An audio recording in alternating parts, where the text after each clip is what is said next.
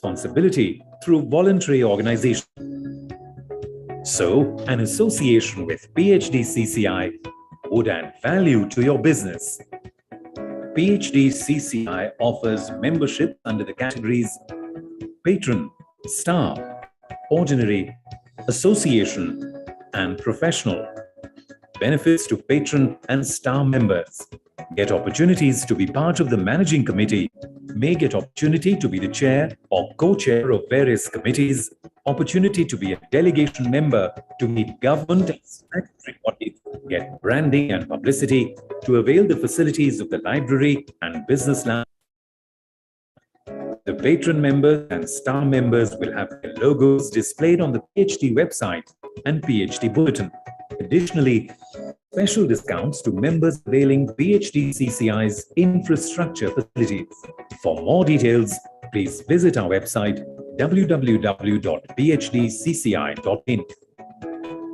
We welcome you to join PhD CCI, be a part of the golden story of more than a century, and be a part of the nation's growth.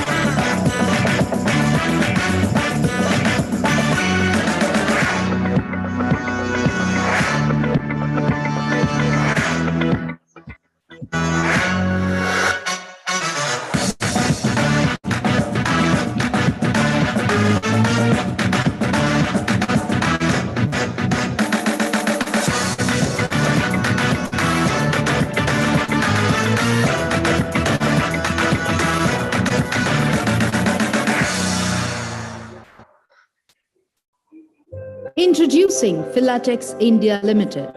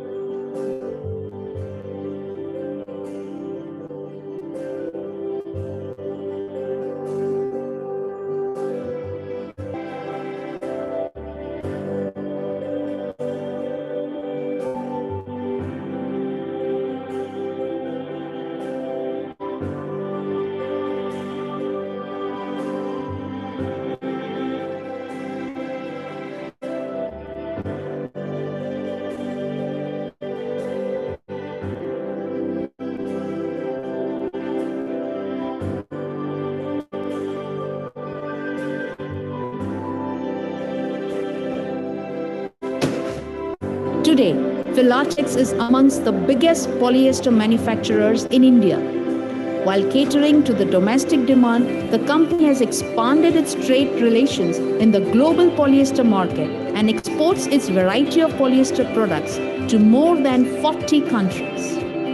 Culmination of all business strategies ends at the customer. A satisfied customer is the best business strategy of all. In the passage of time, intermittently, an era takes shape and attains eternal glory. That Amritkal, or immortal era of India, has blissfully arrived. Propelled by the vision of the Honorable Prime Minister of India, standing at its 75th years of independence, is poised to shape its era of growth, greatness and preeminence. अमृत काल का लक्ष्य है एक ऐसे भारत का निर्माण जहां दुनिया का हर आधुनिक इंफ्रास्ट्रक्चर हो. While celebrating Amrit Mahotsav of its independence, PHDCCI, along with the entire nation, offers heartfelt homage to the freedom fighters, defense forces, doctors and frontline warriors for their supreme sacrifices and invaluable contributions. A true forerunner of Indian aspirations since 1905, PHDCCI has been a proud partner of nation's growth journey so far. PHDCCI has been taking persistent steps in congruence of Atmanirbhar Bharat mantra, endeavoring unceasingly to augment partnership and investment. We must celebrate a glorious journey and keep the resolve to continue working together for nation-making and deepening India's footprints across the globe.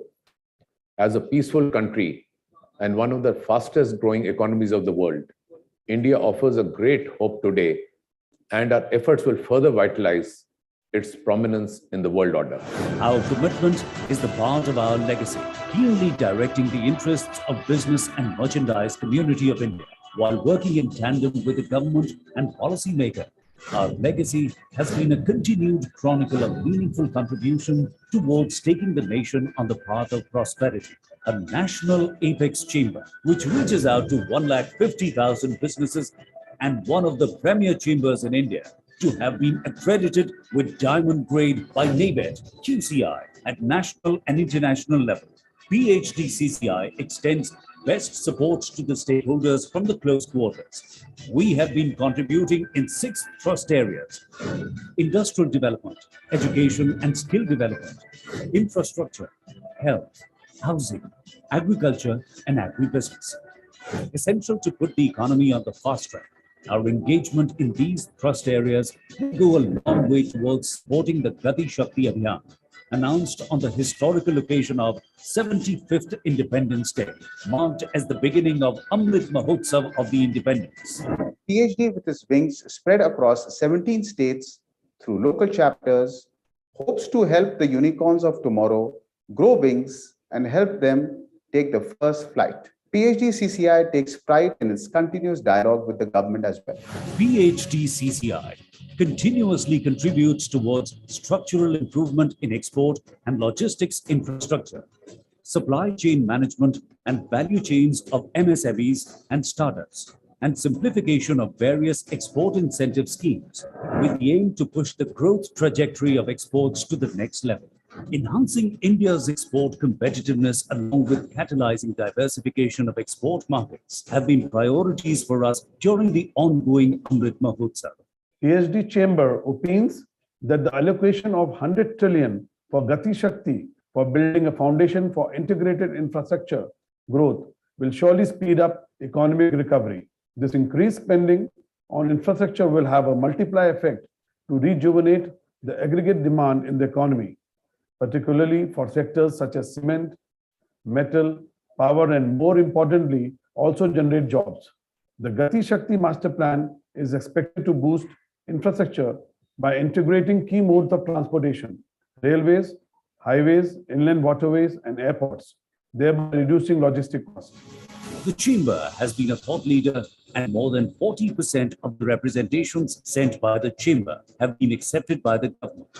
Thanks to the massive infusion of funds announced by our Prime Minister Sri Narendra Modi, rupees 30 lakh crores under the Atmanirbhar Bharat Abhiyan for various segments of the economy, and rupees 100 lakh crores for infrastructure Gati Shakti Master Plan.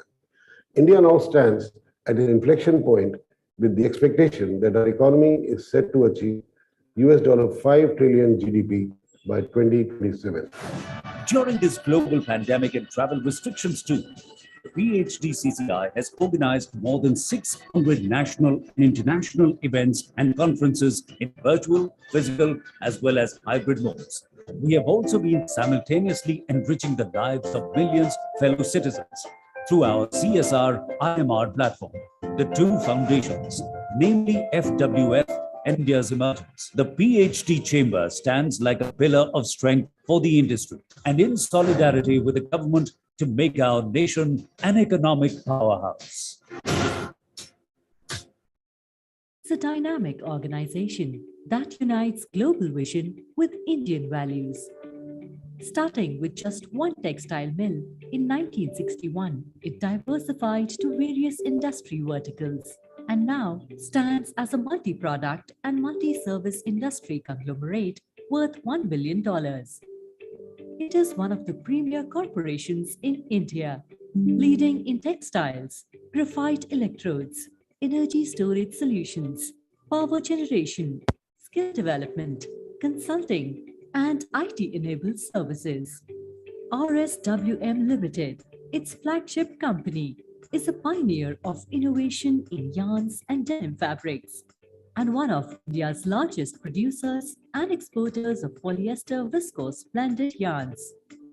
RSWM has created continuous success resulting from innovative excellence. It boasts of a remarkable manufacturing infrastructure with a product line consisting eco-friendly grade, dyed and melange yarn, and denim fabrics.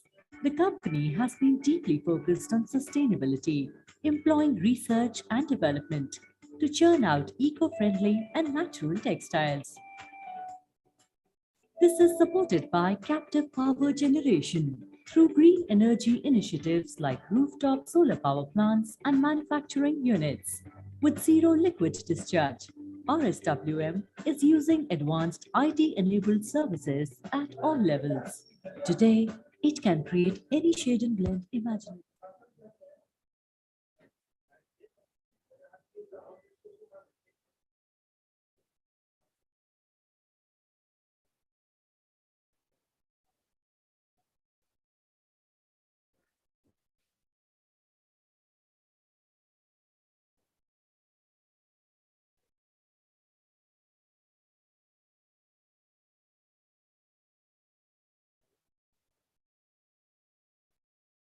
Introducing Filatex India Limited.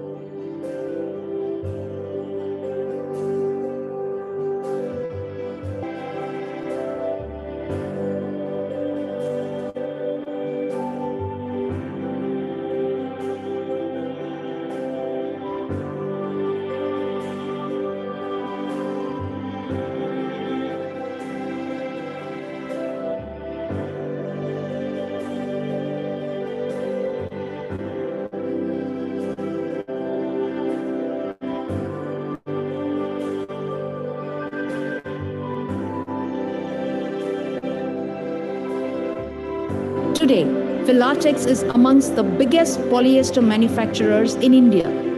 While catering to the domestic demand, the company has expanded its trade relations in the global polyester market and exports its variety of polyester products to more than 40 countries. Culmination of all business strategies ends at the customer. A satisfied customer is the best business strategy of all.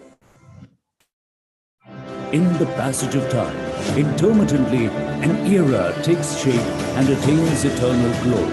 That Amritkal, or immortal era of India, has blissfully arrived. Propelled by the vision of the Honorable Prime Minister of India, standing at its 75th years of independence, is poised to shape its era of growth, greatness, and preeminence. अमृतकाल का लक्ष्य है एक ऐसे भारत का निर्माण जहां दुनिया का हर आधुनिक इंफ्रास्ट्रक्चर हो। While celebrating Amrit Mahotsav of its independence, PHDCCI, along with the entire nation, offers heartfelt homage to the freedom fighters, defense forces, doctors, and frontline warriors for their supreme sacrifices and invaluable contributions. A true forerunner of Indian aspirations since 1905, PHDCCI has been a proud partner of nation's growth journey so far. PHDCCI has been taking persistent steps in congruence of Atmanirbhar Bharat mantra, endeavoring unceasingly to augment partnership and investment. We must celebrate a glorious journey and keep the resolve to continue working together for nation making and deepening India's footprints across the globe. As a peaceful country and one of the fastest growing economies of the world, India offers a great hope today, and our efforts will further vitalize its prominence in the world order. Our commitment is the part of our legacy, clearly directing the interests of business and merchandise community of India, while working in tandem with the government and policymaker. Our legacy has been a continued chronicle of meaningful contribution towards taking the nation on the path of prosperity. A national apex chamber, which reaches out to 150,000 businesses and one of the premier chambers in India, to have been accredited with diamond grade by NABED QCI at national and international level. PHDCCI extends best support to the stakeholders from the close quarters. We have been contributing in 6 trust areas: industrial development, education and skill development, infrastructure, health, housing, agriculture and agribusiness. Essential to put the economy on the fast track, our engagement in these trust areas will go a long way towards supporting the Gati Shakti Abhiyan, announced on the historical occasion of 75th Independence Day, marked as the beginning of Amrit Mahotsav of the Independence. PhD with its wings spread across 17 states through local chapters, hopes to help the unicorns of tomorrow grow wings and help them take the first flight. PHDCCI takes pride in its continuous dialogue with the government as well. PHDCCI continuously contributes towards structural improvement in export and logistics infrastructure, supply chain management and value chains of MSMEs and startups, and simplification of various export incentive schemes with the aim to push the growth trajectory of exports to the next level. Enhancing India's export competitiveness along with catalyzing diversification of export markets have been priorities for us during the ongoing Amrit Mahotsav. PhD Chamber opines that the allocation of 100 trillion for Gati Shakti for building a foundation for integrated infrastructure growth will surely speed up economic recovery. This increased spending on infrastructure will have a multiplier effect to rejuvenate the aggregate demand in the economy, particularly for sectors such as cement, metal, power, and more importantly, also generate jobs. The Gati Shakti Master Plan is expected to boost infrastructure by integrating key modes of transportation, railways, highways, inland waterways, and airports, thereby reducing logistic costs. The Chamber has been a thought leader, and more than 40% of the representations sent by the Chamber have been accepted by the government.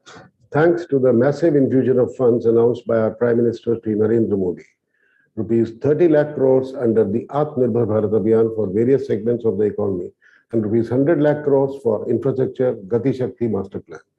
India now stands at an inflection point with the expectation that our economy is set to achieve $5 trillion GDP by 2027. During this global pandemic and travel restrictions too, the PHDCCI has organized more than 600 national and international events and conferences in virtual, physical, as well as hybrid modes. We have also been simultaneously enriching the lives of millions fellow citizens through our CSR IMR platform. The 2 foundations, namely FWF and RDF, represent our deep dedication through their interventions for environment protection and well-being of marginalized population. In the past year, We put relentless efforts to alleviate the sufferings of COVID-affected population through financial contributions as well as relief works and support programs. The members of the PhD chamber once again rose to the challenge during COVID-19 crisis by contributing over rupees 528 crores towards the PM CARES Fund. And through its Family Welfare Foundation, we are contributing 12 oxygen plants for hospitals in Delhi, Haryana, Maharashtra, Himachal Pradesh, and Rajasthan.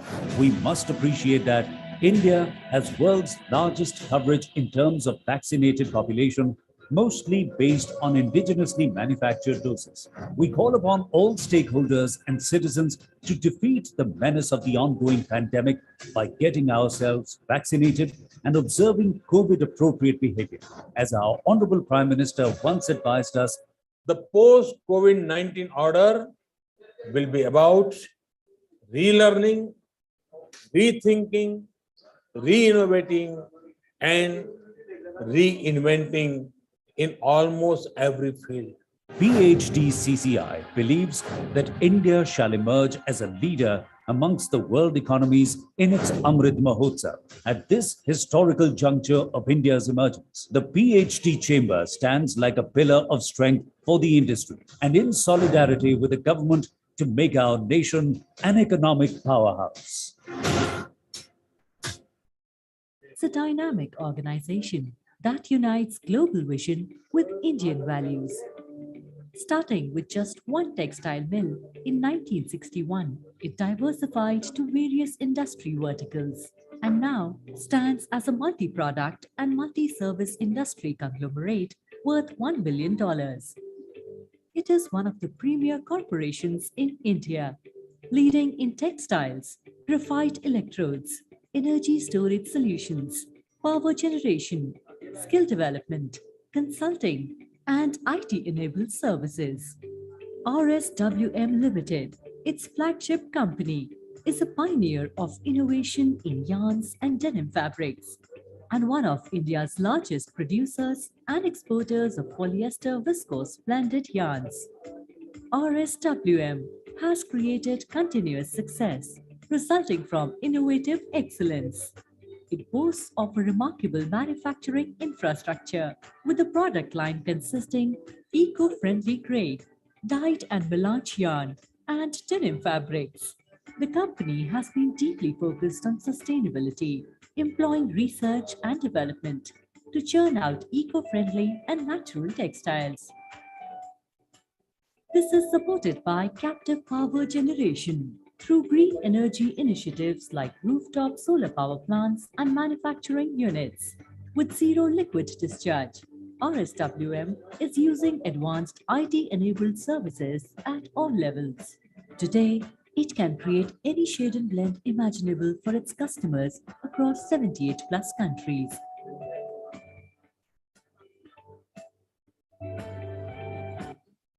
PhD Chamber of Commerce and Industry symbolizes progress, harmony, and development. For the last 116 years, PhD CCI has been serving the nation. PhD CCI reaches out to 150,000 companies with focus on the development of large, medium, and small businesses. PhD CCI has co-opted national and international industry associations and organizations through over 151 global MOUs and more than 60 domestic MOUs. With access to governments and international forums, PhD CCI ensures that the voice of our members is heard by those who make decisions that ultimately affect their bottom line. The mission of the PhD CCI is to provide a proactive leadership role by providing quality services, to act as a catalyst for rapid economic development and prosperity through promotion of trade, industry, and services, to strengthen technological advancement through effective industry-government research partnership, to emphasize productivity, improve work ethos, and encourage business ethics, to effectively project credibility and commitment of business to the society at large. To support its members, the Chamber has expert committees, state committees, and task force. PhD CCI brings together intense research, ideation, and advocacy to support businesses. They support the members proactively through intense research and advocacies. Not only members, they also support the government in formulating prominent policies that support economic growth. With this, the Chamber brings out a unique opportunity to network nationally and internationally. PhD at its headquarters in Delhi and its regional offices at Chandigarh, Jaipur, and Lucknow provides unique facilities for conferences and business networking events to its members. The prominent services of the PhD CCI are ideation and research on topical issues through expert committees and task forces, advisory services to business on corporate affairs, taxation, finance, capital markets, etc., certification services for origin of goods for exporters and other documents, capacity development through trainings and workshops, interface services with central and state governments, corporate social responsibility through voluntary organization. So, an association with PhD CCI would add value to your business. PhD CCI offers memberships under the categories Patron, Star, Ordinary, Association, and Professional. Benefits to Patron and Star members: get opportunities to be part of the managing committee, may get opportunity to be the chair or co-chair of various committees, opportunity to be a delegation member to meet government and statutory bodies, get branding and publicity, to avail the facilities of the library and business lounge of the PhD Chamber. The patron members and star members will have their logos displayed on the PhD website and PhD bulletin. Additionally, special discounts to members availing PhD CCI's infrastructure facilities. For more details, please visit our website www.phdcci.in. We welcome you to join PhD CCI, be a part of the golden story of more than a century, and be a part of the nation's growth.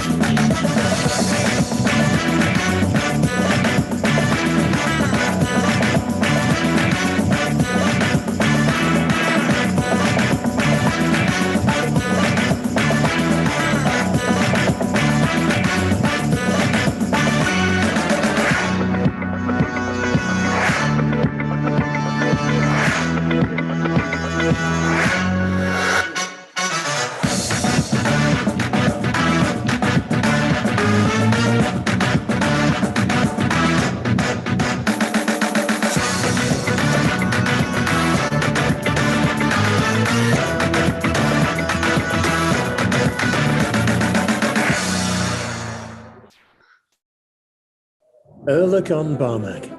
The many changes over the last 100 years, we have always seen them as an opportunity because we have lived innovation right from the start.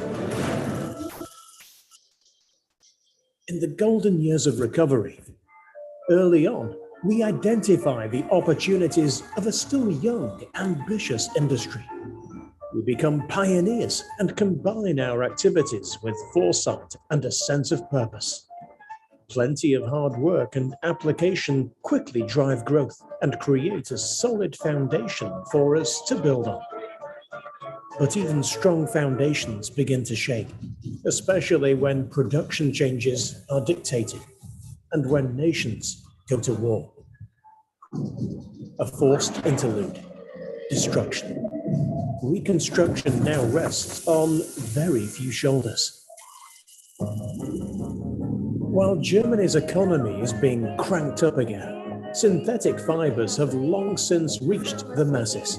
And also, we have channeled all our strength into achieving a strong new beginning. We combine our high manufacturing standards with innovative technical developments and groundbreaking products. Courageously advancing into ever new fields strengthens us for our first steps on the stage of the world markets. We change and are now more than just a producer of machines, but also a creator of ideas and an innovative developer. Barriers fall in the mind and also in the world economy. As so often, we push on ahead, creating global connections to the most important markets. From now on, Made in Remscheid is for the whole world. It is now fair to say that our business runs and runs and runs, and suddenly comes to a standstill. Resources are scarce and the rules change. From one day to the next, our core business finds itself in the center of a cold economic storm. But once again, an intelligent glance to the left and right helps us out. We shift our operations to where new opportunities open up and manage not only to survive, but to thrive with renewed confidence. Meanwhile, as the world seems to be dividing into systems, we are among the first to forge intelligent technology partnerships on equal terms. With strategic planning, perseverance, and perhaps a stroke of luck, we take the lead and allow shares in our success. Step by step, we extend our range and we grow. But growing becomes a challenge when the market no longer plays along. Suddenly, the fall. Survival now depends on reinventing ourselves completely. A decisive cut that hurts but helps. As the millennium turns, so do we, and change ownership. We integrate, bringing a product and service range designed to serve customers more comprehensively than ever before. Digitalization is on the horizon. We recognize the coming opportunities and challenges early on and use them in intelligent new developments. Clearly, it is precisely this focus on high tech that leads us to attract the attention of one of the big players in the technology sector. More than ever, our aspiration now, revolutionary products to bring us forward. And we deliver innovations, records, the unprecedented. We make our solutions even more modular and strengthen us with new alliances. With each new development, we gear ourselves towards an industry that is changing massively. And at its heart, we will never place technologies, but always people. And today, we take the challenges we face and use them as the incentive for creating more innovation. Because for us, each innovation is the start of something new, as it was 100 years ago and will be in future.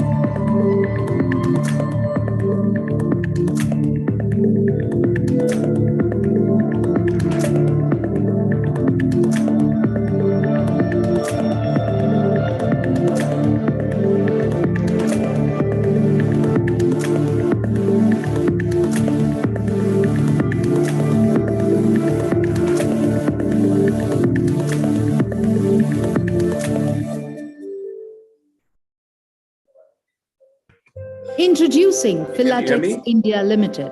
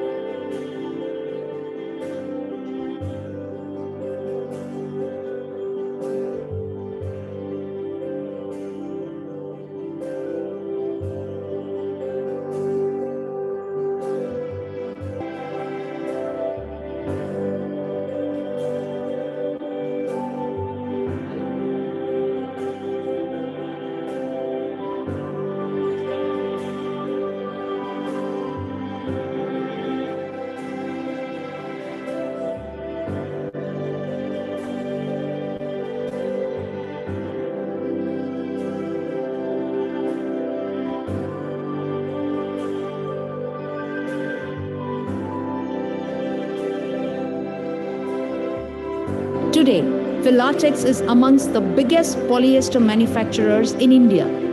While catering to the domestic demand, the company has expanded its trade relations in the global polyester market and exports its variety of polyester products to more than 40 countries. Culmination of all business strategies ends at the customer. A satisfied customer is the best business strategy of all. In the passage of time, intermittently, an era takes shape and attains eternal glory. That Amritkal, or immortal era of India, has blissfully arrived. Propelled by the vision of the Honorable Prime Minister of India, standing at its 75th years of independence, is poised to shape its era of growth, greatness and preeminence. अमृतकाल का लक्ष्य है एक ऐसे भारत का निर्माण जहां दुनिया का हर आधुनिक इंफ्रास्ट्रक्चर हो. While celebrating Amrit Mahotsav of its independence, PHDCCI, along with the entire nation, offers heartfelt homage to the freedom fighters, defense forces, doctors and frontline warriors for their supreme sacrifices and invaluable contributions. A true forerunner of Indian aspirations since 1905. PHDCCI has been a proud partner of nation's growth journey so far. PHDCCI has been taking persistent steps in congruence of Atmanirbhar Bharat mantra, endeavoring unceasingly to augment partnership and investment. We must celebrate a glorious journey and keep the resolve to continue working together for nation making and deepening India's footprints across the globe. As a peaceful country and one of the fastest growing economies of the world, India offers a great hope today, and our effort to further vitalize its prominence in the world order. Our commitment is the part of our legacy, clearly directing the interests of business and merchandise community of India, while working in tandem with the government and policy makers. Our legacy has been a continued chronicle of meaningful contribution towards taking the nation on the path of prosperity. A national apex chamber, which reaches out to 150,000 businesses and one of the premier chambers in India, to have been accredited with diamond grade by NABET QCI at national and international level.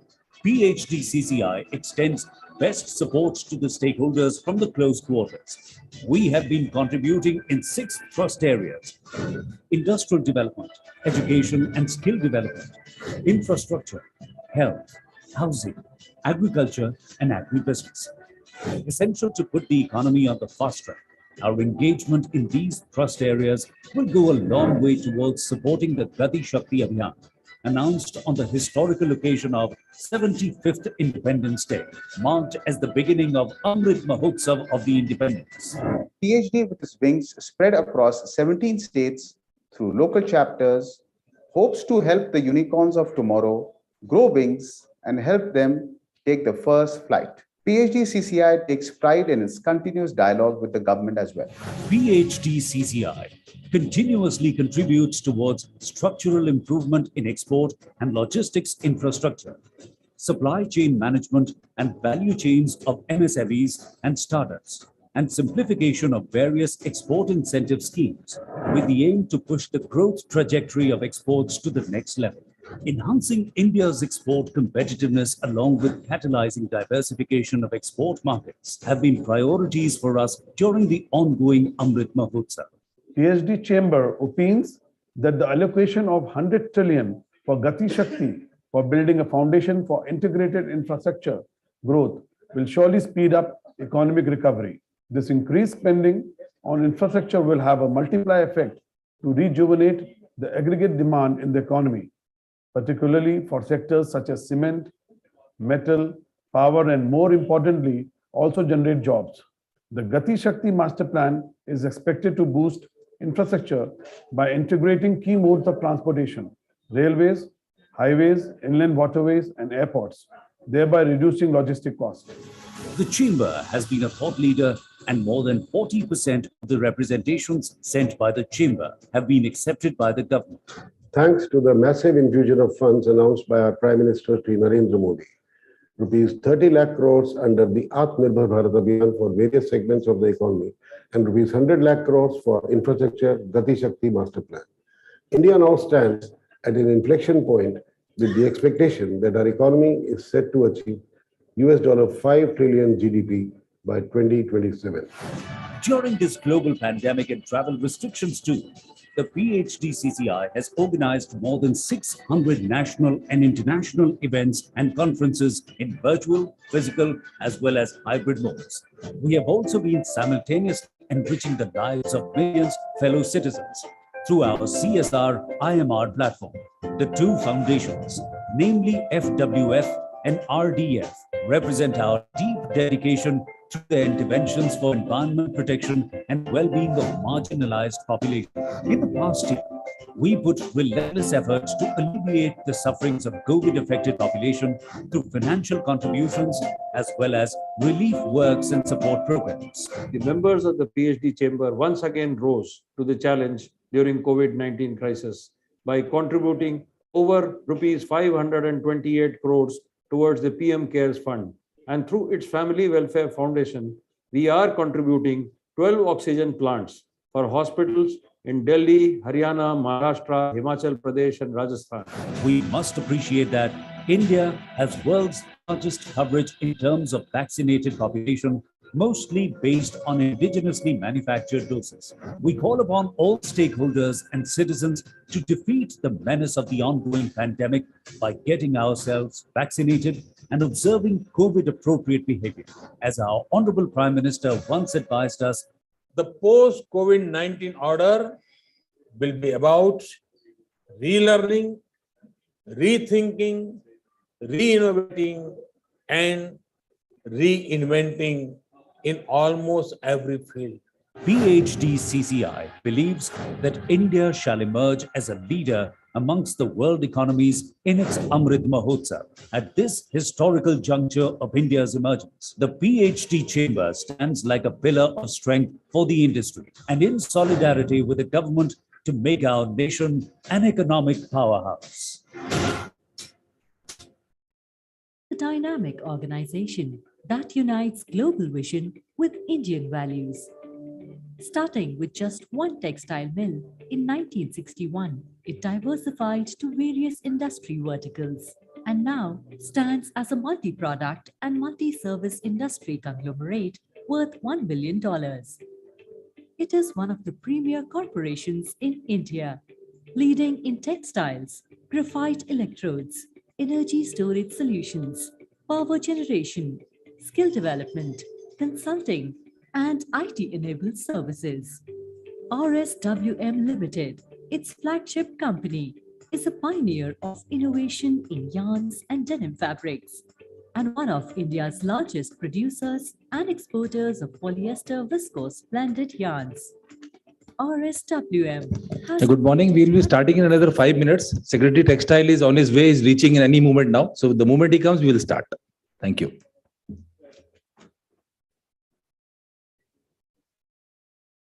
dyed and melange yarn and denim fabrics. The company has been deeply focused on sustainability, employing research and development to churn out eco-friendly and natural textiles. This is supported by captive power generation through green energy initiatives like rooftop solar power plants and manufacturing units. With zero liquid discharge, RSWM is using advanced IT-enabled services at all levels. Today, it can create any shade and blend imaginable for its customers across 78 plus countries.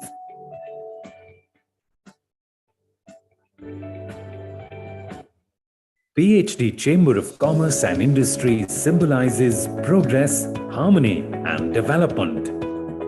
For the last 116 years, PhD CCI has been serving the nation. PhD CCI reaches out to 150,000 companies with focus on the development of large, medium, and small businesses. PhD CCI has co-opted national and international industry associations and organizations through over 151 global MOUs and more than 60 domestic MOUs. With access to governments and international forums, PhD CCI ensures that the voice of our members is heard by those who make decisions that ultimately affect their bottom line. The mission of the PhD CCI is to provide a proactive leadership role by providing quality services, to act as a catalyst for rapid economic development and prosperity through promotion of trade, industry, and services, to strengthen technological advancement through effective industry-government research partnership, to emphasize productivity, improve work ethos, and encourage business ethics, to effectively project credibility and commitment of business to the society at large. To support its members, the Chamber has expert committees, state committees, and task force. PhD CCI brings together intense research, ideation, and advocacy to support businesses. They support the members proactively through intense research and advocacies. Not only members, they also support the government in formulating prominent policies that support economic growth. With this, the Chamber brings out a unique opportunity to network nationally and internationally. PhD at its headquarters in Delhi and its regional offices at Chandigarh, Jaipur, and Lucknow provides unique facilities for conferences and business networking events to its members. The prominent services of the PhD CCI are ideation and research on topical issues through expert committees and task forces, advisory services to business on corporate affairs, taxation, finance, capital markets, etc., certification services for origin of goods for exporters and other documents, capacity development through trainings and workshops, interface services with central and state governments, corporate social responsibility through voluntary organization. So, an association with PhD CCI would add value to your business. PhD CCI offers memberships under the categories Patron, Star, Ordinary, Association, and Professional. Benefits to patron and star members: get opportunities to be part of the managing committee, may get opportunity to be the chair or co-chair of various committees, opportunity to be a delegation member to meet government and statutory bodies, get branding and publicity, to avail the facilities of the library and business lounge of the PhD Chamber. The patron members and star members will have their logos displayed on the PhD website and PhD Bulletin. Additionally, special discounts to members availing PhD CCI's infrastructure facilities. For more details, please visit our website www.phdcci.in. We welcome you to join PhD CCI, be a part of the golden story of more than a century, and be a part of the nation's growth.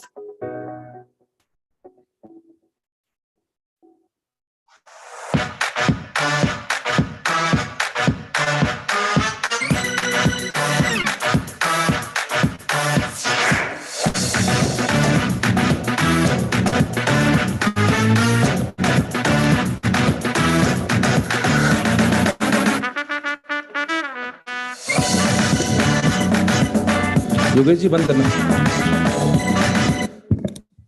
So once again, a good morning, very warm welcome to you. Our chief guest for the day, Mr. Upendra Singh ji, is already here, so he's just coming.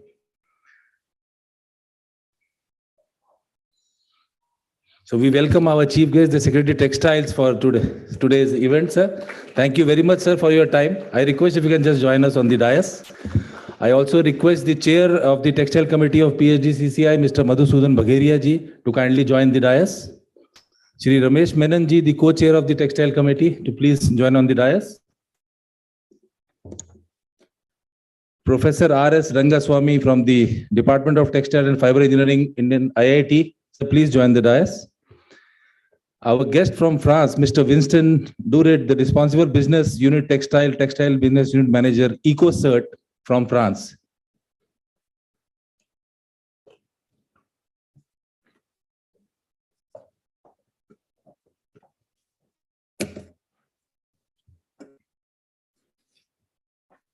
So ladies and gentlemen, a very warm welcome to you all on behalf of PhD Chamber of Commerce and Industry for this first edition of the Sustainable Textile Summit 2022, which we are doing today and tomorrow. We are really thankful to the support we have got from the Ministry of MSME for this event. And we are also thankful to our knowledge partner, Indian Institute of Technology, for giving all the support and guidance to us. We are also thankful to our partners, principal partners, GIZ and other partners who have supported this event. Thank you very much, sir. And we are really grateful to have Shri Upendra Prasad Singh ji, Secretary Ministry of Textiles, Government of India, who in spite of his busy schedule spared the time today and is there with us, sir. We thank you very much for your time, sir. So as we start the activities with a traditional way, so I would request all the dignitaries on dais to please light the lamp so that we can start the activities with that, sir.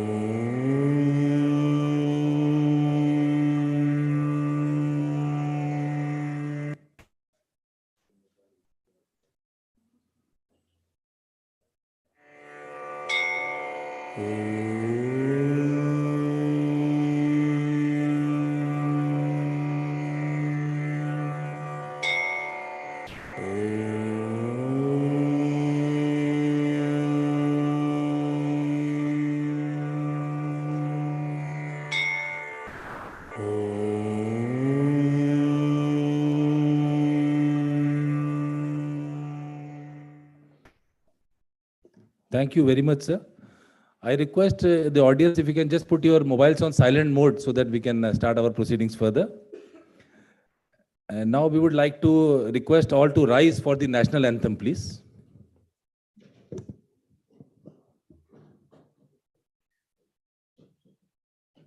जनगण मन अधिनायक जय हे भारत भाग्य विधाता पंजाब सिंध गुजरात मराठा द्राविड़ उत्कल बंग विंध्य हिमाचल यमुना गंगा उज्ज्वल जलधि तरंग तव शुभ नामे जागे तव शुभ आशीष मांगे गाहे तव जय गाथा जनगण मंगलदायक जय हे भारत भाग्य विधाता जय हे जय हे जय हे जय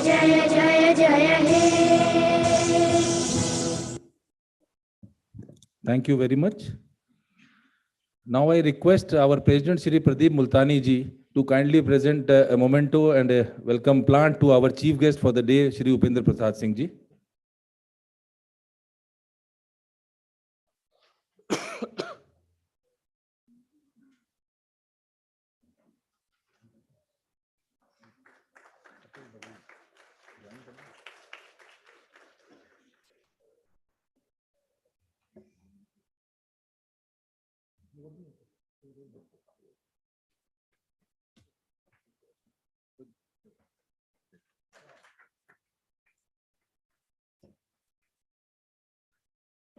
I request Shri Madhusudan Bagaria ji, Chair of PhD Textile Committee, to kindly present a memento and a plant to our guest from France, Mr. Vincent Duret, please.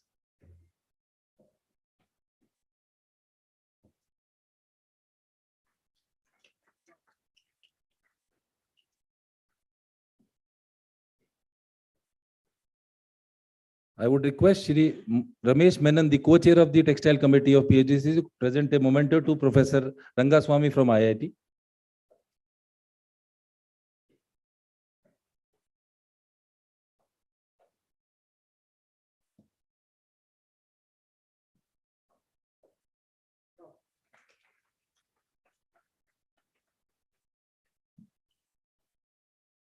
And we also have one of the guests who has joined virtually with us, Mr. Atul Bagai, the country head, United Nations Environment Program, UNEP. Thank you very much, sir, for joining.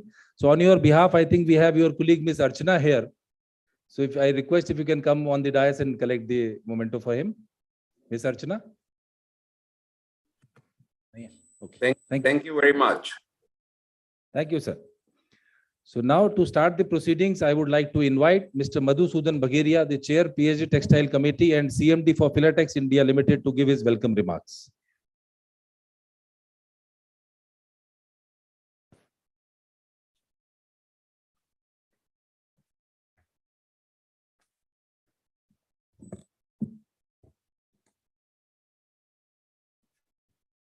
Thank you, Naveen-ji. It is a privilege to welcome Mr. Upendra Prasad Singh, Secretary, Ministry of Textile, Mr. Pradeep Multani, President, PhD, Chamber of Commerce and Industry, Mr. Professor R.S. Rangaswamy, Department of Textile and Fiber Engineering, Indian Institute of Technology, Mr. Vincent Duret, EcoCert Green Life SAS, and distinguished guests. With rapid development in the environment, social and governance space, and increasing stakeholders' demand for improved sustainability performance, it is now imperative to address these issues across the whole spectrum of industries. While many policy initiatives have been taken for governance and social part, the sustainability issue needs equal attention, if not more.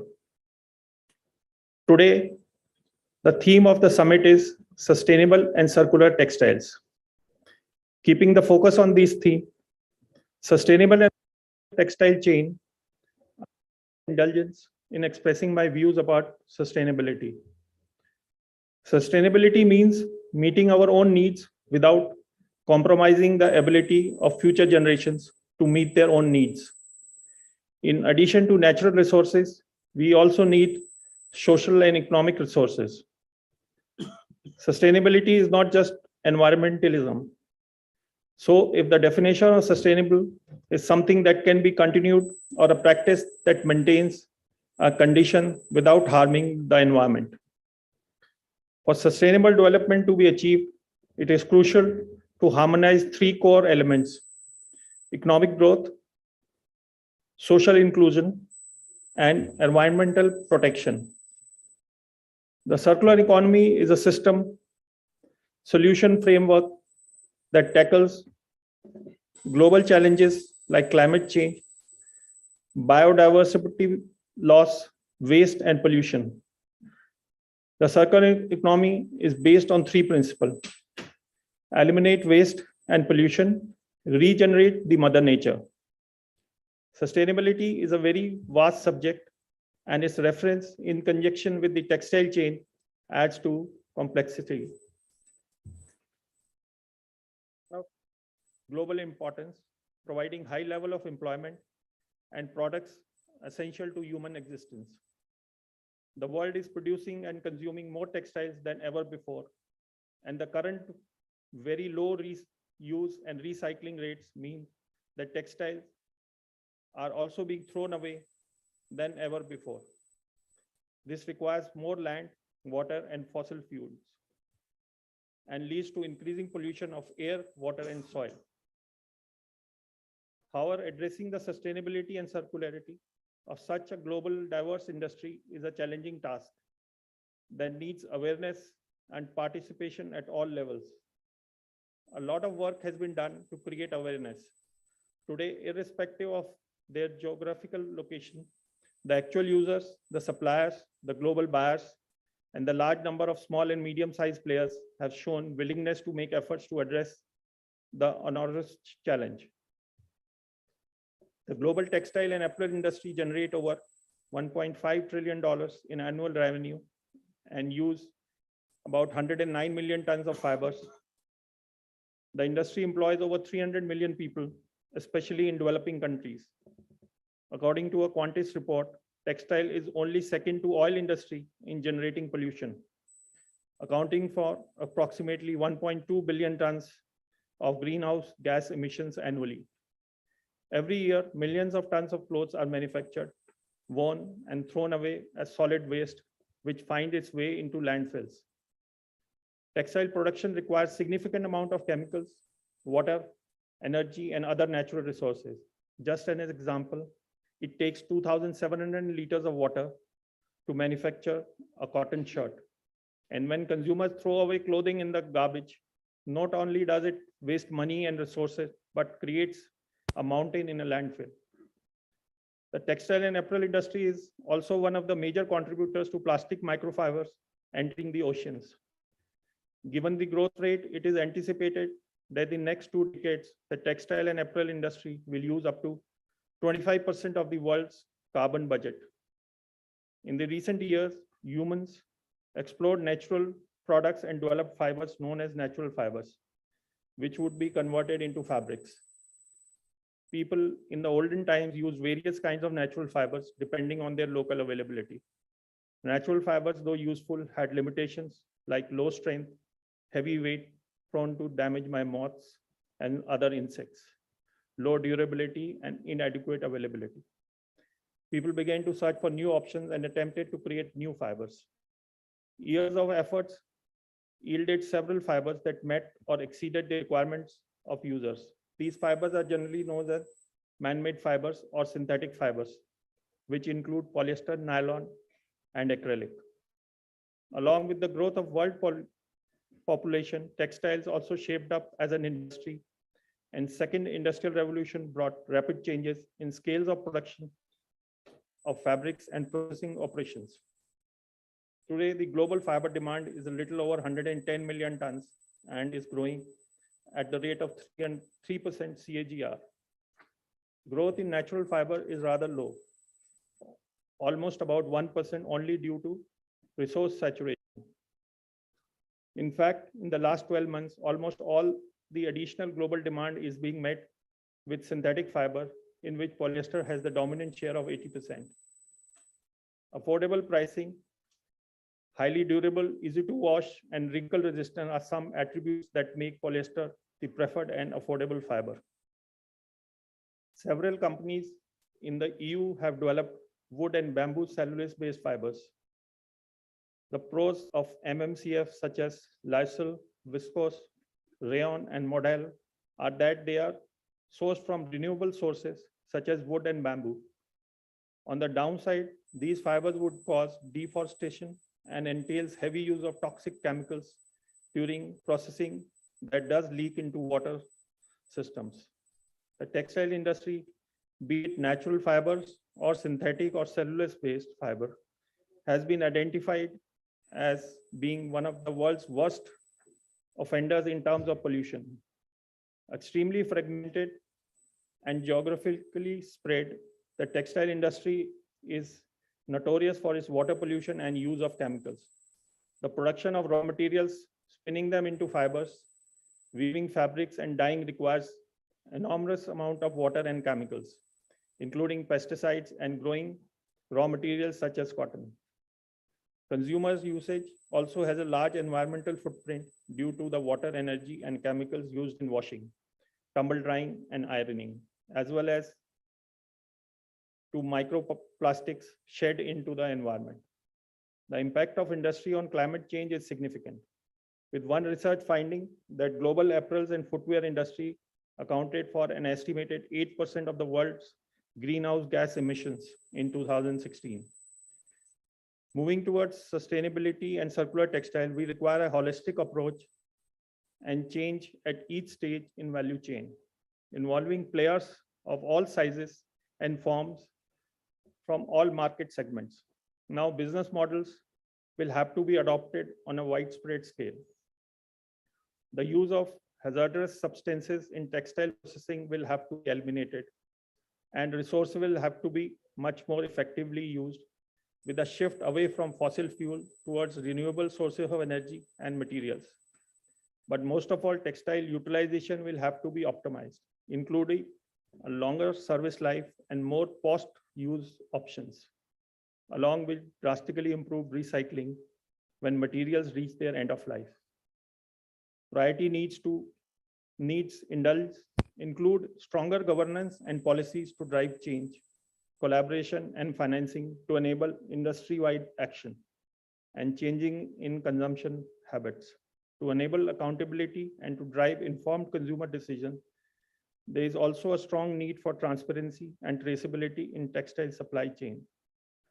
It is heartening to note that regulations relating to extended producer responsibility will come into force in 27 EU member states from December 2024 and will require manufacturers to take on significant responsibility for treatment or disposal of post-consumer products.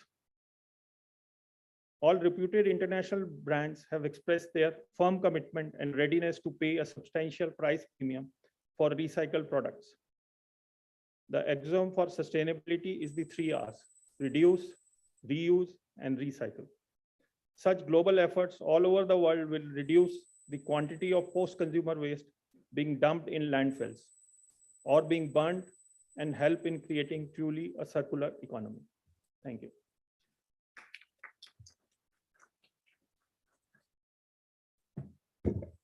Thank you very much, sir, for setting the agenda for today's seminar. So now I just want to inform the August gathering that this is also being live streamlined on streaming on YouTube as well. So we have audience from Pan India attending this event as well.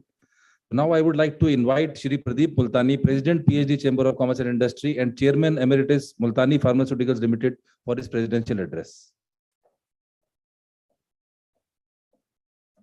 Thank you, Mr. Naveen Seth. A very good morning to everyone. On behalf of the PhD Chamber of Commerce and Industry, I would like to welcome you all for the inaugural edition of the Sustainable Textile Summit. It is a proud privilege to host such an important event at PhD Chamber of Commerce and Industry. I welcome the dignitaries on the dais, our dynamic chief guest, Mr. Upendra Prasad Singh, Secretary, Ministry of Textiles, Government of India. Welcome, sir. Professor R.S. Rangaswamy, Mr. Vincent Duret, Mr. Atul Bagai, Mr. Madhusudan Bagaria, Mr. Ramesh Menon, Mr. Naveen Seth. Sustainability is a trending and upcoming word in every industry. In today's technology-empowered, fast-paced world, everyone wishes to go sustainable after having learned about consumerism and its side effects. Fast fashion, a big part of such consumerism, is also attracting notable eyeballs and impressions, giving rise to sustainability in the textile industry as well. Naturally, sustainability in the textile industry is no longer just a change. It is an initiative. It is a benchmark of revolution and a new movement further transforming the fashion industry and our choices as well. India is amongst the world's largest producers and exporters of textiles. The domestic market for textiles in India was valued at USD 100 billion in 1920, with rising exports valued at USD 50 billion. The Indian government empowers the textile industry to compete globally, attract significant investments, and generate employment. The industry is like a double-edged sword, demanding a high level of monitoring and compliance to guidelines to diminish its adverse environmental impacts. The purpose of including sustainability in the textile industry is to generate thriving ecosystems and alliances through activities such as increasing the value of local produce and products, reducing waste, and reducing the harm to the environment created by production and consumption. The idea of sustainable fashion does not often ring a bell in policy corridors. The government is rightly bothered about more pressing concerns. Sustainable fashion is considered to be a part of elites and holds little value in the eyes of policy stakeholders. This belief reflects in countless national policy documents which make no mention of sustainable fashion. These documents, after all, are serious documents which should make tangible impact in lives of majority of Indians.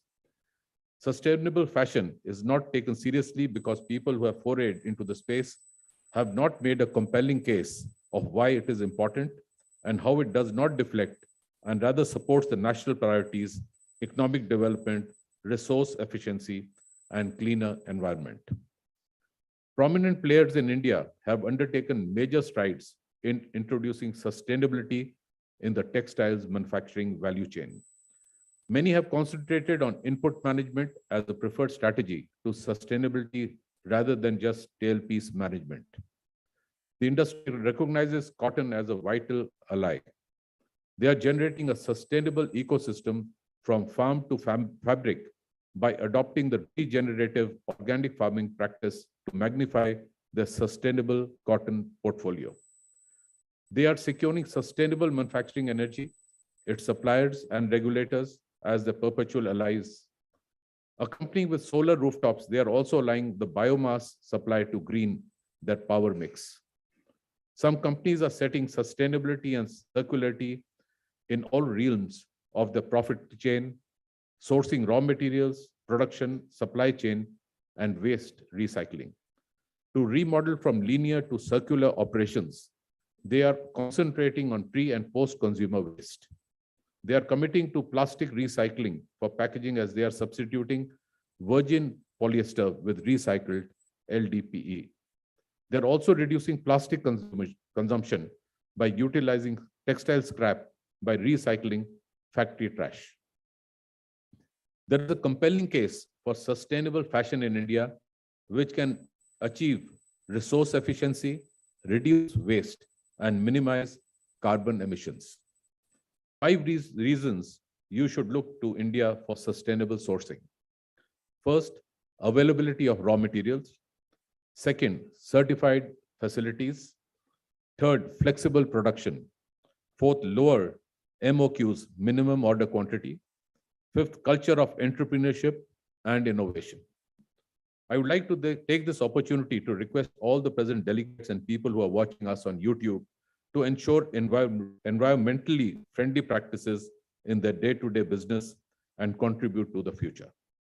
Last but not the least, I would like to convey my sincere thanks and heartiest congratulations to the PhD CCI Secretariat team of Textiles, Mr. Rakesh Sangria, Senior Secretary, Mr. Yudhvir Singh, Deputy Secretary, for successfully managing and organizing this important event of the sector under the able guidance and supervision of Mr. Bagheria and Mr. Menon, the Chair and Co-Chair of Textiles Committee, and our Assistant Secretary General, Mr. Naveen Seth.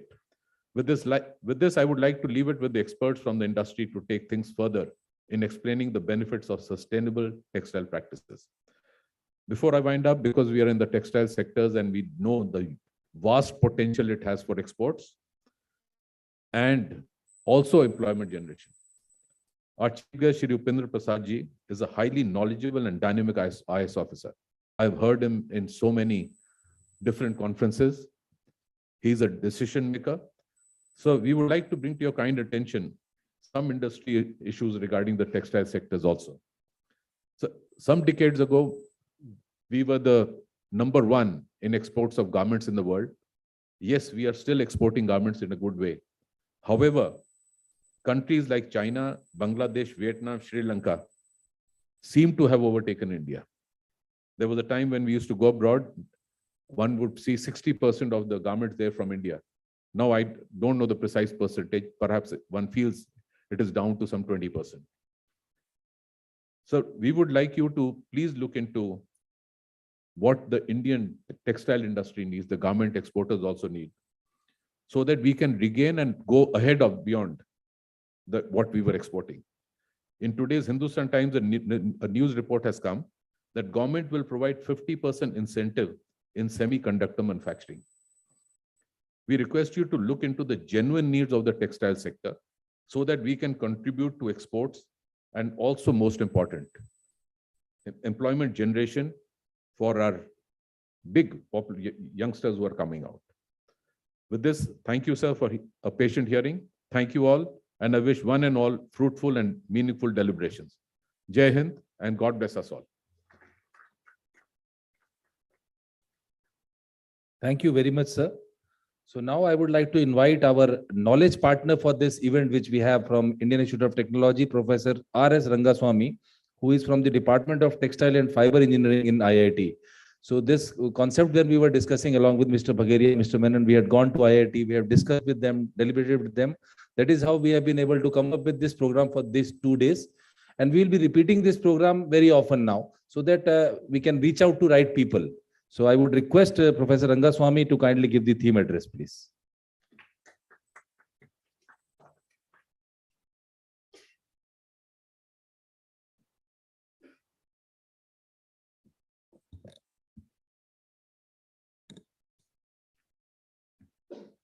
Distinguished dignitaries, Mr. Upendra Prasad Singh, Secretary, Ministry of Textiles, Mr.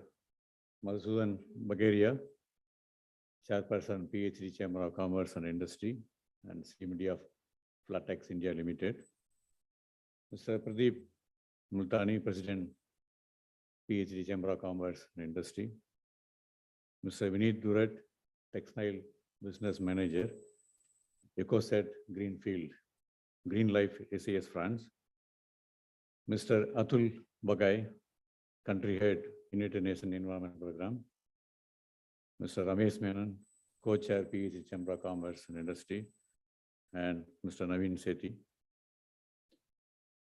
Distinguished participants from the government, industry, academia, and Textile Research Association, and other public.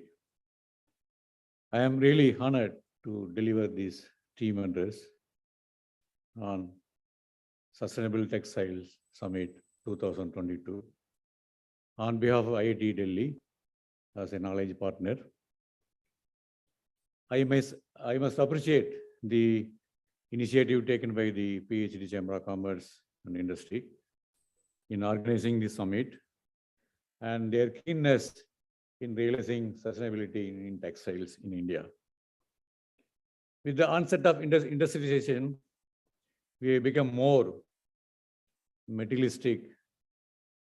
We are enjoying material wealth without much considerations, and we are enjoying in unsustainable ways, inflicting damage to the environment we are living. And if it continues, there is no hope for the future generations. So we have to leave the environment in a way where the future generation can survive, not only our people, flora, fauna, everything. Textile industry is the second largest polluter next to oil industry. Clothing and textile account for one of the major share of the garbage we generate. So what we need, we need to formulate policies, regulations, and time-bound actions on various aspects of sustainable textiles in India. This must comprise of 3 R's, all of you know: reduce, reuse, and recycle. So we must emphasize on reducing waste generations, energy consumption, and other input in every process of textile industry. And also we have to adhere strictly to the mandated effluent discharge. Fashion industry has to play a big role because often we're generating a lot of products. So they have a great role in reducing the waste generated in the textile, in the whole supply chain of textiles. Often what I feel in the last few years, they create, unsustainable consumption pattern in the form of too many varieties, fits. So when I go to the shop, I see, earlier I used to see formal wear, informal wear, then they introduced party wear. Now there are so many wares. So when I talk to the salesperson, out of this, how many are really they're able to sell? So many SKU they are producing, stock keeping units. And in each feeds, there are only limited colors, limited styles. And finally, they end up producing a lot of second sales. So this is a big waste. So we have to, I'm not blaming because this is a competition. You try to create a new market, you want to distinguish your product from others. That is okay. But we need to have a responsibility of what we are doing it. So they have to really work on developing a supply chain, which has to be sustainable in the long run. We need to develop technologies, or the technology is already available in Western countries. Some of them can be directly applied. Some we can develop for reusing the water, chemicals that we use in many of the process.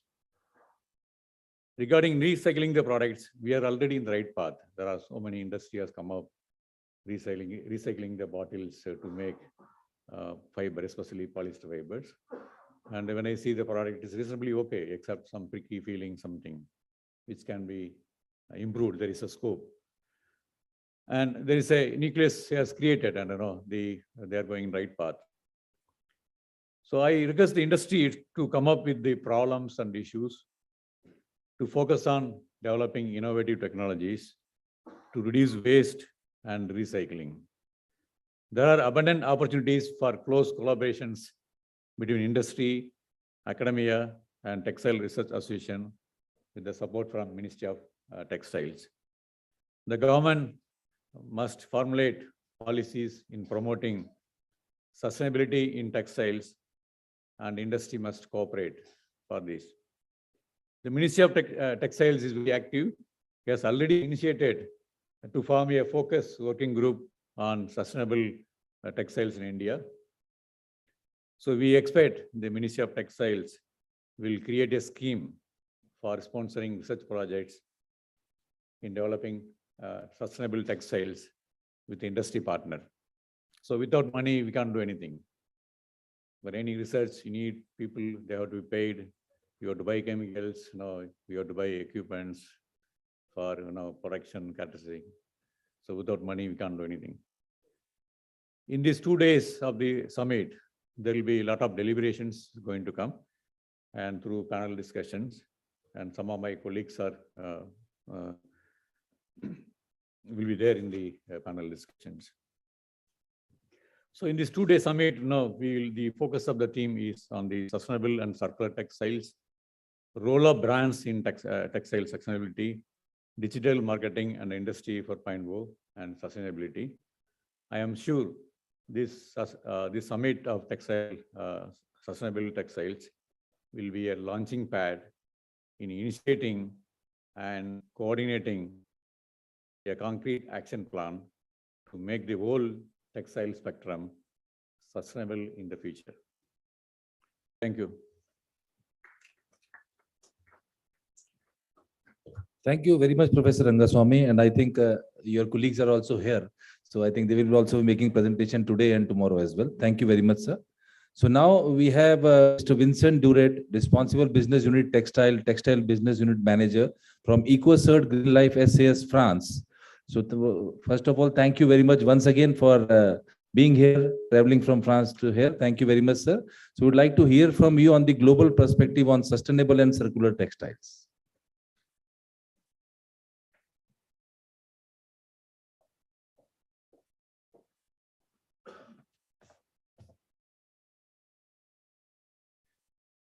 Okay. Thank you first for inviting me to this summit. It's a great honor for me to be here today. It's a key event today. I've seen that a big part of the textile industry from India is here today, and it's so important to see that sustainability is a really a big concern also for all of you here there. So thank you again. First, I would like to present to you what I'm coming from. EcoCert, it's the company I work for, is a certification body, a worldwide certification body operating in the world, everywhere in the world for more than 30 years ago now, started in 1991 and mainly on organic farming. We are now a key player in organic farming with a big market share in certification of food products, but we also operating in textile for more than 15 years ago now. And we started working in textile industry in sustainable textile industry since 2005 with organic certification. And then we go through different type of other certification with ecological and recycled certification in 2012 with our own standard, ERTS standard. But we also develop our own standard for fair trade certification for social aspect. And it is also important for us to diversify our activity in also training and also consultancy group, even if we do not have the right to do that as a certification body. We have specific companies in the group able to accompany all the actors of the textile industry to provide training and also advice in implementing sustainability actions. Then we are present in more than 27 subsidiaries overseas, with more than 130 countries in the world. In India, we are present for more than 25 years ago now. And so it's a pleasure for me to be here and to be able to present to you what could be the global perspective and sustainability and also circular economy. Before starting with the possible perspective, I think it's a duty for me to start with the market trends and also stakes relating to textile industry and fashion industry. First of all, the global apparel market industry. From 2019, the global market of apparel industry was about $1.5 trillion US. For sure, the years after, the market decreased due to pandemic and now due to Ukraine war. But the forecast for the next 7 years will be up to $2 trillion US in the 2026 year.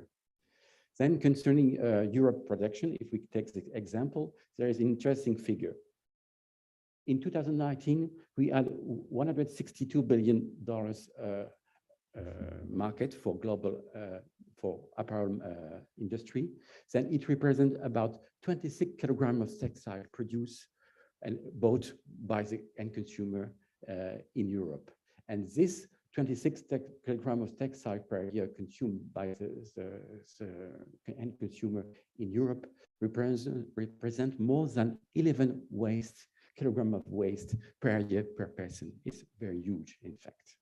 So you could consider that textile industry is a very, very polluting industry in the world, the second most polluting industry in the world. It is also the third industry for water use after rice and wheat production. Then there's a key issue about the use of synthetic fiber, because 2 out of 3 of the world production of fiber is made of synthetic fiber. It is not a renewable resource, so it's a key point as well. We need to find solution to that. Then the textile industry produced and generated more than 2.1 billion tons of waste per year in the world. It's a huge amount of waste worldwide. Then it means that we need to find solution to preserve our resources, especially water, soil for production of food. If soils are contaminated, it will be a big challenge, a big issue in the future. Also to preserve energy, and energy is nowadays a big issue today. So it means we need to find also solution to protect the nature, to reduce the level of waste for sure, to protect the ocean and rivers from pollution, also to protect the air to its different emissions we can do. In this drawing, you have a very important conclusion. Here you can see that the production and the sales of textiles and garments from the last 10 years, I mean from 2000 to 2015, increased very quickly. And at the same time, the way we are consuming, the way we are using the clothes is decreasing really rapidly. I mean, the time we are using garments. So it means most of our garments are thrown after 7 to 10 times. So it's a big challenge as well, our way of consuming the apparel and the garments. It means this big challenge of concerning the consumers has generated a lot of waste, and the level of waste has been doubled from 2000 to 2015. So this is a big challenge. And for instance, in EU, for EU citizens, they purchase around 25 kilograms of textile a year, but they only wear 30% of their wardrobe. So it's not really efficient. So we need also to consider the textile industry and the fashion industry, that there's many social issues in this industry, and also a lot of polemic as well. We've all have seen from 2011, the Real Plaza issues. But nowadays, we also have big issues also concerning human rights about Uyghur peoples. Then we also have issues and polemic concerning animal welfare. Brands are very often tackled and attacked concerning use of animal fiber because it is not respecting the animal welfare principles.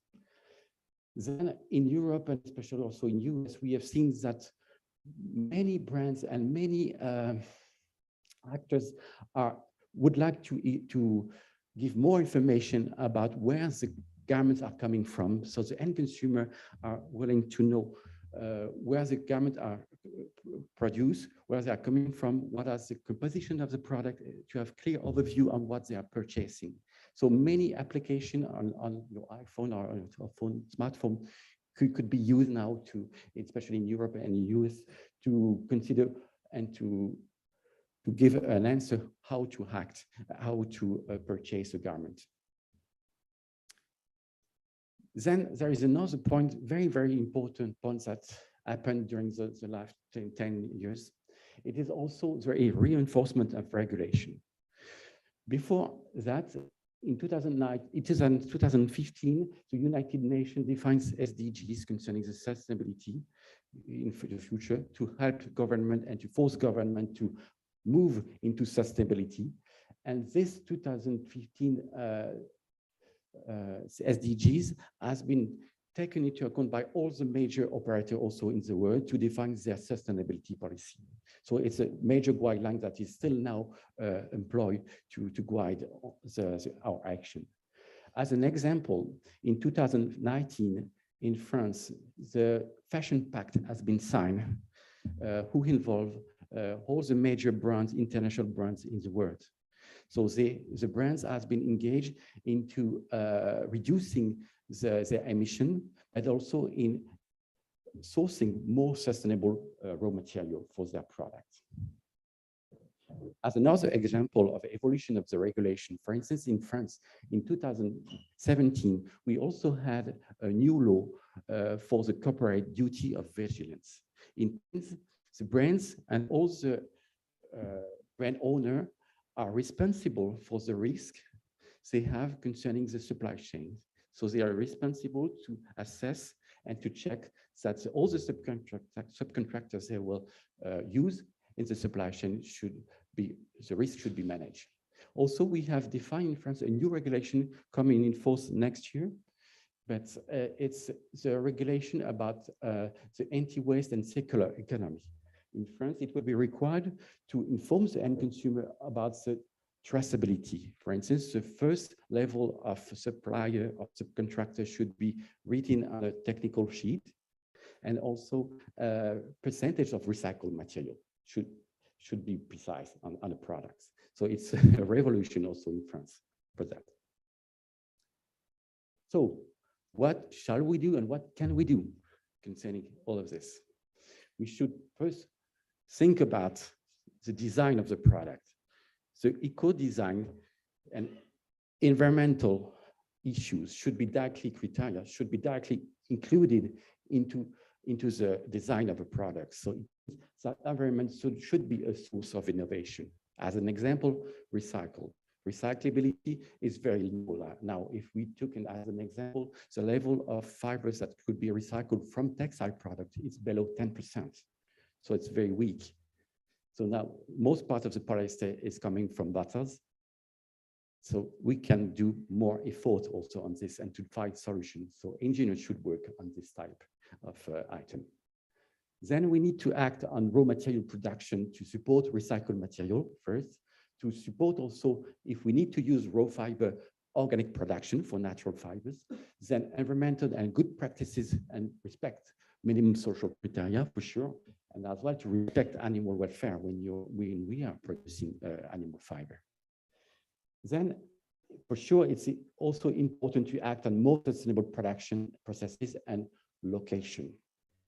Then the end consumer behavior should be changed to be able to choose a product more sustainable on the market. That's why it's important also for us as a certifier to give the right to communicate on a logo, and communicate on a logo with a logo and a certification enables the end consumer to choose between a good product and someone who does not respect some sustainability principles. So we have a big role also in this. In order to be also inspired, we have seen a big development in Europe and especially in France about second markets, website, etc. So we have seen that nowadays a lot of second-hand market and second-hand website has been developed just to resell the products that have been already used by end consumers. This is a big trend. You see the trends in Europe and especially in France, 48% would like to purchase a more second-hand product in 2020. So but there is a second trend also we need to talk about. It's about the clothes renting. It's also a booming sector. Before it was mainly when you have a wedding and you intend to rent a garment, a suit, or something like that. But nowadays it's possible to rent a different type of garments. So it's a very important trend. But what could be the new perspective of improvement and what kind of leverage we could have to implement sustainable solution? First of all, we need to work on supply chain level. All the subcontractors, all the producers of raw material should be involved to work on the supply chain, but we could work also on the product level, on the brand level, and also at the company level. For supply chain level, the goal is to deal with the raw material production processes and location with guarantees that CSR principle will be respected there. It's what all the main brands are looking for. All the main brands would like to manage the whole supply chains. In fact, the end consumer would like to know where the raw material is coming from. Is it a real recycled material? Where it's coming from? In what condition it has been produced? All these things should be addressed. And for that, we need to have a full overview of the supply chain. Then concerning the product, for sure, as I said before, eco-design should be integrated. It's obvious. Then concerning the brands, it's also a big change in the good practices. The brand needs to share strong values and evolvement towards the sustainability. As well, communicate with more transparency and correctness. I say to you to say from where the raw fiber is coming from, where this garment has been produced. And then educate also the end consumer to better choose this action, maybe to take back and the garments that have been were worn to be recycled. Then there's also a level of leverage of action at the company level. company could have and should have a reason to be. For instance, it could set in our baseline set for sustainable world. That's the kind of things that the reason to be should be part of the DNA of the company, a big involvement towards sustainability. It should be a mission, in fact. So that's a different level.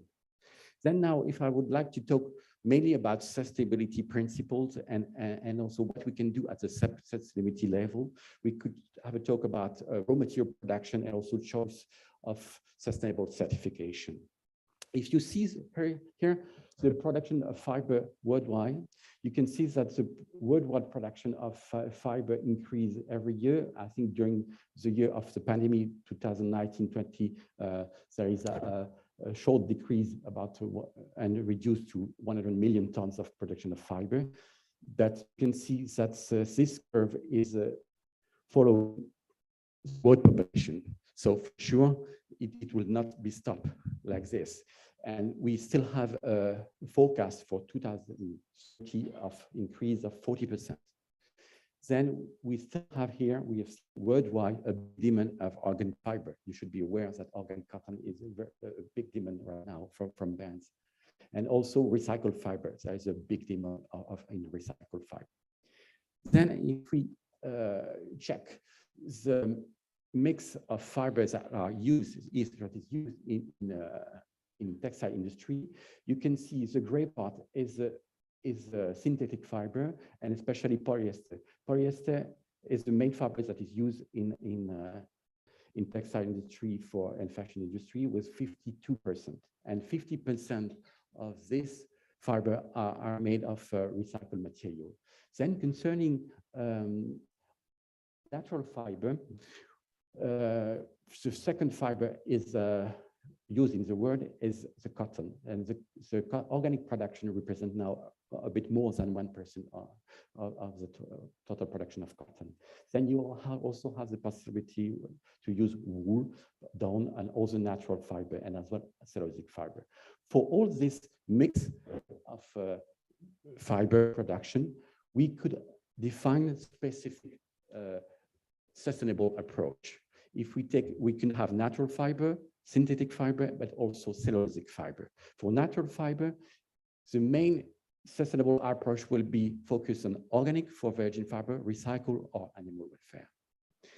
For synthetic fiber, we could have first recycling, then also biosource approach.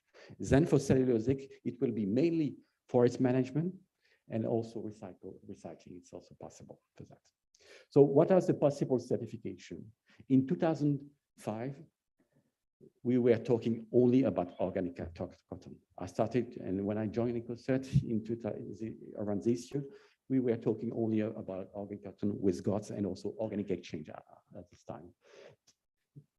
Nowadays, we have more than only organic certification. We also have recycled certification like GIS and RCS, but we also have animal welfare certification dealing with wool certification, mohair certification, alpaca certification, but we also have certification for fair trade certification, FSC certification for forest management, and also our EcoCert certification for ecological and recycled textile certification. Then here you can see a big table dealing with the different criteria from the different scopes. So I will go very quickly on this. Just everything who is in green is covered by a standard, and everything who is in red is not covered. You can see that the most important standard is our GOTS for organics and GRS also for recycling material. Then concerning the evolution of the certification in the world, you can see that GOTS is a very important certification and is the most important certification for organic textile, with a growth of 33% in 2020, and about the same growth, a bit more for OCS, but less certified unit in the world. Then for GRS, it's a really booming sector. We have seen in the last 10 years that now we have overpass GOTS certified entity in the world with more than 14,000 companies certified in the world. And for RCS, it's a bit lower, but it's still a big growth around double each year. So thank you for your attention, and it's a pleasure.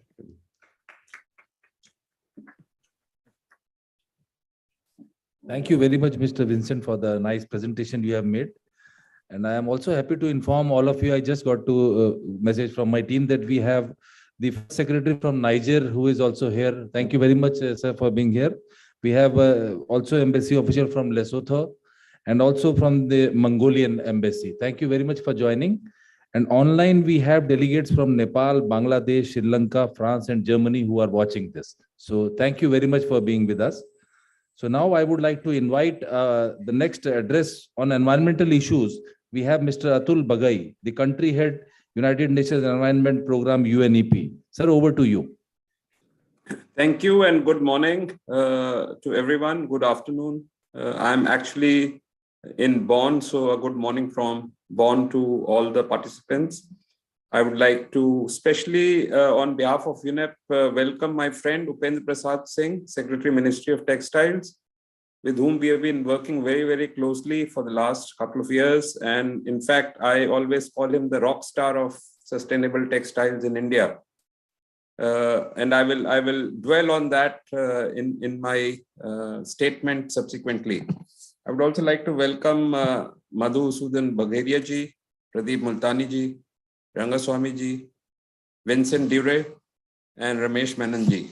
And I would also like to note the presence of Prajakta, Joint Secretary in the Ministry of Textiles. I'm very thankful to the Chamber of Commerce for inviting UNEP for this, and as was being told by the moderator, of organizing the first ever event on sustainable textiles. And it is all very music to our ears in UNEP when industry comes forward to take the cause of sustainability forward. And I'm very encouraged by this, and we certainly in UNEP would be very happy to collaborate with the PHDCCB in the future endeavors on sustainable textiles. I know everyone is here to hear Upendra ji, and so am I. I will not take too much of time, but I'll certainly like to highlight some of the environmental aspects that as industry, all of you should be aware of and what you can do to move forward. Because knowing the problem is a well-known fact, and most of us know the problem, but how to address that is where I think not only industry, but civil society organizations and governments also are looking for solutions.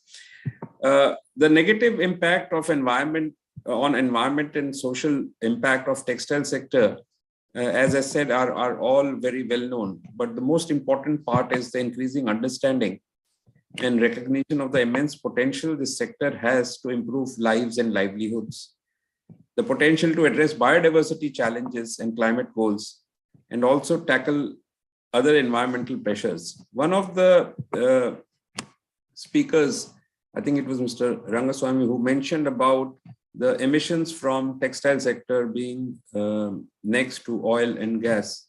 I will not only substantiate that, but also highlight the fact that the emissions from textile sector are more than the combined emissions of civil aviation and maritime emissions. And those are huge. So it is a well-known fact that textile sector has a huge carbon footprint, but we also need to realize from a developing country perspective that it is also one of the big sectors which provides the maximum employment to the people in India. And I think that is a fact that needs to be really looked at. And whatever solutions we are going to bring forward need to address both the challenges of development and the challenges of sustainability. There is no doubt that the global textile industry in the past decades has experienced increased consumption and manufacture and use of textile products, affecting the global climate, the quality of ecosystems, and human health. In fact, currently it is said that 1 in 6 people in the world work in fashion-related industry. And in fact, according to one source, this sector accounts for approximately 2 to 8% of the world's greenhouse gas emissions. And by 2050, this certainly is going to increase many fold if we are not able to address the sustainability challenge in the textile sector. One of the speakers also mentioned about the aspiration-based clothing that has led to upsurge in fast fashion, with so many seasonal launches and changes in trends leading to early disposals. In fact, at the other end of the spectrum, UNEP research has established that the use phase of the clothing accounts for over 20 to 40% of overall impact across indicators, including climate change and water footprint. Apart from 20 to 40% is also the fact of how the textile waste is adding to the huge problem we are all facing globally. While there is no doubt we have a very long way to go to the fashion being sustainable or textile sector becoming sustainable, we can certainly take some small steps that would facilitate this transition. And I think one of the big steps that can be taken is for educating consumers and engaging with them to shift mindsets towards more sustainable lifestyles. In fact, keeping this in mind, UNEP is now currently developing a global communication strategy to build demand and inspire action for positive fashion future. In fact, I would like to specifically mention here the big program that the Prime Minister, the Honorable Prime Minister launched on 5th June on the World Environment Day, Life for Environment, Lifestyles for Environment. And this whole LIFE program is something around which sustainable textiles can play a very important role. So I think it's a big ask and a challenge with the industry that is present here to see how in the future they can work around the LIFE campaign that the Honorable Prime Minister launched on 5th June. I think it is also clear that making people aware of sustainability is also not sufficient. A wider enabling environment will be very important to ensure that sustainability is a viable and easily accessible option for consumers. And that's where the industry can play such a huge role.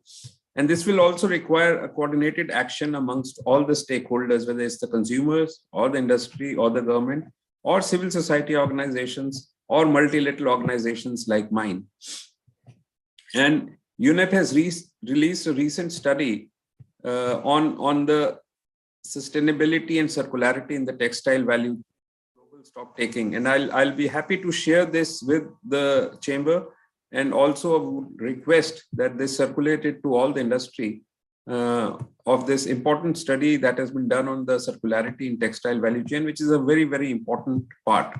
And we are also not only doing studies, we are actually working under the guidance of Ministry of Textiles. And that's why I said we really consider Upenji as a rock star, because with his efforts, we have started working in Surat to develop a benchmark on sustainability in a textile hub, and also what are the solutions. We started to work with NIFT, and we did a general elective course on design innovation for sustainable fashion, which had 1,000 participants plus, which led to us working with them again on a MDP course for industry. And we are right now in the finalizing the first cohort of that MDP course, where there are 30 bright executives from the industry who are participating in this. And I would like to discuss this further with the chamber, how we can take this really forward to strengthen it further and to scale it up to a level where more industry can also be part of it. And I think one of the biggest institutional changes that Upendraji has done, and I'm very honored and proud to be associated with that, is the fact that he has brought in a sustainability approach to the whole ministry. So all the units now in the ministry have a sustainability focal point who's looking at the sustainability aspects of whether it's the handlooms or the handicrafts or the garments or the fashion.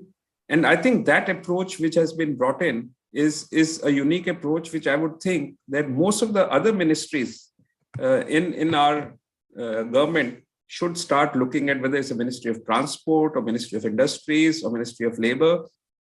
This sustainability element should be institutionalized in the ministry. I would like to conclude now to say what can the industry do in this regard, and what are what are the targets that can be set with the help of the industry. As I was saying, we are working very closely with the industry. We've also started a circular design challenge with RISE, which was the IMG Reliance before. We have working closely with Circular Apparel Innovation Factory on the Circular Changemakers program. And I think without industry, we would not be able to move forward. And that's where I think, and I say that the seminar that has been organized for these 2 days is really a very forward-looking thing. And I think industry needs to come forward. But I also would like to caution before I give the 3 targets is that we need to be careful of the greenwash, which happens in many cases. And Vincent would be aware of that, that recently a certification body in Europe actually fined H&M and one more company to on some of this eco-labeling which they were using. And while most of these companies have done great strides on sustainability and on sustainable textiles, and H&M is working very closely with many partners in the value chain. But I think this is something that we need to be cautious about and industry needs to be careful about. But in conclusion, I would like to set a vision for 2050 for textile industry. I would be happy to work with all of you in this regard, that industry should start looking at 100% circularity in textile industry by 2050. And I think this is something that could become a policy from with the help of the Ministry of Textiles, where specific targets over the next 5, 10, 15 years till 2050 in this regard could be done with a view to look at the low-hanging fruits first, and the difficult industry would be looking at 100% circularity in the future. Certainly, the Prime Minister has announced the net zero target of 2070 at Glasgow. I think the textile industry needs to take a proactive step in terms of how they can be part of this net zero target of the Government of India, of achieving it by 2070, and show the pathway for even doing it before. And there is a lot of action happening at the global level through the UNFCCC Fashion Industry Charter for Climate Action. And there are so many signatories to this charter who have committed to 30% greenhouse gas emission by 2030 from a 2015 baseline. And I think the industry who's present here and the Chamber of Commerce should go forward to sign this global charter. And certainly my final vision for the industry would be to eliminate waste from the textile value chain. And if one of the speakers was talking of EPR, if the big giants of the textile industry can take upon themselves to follow the EPR processes of eliminating waste from the textile value chain, and of course the MSMEs also, I think this will bring in a lot of sustainability elements into the textile sector. I'll stop here. I would like to again welcome Upendraji, and I would like to thank the Chamber of Commerce for inviting UNEP. And I would assure full support of UNEP to the Industry Association in their endeavors on sustainable textiles. Thank you very much. Thank you very much, Mr. Bagai, for a very nice presentation. And I assure you on behalf of PhD Chamber, with the permission of our chair, that we will work very closely with you on this sector. And in the chamber, I apprise you that we have 60 different industry sectors where we work. So recently on the environment sector, we had taken a delegation to Norway, which was basically on the green hydrogen. So we are working very closely on that part with the government also. That was the second edition which we have done on the Environment Summit. So we'll be working on that as well. And as you mentioned about the study which you have done, so if you can pass on that copy to us, we will share with all the participants here on this. And with UNEP, as PhD, we will be working on the workshops and training programs so that we can reach out to right people in the interiors also. We have a presence in 16 different states. So we can your extended arm and work closely with you on that, sir. So thank you once again. So now, ladies and gentlemen, we would like to invite our chief guest for today's program, Mr. Upendra Prasad Singh Ji, Secretary, Ministry of Textiles, Government of India. Sir, we would like to hear from you, your remarks and your suggestions to us, sir.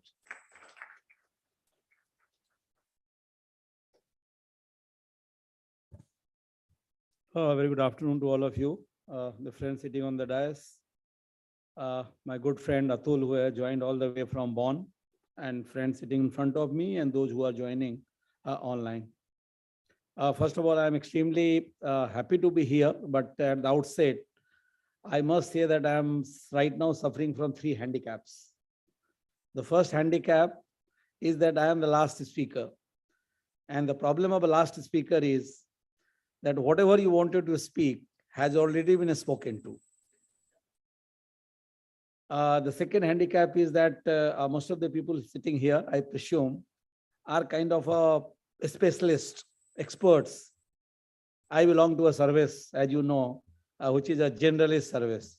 So sometimes back I was dealing with water, today I'm dealing with textile. Before that before water, I was dealing with petroleum. So we don't get expertise in any sector actually, but anyway, being a secretary, you have to invite me and I have to speak to. And thirdly, the third problem is that neither I have a written speech, nor I had a beautiful power presentation, which my friend from EcoShirt made, and nor I have a cheat code. Sometimes at least one brings a cheat code from where at least one can have a few points to speak. Nevertheless, don't worry, I will not consume the entire 30 minutes or so which has been given to me. I will try to be brief, maybe not more than 10 minutes. First of all, I need not tell about the importance of textile.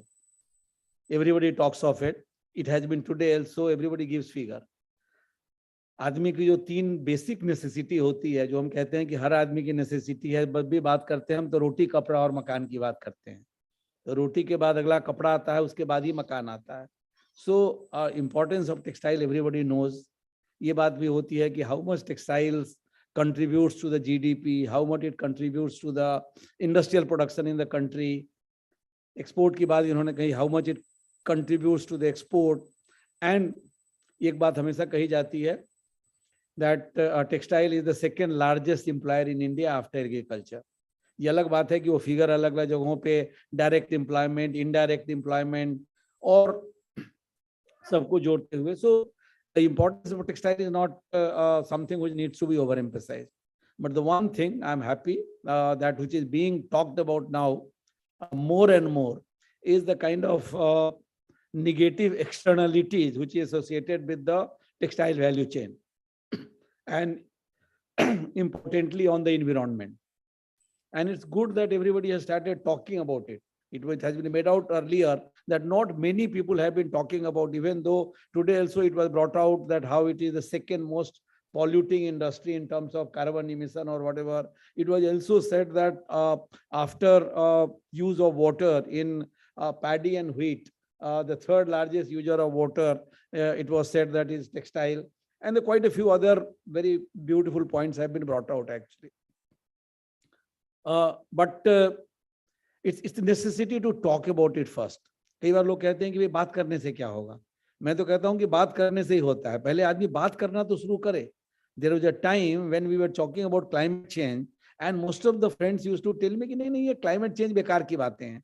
ये तो climate change ऐसे ही AC room में बैठ के जो लोग होते हैं उसकी चर्चा करते हैं. Today we know that how serious the climate change has become. Maybe even nothing, if nothing else, just see the rainfall pattern actually. How weird a rainfall pattern has become today. So it's good that people are talking.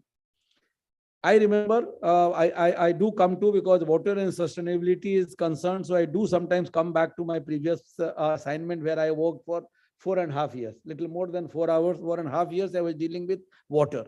And I was so surprised that people do not know much about water and people do not know much about the rivers. So my first job was basically try to educate people about the water and the rivers. For example, everybody, I also, when I joined in that sector, of course, I became wiser later, but when I joined also, I used to go to these kind of workshops and used to start with some data, saying that India is facing the worst kind of water scarcity and India is the water stressed. And then they say per capita availability of water, which used to be 5,000 meter cube per year in the year 1947, came down to 1,300 and 1,400. And I used to paint a very, I would say, a scary picture. But later on, after a few years, I started telling basically that India is a water surplus country. I started telling that how can a country which receives more than 1,000 millimeter of rainfall per year can be a water-stressed country? Israel, which everybody talks about their water management, doesn't have the average receives more than 300 or 400 millimeter of rainfall. In India, there are instances where people manage with 300 and 400 millimeter of rainfall. So people did not understand really. When I talked about, I was looking after Ganga, National Mission for Clean Ganga. I was the first Director General there. And when I used to talk about the river rejuvenation, people will say river cleaning. I always used to say it's not a river cleaning, it's a river rejuvenation. But then everybody talks of nothing more than managing STP and CTP. And there also there was a problem. In STP and CTP also, everybody was interested only in construction. Nobody was interested really as far as the performance of those STP and CTP was there. But then that is not most important. Most important for any river, what is a lifeline of a river? It's the water. So a river which doesn't flow is not a river actually. So when I first time I started talking about the connection of groundwater with the river rejuvenation, people say groundwater का क्या ले रहे हैं river rejuvenation से? I said कि भाई पानी की दिक्कत रिवर में कब होती है? लीन सीजन होती है. लीन सीजन में पानी कहाँ से आता था पहले? वो पानी जो आता था वो एक्यूफर से आता था. एक्यूफर्स में पानी भरे रहते थे बरसात के. They used to return back to the river. अब हमने एक्यूफर को इतना ज्यादा वो ओवर एक्सप्लॉइट कर दिया that water has gone down so much that water is not coming back to the river. So one should understand. So what I'm saying, why I am giving these examples, to that first of all, people should understand what is the sustainability issues in textile and what is the circularity issues in textiles. Of course, sustainability is not something which is a new word. We have been talking about, ek samay tha, we were talking only about development. We were talking later on, we started talking about sustainable development, and rightly so. But in textile industry, when we are, I remember one day someone came to me and says ki cotton clothes are very sustainable. Now, maybe partly it may be correct, but partly it's not correct as well.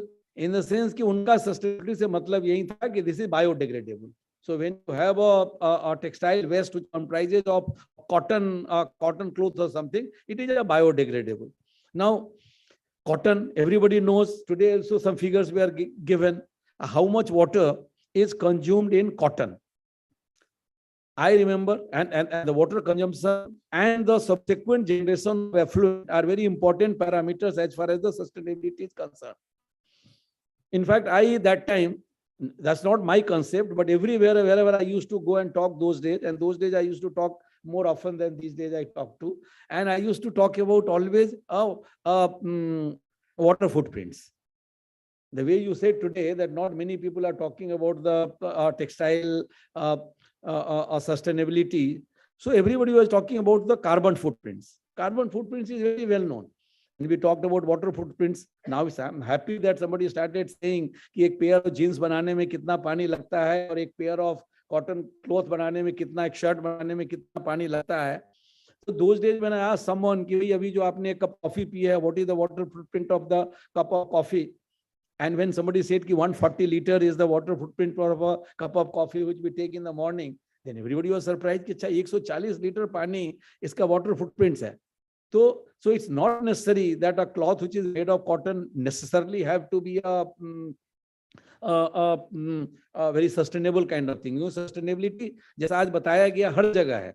Sustainability raw material में भी है, sustainability production process में भी है, sustainability consumption में भी है. Sustainability is in the entire value chain actually. So right from a raw material. We are working with some of the organizations. Of course, Atul's organization, we have been working about UNEP. We have been working about GIJ as far as the cotton sustainability, raw cotton is concerned. We are working with industry, of course. I remember more than 2 years back, Honorable Minister launched what was called a SURE. Maybe it hasn't made so much progress because of in between we have 2 years of COVID. But the SURE, which was sustainable resolution, this was industries kind of joining hands for sustainability. There is a Center for Responsible Business whom we are working with.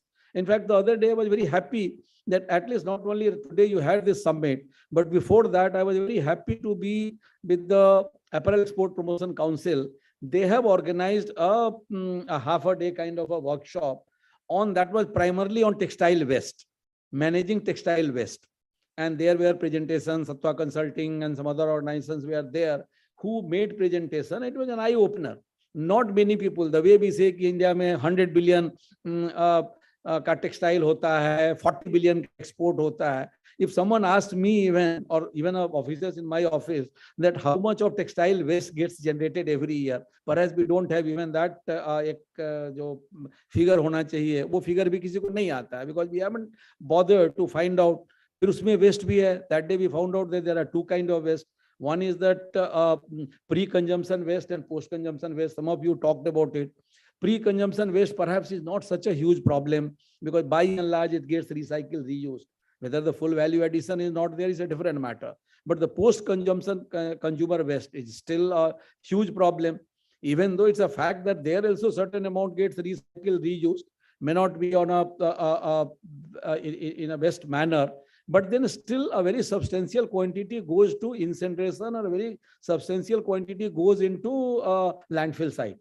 कुछ उस दिन बात हो रही थी, some 500 trucks loads or something every day goes to a landfill site actually. So it's certainly a matter of concern. But अच्छी बात ये है कि not only we have started talking about it, industry and everybody has started taking some action on it also. The other day, only 3 days back, I was in Mumbai. I had gone in the morning to inaugurate what they call CMAI, the Center for, CMAI is our organization, which they have organized something called a Fab Show, which was basically a fabric, accessories and beyond. But then they have an entire segment which was in that Geo Convention Center, which was basically dedicated to sustainability. And I was very happy. Even sustainability can be in everything. Somebody was showing his machine. In that machine, he was showing that earlier for a pair of jeans, 60-liter water was used. That machine, with the use of that machine, only 10 liters of water is being used. Or even someone was showing that how waterless dyeing and printing can be done. So everywhere, right from the way we grow our cotton to the use of technology. In fact, use of technology is very, very important in my opinion. There was a time, in fact, that was a time when everybody was saying, say no to plastic. So we started saying no to PET bottles as well. And I was also one of the persons, whenever I used to go to these kind of workshops, here, of course, you don't have PET bottles, but there used to be PET bottles. So I used to say wherever the PET bottles are there, I would not be attending that kind of a workshop or seminar. Today, I am encouraging. I said, कि भैया और थोड़ा PET bottle कहीं से लाओ. Our industries are now, the textile industry जो हमने जितनी capacity create की है, they are starved of PET bottles. And government has permitted even import of PET bottles from outside. So it's just the technology, that entire PET bottle, we were so concerned कि ये PET bottle कहाँ जाएगा. We find that we don't have enough PET bottles, and जो PET bottles से जो flakes बना के and buying. See, basically it's as good as, in fact, in your whatever little write-up is there, also you have mentioned there that something which comes out of the recycling of PET bottles is as good as virgin polyester, because after all, a basic raw material for both polyester, which is used for cloths, or PET, is basically a same PTA, which is produced by the refineries actually. So technologies can do a lot of change.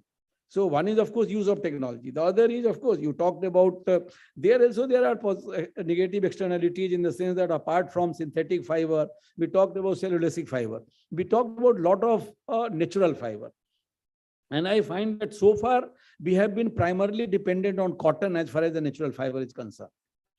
But today, you go to any of these kind of the kind of show I said, they would be showing that these are the t-shirts, or these are the cloths where 50% or 60% bamboo fiber has been used, or banana fiber has been used, or many other kinds of fibers are being used actually.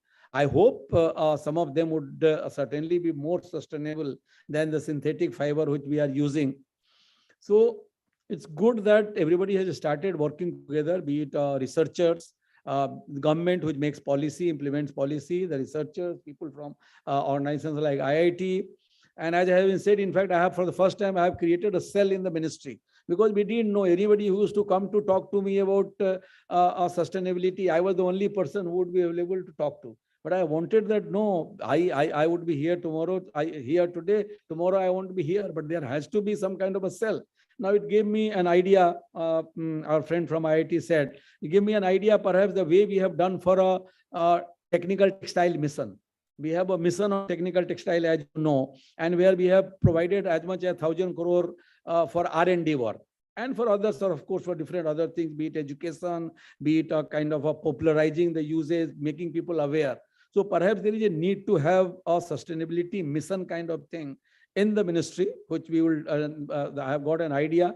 Maybe some schemes also will have to be formulated, because as he said, funds are also required for doing an R&D work. So and R&D work could be required at different, throughout the different value chain actually in the textile industry.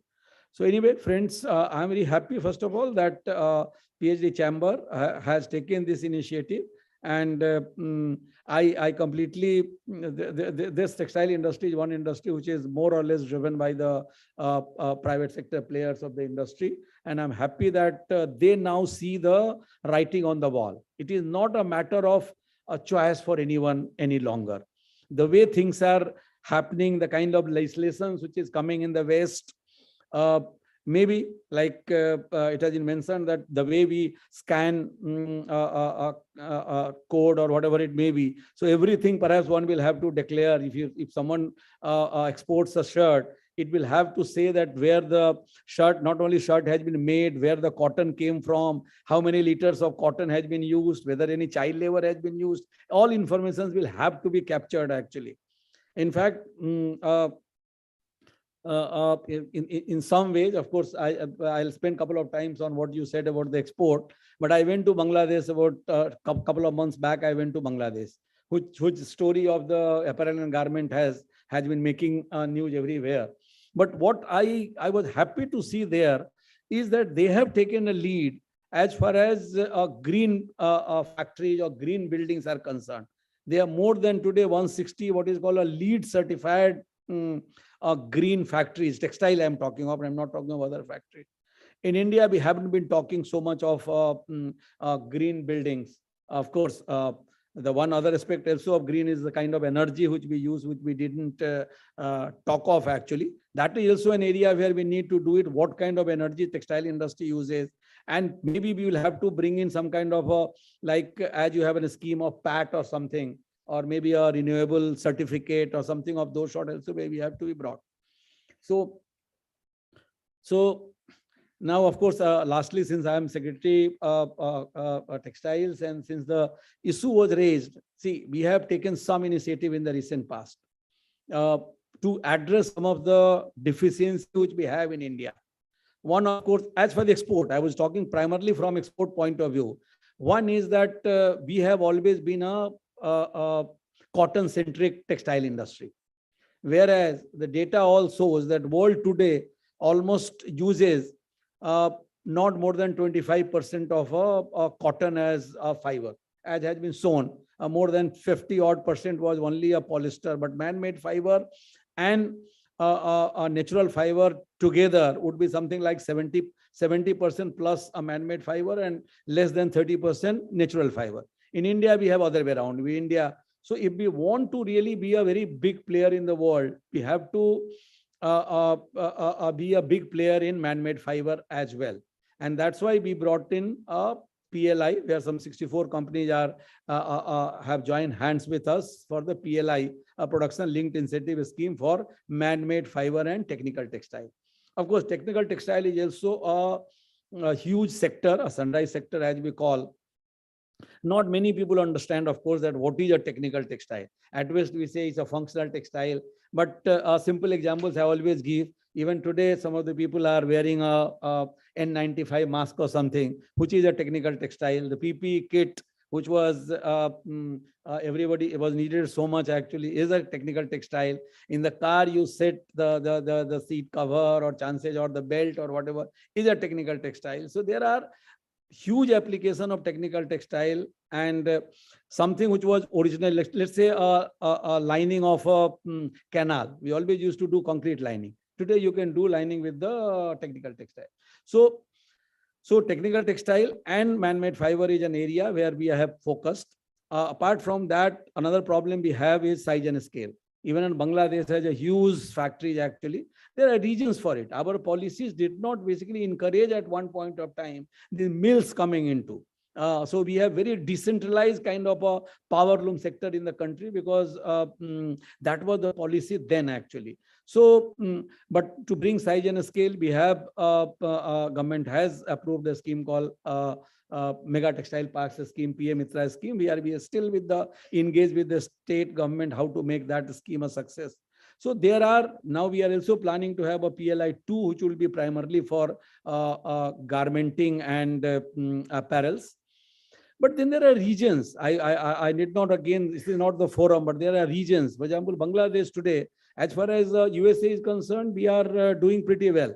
But as far as the European and UK market is concerned, our competitor like Bangladesh and Vietnam has an advantage of 9 to 10% of duty advantage, which we don't have actually. And the textile industry doesn't work on more than this margin actually. It works on less than that margin. So the second thing I always say that don't only look at the export, you also look at net export, in the sense that our advantage is if we don't have a model whereby we import raw material or intermediaries and convert into the finished product and then export. We are good in raw material, we are good in spinning, weaving, as well as garmenting. So even Bangladesh today imports a lot of cotton yarn and cotton fabric from us and converts into garments and exports. But anyway, I'm not saying that we don't need to. Naturally, we were, I don't know when we were number 1, but we were number 2 exporter. I don't know when we were exporting more than China. I have no idea, because China in everything is way ahead of everybody else, whichever sector you may say. But at least we were the second largest exporter of textiles. And I'm not very sure, but some people have said that the latest data, we would be a third again, back from 6th to 3rd. If not 3rd, at least we are certainly 4th. We can't be behind, perhaps we are behind Bangladesh, but we have overtaken Vietnam and Italy and Germany, who were marginally ahead of us. So we are on the path, and hopefully government together with the industry, at least I can assure you that we have been continuously engaging with the industry, and some of the issues, whether it was again continuing with the ROSCTL, and so a lot of initiative government has taken, which should kind of in times to come. It will take little time because benefit of PLI, benefit of PM Mitra scheme will take 3-4 years time to really materialize. But we are on the right path, and I'm sure we will do well in exports also. But then I don't know, I also get a little confused. At one hand, we want basically the textile industry or whatever, lots of growth taking place, that how much extra sale will take place. On the other hand, we are also bothered, and the fact remains that anybody wardrobe, if you have, you will really see that how many of those shirts or something you have worn in last 6 months or 8 months. Perhaps that would not be even 10% of the total what wardrobe we have. So I don't know whether some experts would tell that whether fast fashion giving way to sustainable wardrobe has some kind of a what should I say, it has a contradiction with the kind of growth which we are talking in terms of textile industry or not. I'm not very sure. Maybe I have not understood that properly. But the fact remains that the kind of data which was in beautiful presentation, which our friend from EcoCert said, that he said 7-8 times nowadays, I'm told that there are some people who do not repeat a particular cloth for more than a year. And so that people will say that last party में भी आप आई थी तो यही साड़ी पहनी थी, साड़ी इस party में भी आप यही साड़ी पहनी है, टाइप कोई कहे नहीं, तो वो भी होता है. तो I don't know, there seems to be a lot of we need to see. जो बात आपने कही कि प्रधानमंत्री जी ने या अतुल ने कहा कि प्रधानमंत्री जी ने ये लाइफ का नारा दिया है, लाइफ स्टाइल फॉर एनवायरनमेंट, अब उसके ऊपर तो हम सबको काम करना है. So anyway, I'll stop here. Thank you very much, and sorry for not being a very systematic, because that's where a cheat code would have helped me actually. So next time I will do that. So I'll write at least 1, 2, 3, 4, 5 points, that what are the points I have to make good, I have to speak. But anyway, thank you for your patient hearing. Thanks a lot. Thank you very much, sir. I think you have touched all the points, and I think we would request, please don't bring the noted points, sir. I think this you have spoken from the heart. So that is how the industry would like to hear it from you, sir. Thank you very much, sir. And now, before I invite Shri Ramesh Menon to propose the vote of thanks, is anybody from the audience, if you have any remarks or suggestions or queries, so you can just raise your hand and we can ask you. Yeah, please. You can just introduce yourself and ask. Hello, sir. I am from the textile industry. We are running an export industry, making fabrics, textiles, and exporting them. Sir, we are planning to put up a new unit as per the Honorable Prime Minister wants to expand textiles. And there has been a scheme which is called ATUF. But ATUF has expired on 31st of March, 2022.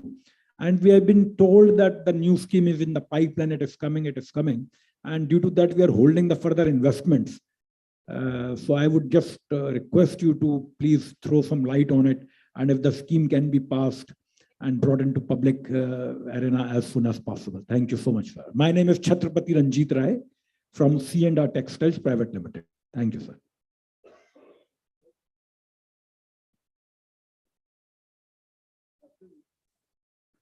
One.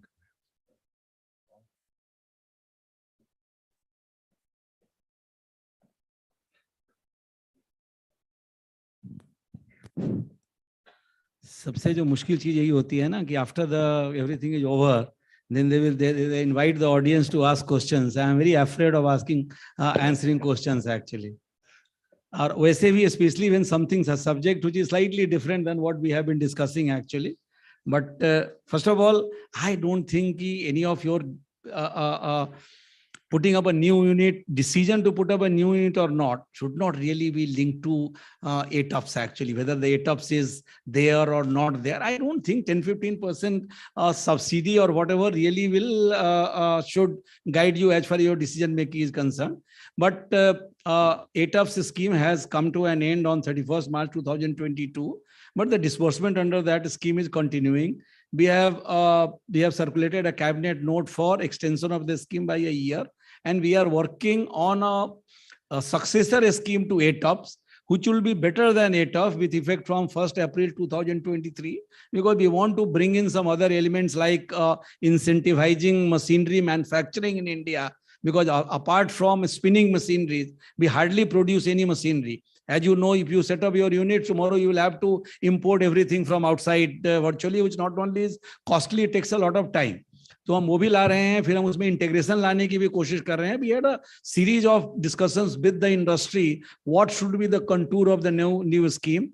So in brief, what I am saying is that the ATUFs we are in the present form, we are taking cabinet approval to continue up to 31st March 2022.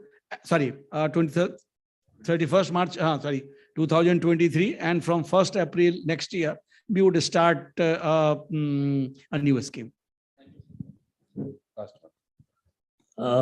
Thank you. I am from Bangladesh. My name is Engineer Shafiqur Rahman. Actually, I am so happy to join this actually beautiful program, and thanks to our Honorable Secretary, because actually he visited the Bangladesh, and actually I think 10 to 20 times he actually talking regarding the Bangladesh. So that we are so happy. And actually one thing I say that Bangladesh is their second largest exporter, RMG sector in the country. But still, Bangladesh is imported the cotton and machineries, textile machineries and dyes and chemicals. The dyes and chemicals we are buy from the India, and most of the dyes chemical company actually they are ZDSC certified. That actually mainly zero discharge and hazardous chemical certified company. And the wrong actually this is the long history relation between Bangladesh and India also. So that we hope that Bangladesh is a small country but very big and good and great friend of India. Thank you, Mr. Secretary, and actually we are so happy because actually you appreciate the Bangladesh in your space. Thank you. Thank you very much, sir. So now I invite Mr. Ramesh Menon, the co-chair PhD CCI Textile Committee, and MD Damodar Menon International Private Limited, to propose the vote of thanks. Good afternoon, friends. It's my privilege and honor to listen to the eminent speakers gathered here today. And I must say, this is an excellent session, which is very informative and gave all of us an opportunity to listen to the invaluable views of each of the eminent speakers. On behalf of PHDCCI, I convey my sincere thanks to the chief guest, Mr. Upendra Prasad Singh, Secretary, Ministry of Textile, Government of India, Professor R.S. Rangaswamy, Head, Department of Textile and Fiber Engineering, IIT Delhi, Mr. Vincent Duret, Textile Business Unit Manager, EcoCert, Green Life SAS France, Mr. Atul Bagai, Country Head, United Nations Environment Program, and Mr. Pradeep Multani, President, PhD CCI, and Chairman Emeritus, Multani Pharmaceuticals Limited. Mr. Madhusudan Bagaria, Chair, PhD CCI Textile Committee, and CMD Philatex India Limited. We are happy that during this opening sessions, we have touched upon several pertinent issues of sustainable textiles and environmental concerns. During the upcoming sessions post-lunch and tomorrow, the speakers will deliberate on recycling textiles, the role of brands in sustainability and digital manufacturing, Industry 4 and sustainability, etc. Here I would like to mention that the fashion and textile industry is now fully aware of its responsibility towards climate change and is keen on adopting sustainable sourcing of products and raw materials. I also thank our members and delegates for being part of this session. I am sure that the session is fruitful for all. I take this opportunity to congratulate the PHDCCI Expert Committee on Textile for this wonderful initiative that we will surely continue for the larger benefit of the textile industry.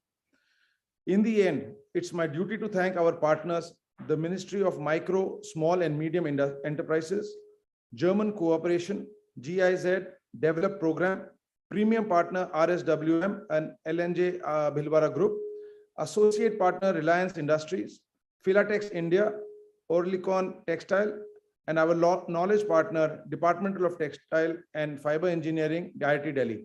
With these words, I would request you all to accept my vote of thanks with acclamation, and I wish you all good health and safety.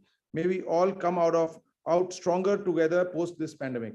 Friends, before I conclude, my thanks again to all for joining us today. Thank you. Stay safe.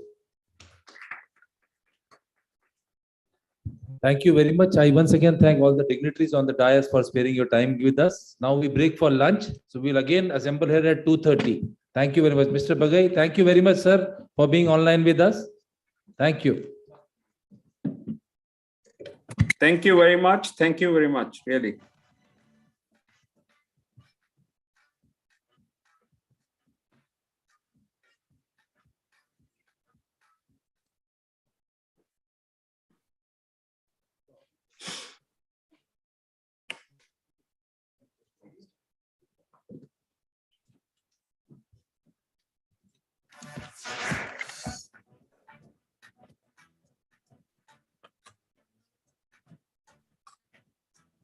Sorry, a correction, 2:15 we will be starting the next session, not 2:30, 2:15.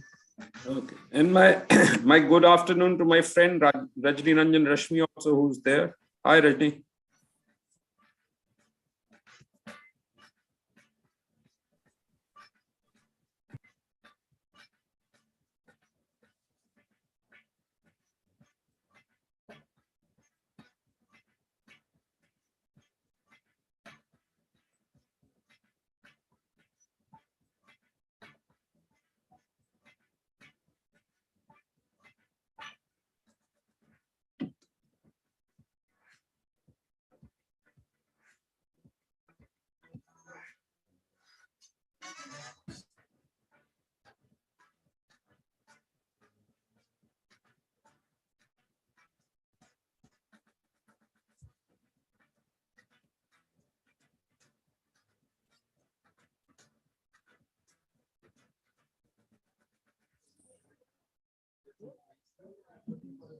The many changes over the last 100 years always seen as an opportunity because we have lived innovation right from the start. In the golden years of recovery, early on, we identify the opportunities of a still young, ambitious industry. Become pioneers and combine our activities with foresight and a sense of promise. Plenty of hard work and application quickly drive growth and create a solid foundation for us to build on. But even strong foundations begin to shake, especially when production changes are dictated and when nations go to war. A forced destruction. Reconstruction now rests on very few shoulders. While Germany's economy is being cracked up again, synthetic fibers have long since reached the masses.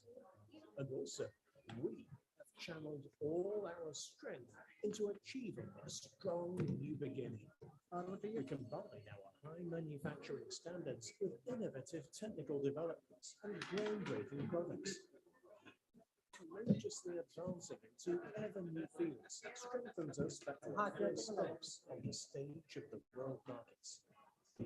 Change, and are now more than just a producer of machines, but also a creator of ideas and an innovative developer. Barriers fall in the mind and also in the world economy.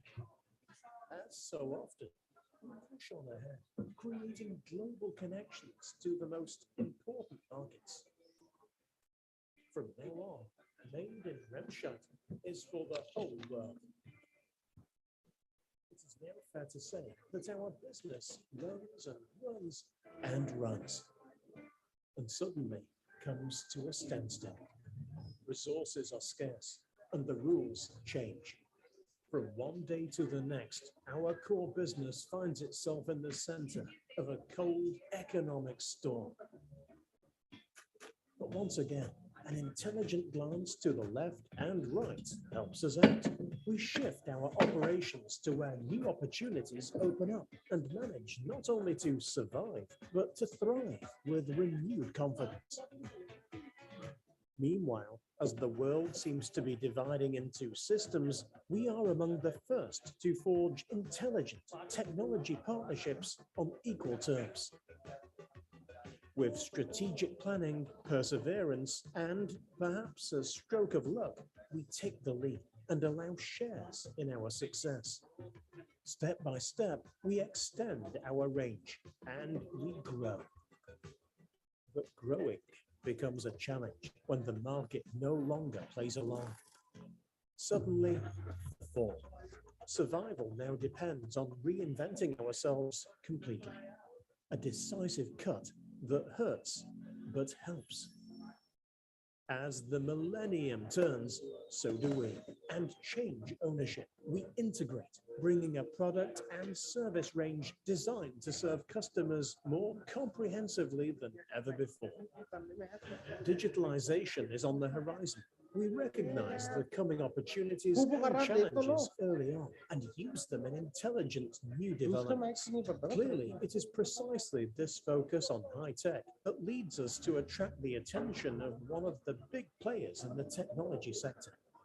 More than ever, our aspiration now, revolutionary products to bring us forward. And we deliver innovations, records, the unprecedented. We make our solutions even more modular and strengthen us with new alliances. With each new development, we gear ourselves towards an industry that is changing massively. And at its heart, we will never place technologies, but always people. And today, we take the challenges we face and use them as the incentive for creating more innovation. Because for us, each innovation is the start of something new, as it was 100 years ago and will be in future.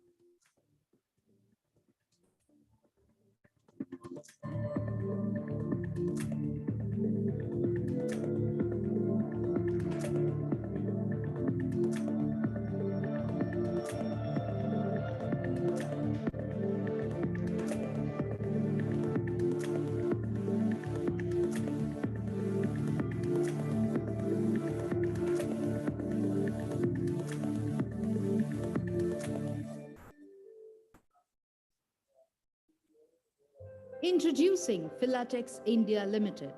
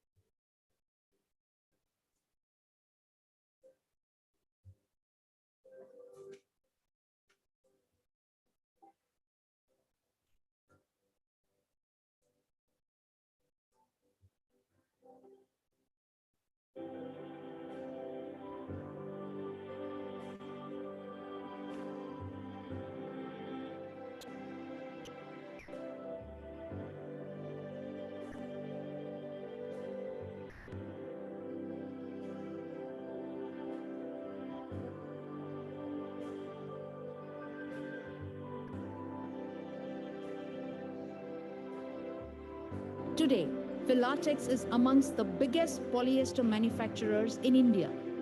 While catering to the domestic demand, the company has expanded its trade relations in the global polyester market and exports its variety of polyester products to more than 40 countries. Culmination of all business strategies ends at the customer. A satisfied customer is the best business strategy of all.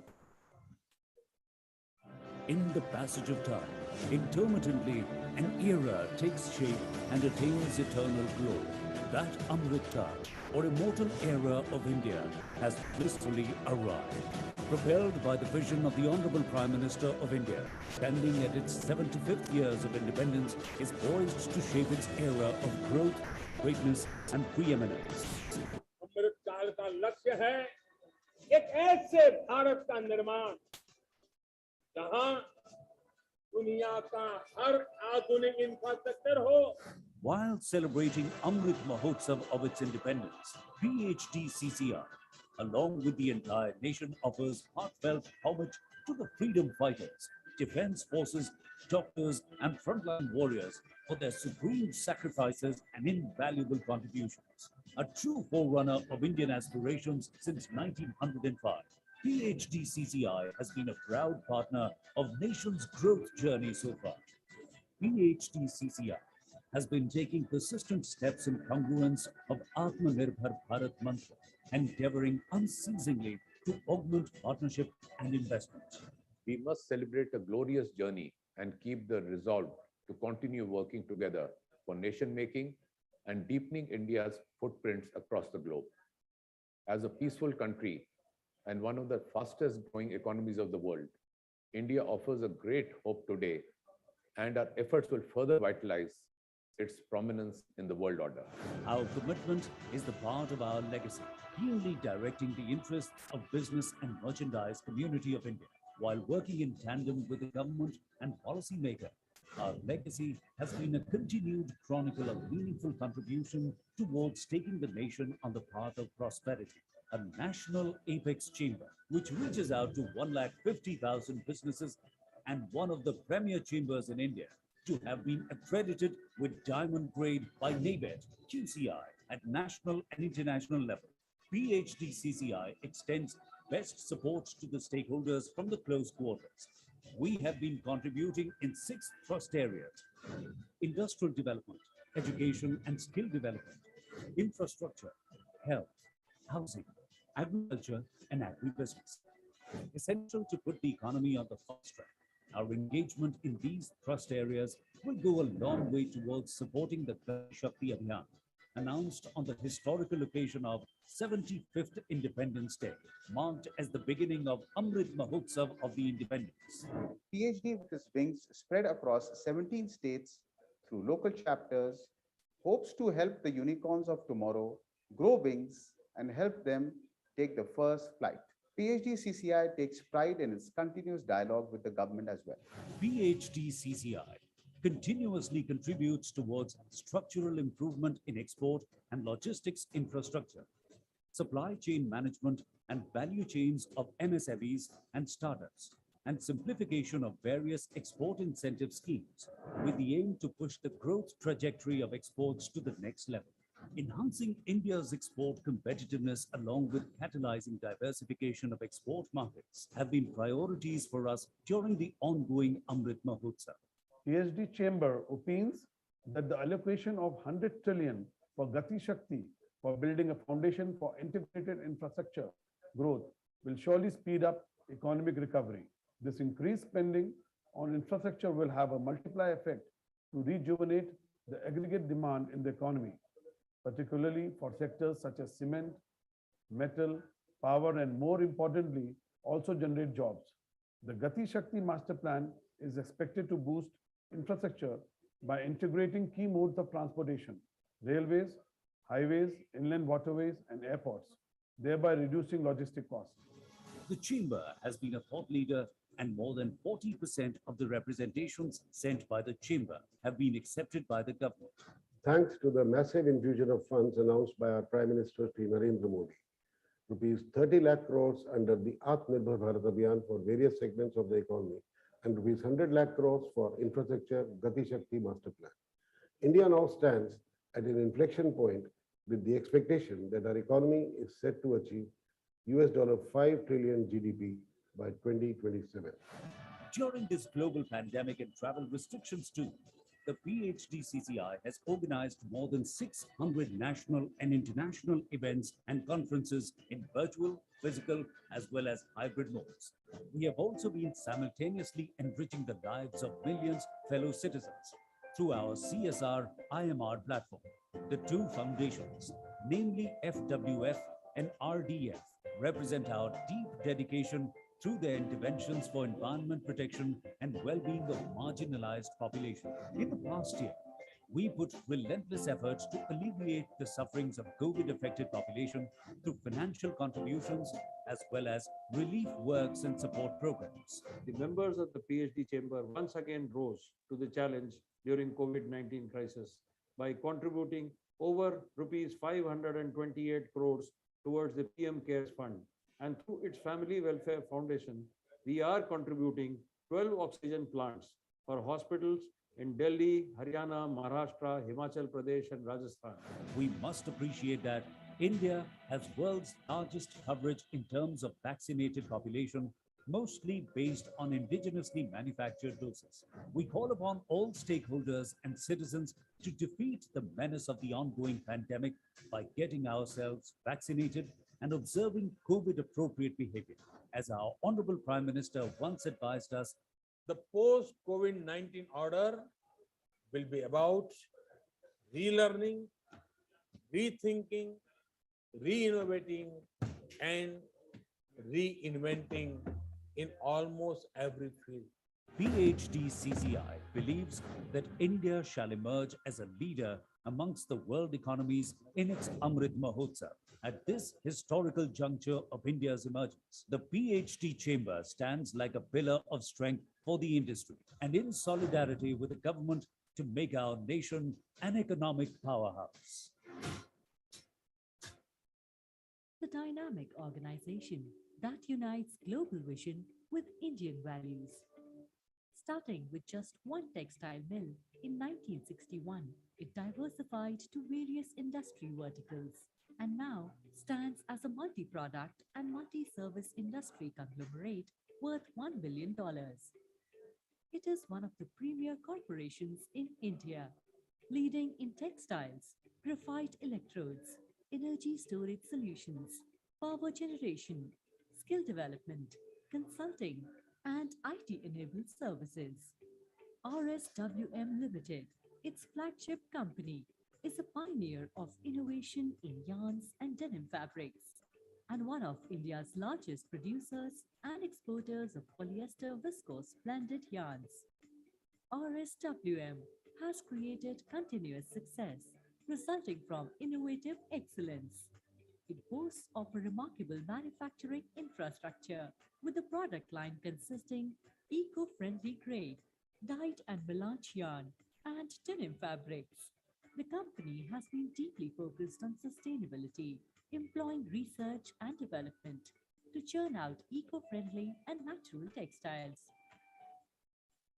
This is supported by captive power generation through green energy initiatives like rooftop solar power plants and manufacturing units. With zero liquid discharge, RSWM is using advanced IT-enabled services at all levels. Today, it can create any shade and blend imaginable for its customers across 78 plus countries.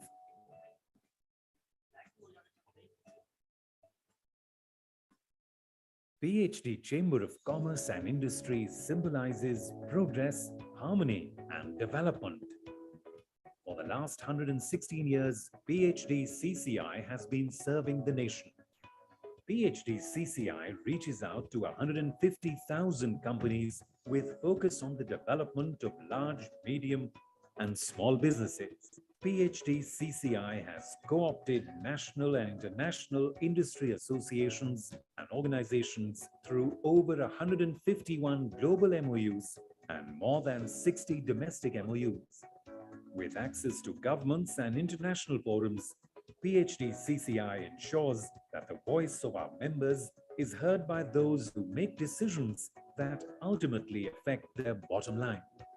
The mission of the PhD CCI is to provide a proactive leadership role by providing quality services, to act as a catalyst for rapid economic development and prosperity through promotion of trade, industry, and services, to strengthen technological advancement through effective industry-government research partnership, to emphasize productivity, improve work ethos, and encourage business ethics, to effectively project credibility and commitment of business to the society at large. To support its members, the Chamber has expert committees, state committees, and task force. PhD CCI brings together intense research, ideation, and advocacy to support businesses. They support the members proactively through intense research and advocacies. Not only members, they also support the government in formulating prominent policies that support economic growth. With this, the Chamber brings out a unique opportunity to network nationally and internationally.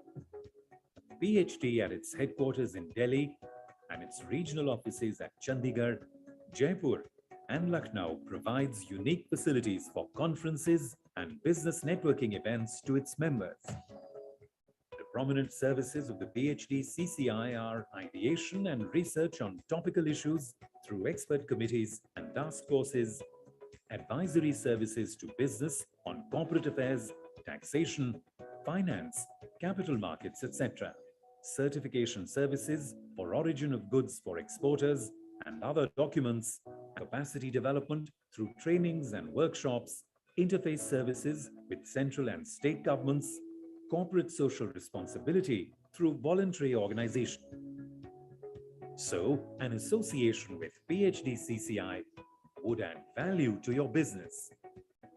PhD CCI offers memberships under the categories Patron, Star, Ordinary, Association, and Professional. Benefits to Patron and Star members: get opportunities to be part of the managing committee, may get opportunity to be the chair or co-chair of various committees, opportunity to be a delegation member to meet government and statutory bodies, get branding and publicity, to avail the facilities of the library and business lounge of the PhD Chamber. The patron members and star members will have their logos displayed on the PhD website and PhD bulletin. Additionally, special discounts to members availing PhD CCI's infrastructure facilities. For more details, please visit our website www.phdcci.in. We welcome you to join PhD CCI, be a part of the golden story of more than a century, and be a part of the nation's growth.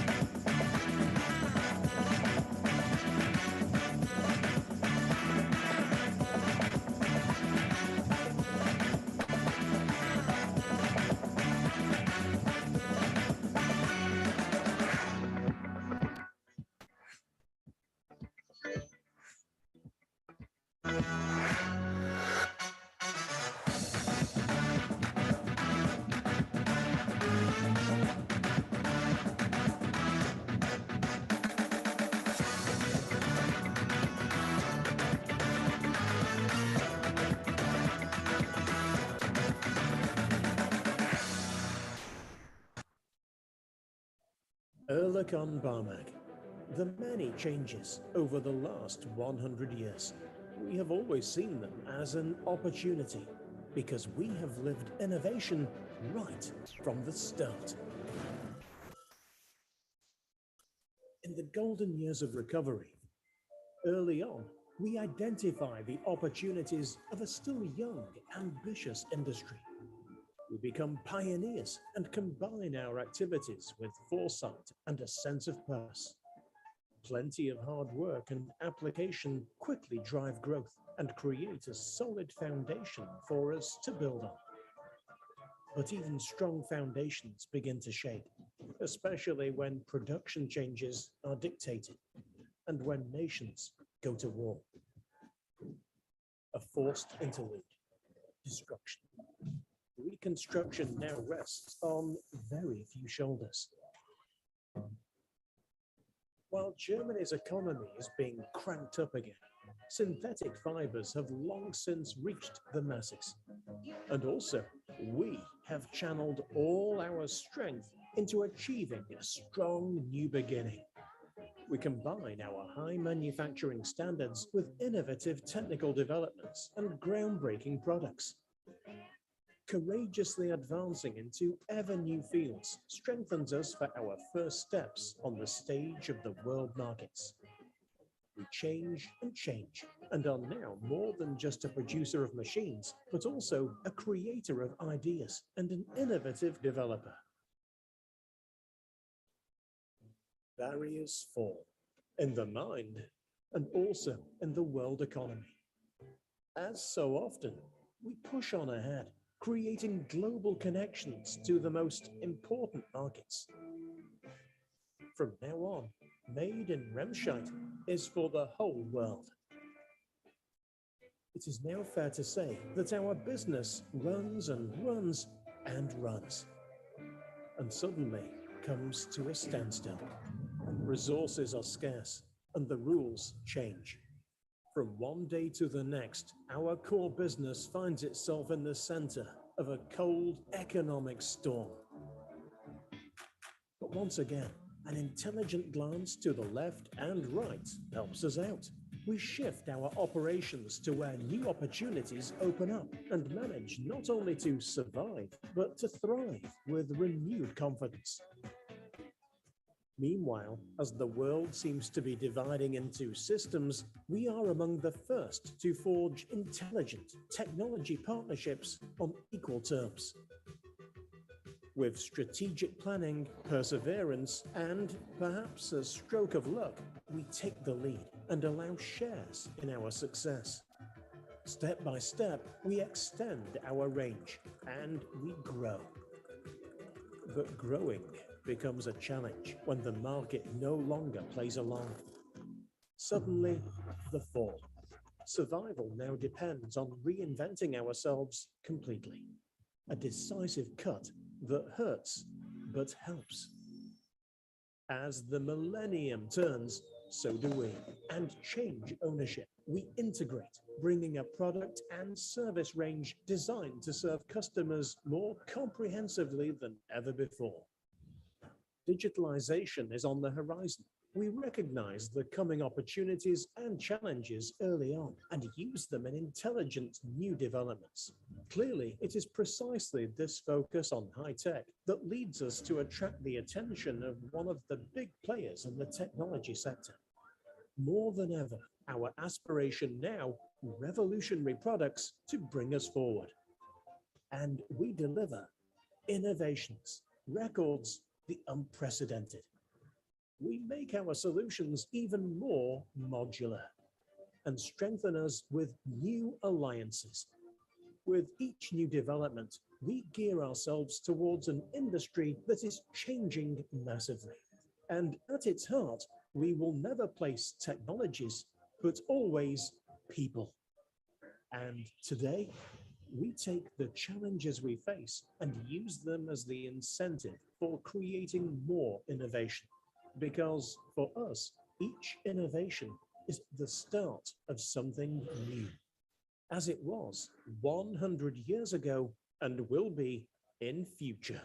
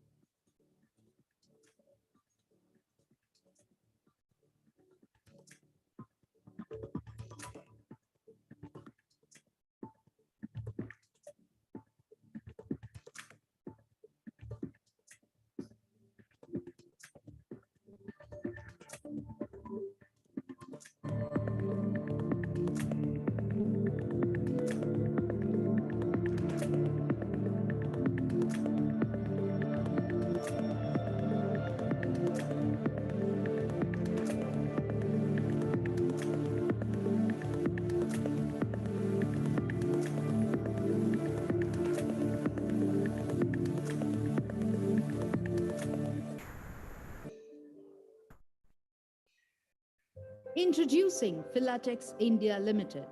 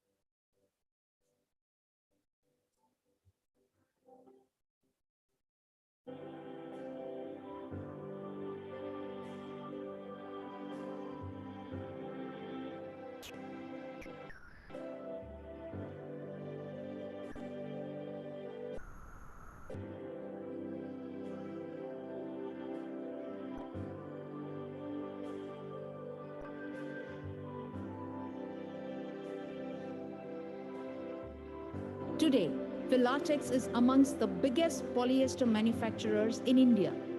While catering to the domestic demand, the company has expanded its trade relations in the global polyester market and exports its variety of polyester products to more than 40 countries. Culmination of all business strategies ends at the customer. A satisfied customer is the best business strategy of all.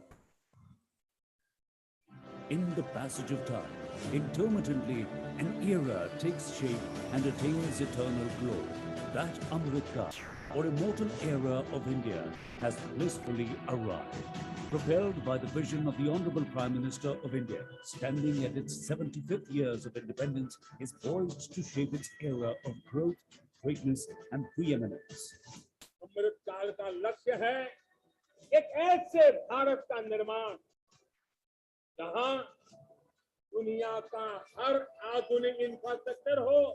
While celebrating Amrit Mahotsav of its independence, PhD CCI, along with the entire nation, offers heartfelt homage to the freedom fighters, defense forces, doctors, and frontline warriors for their supreme sacrifices and invaluable contributions. A true forerunner of Indian aspirations since 1905, PhD CCI has been a proud partner of nation's growth journey so far. PhD CCI has been taking persistent steps in congruence of Atmanirbhar Bharat mantra, endeavoring unceasingly to augment partnership and investment. We must celebrate a glorious journey and keep the resolve to continue working together for nation making and deepening India's footprints across the globe.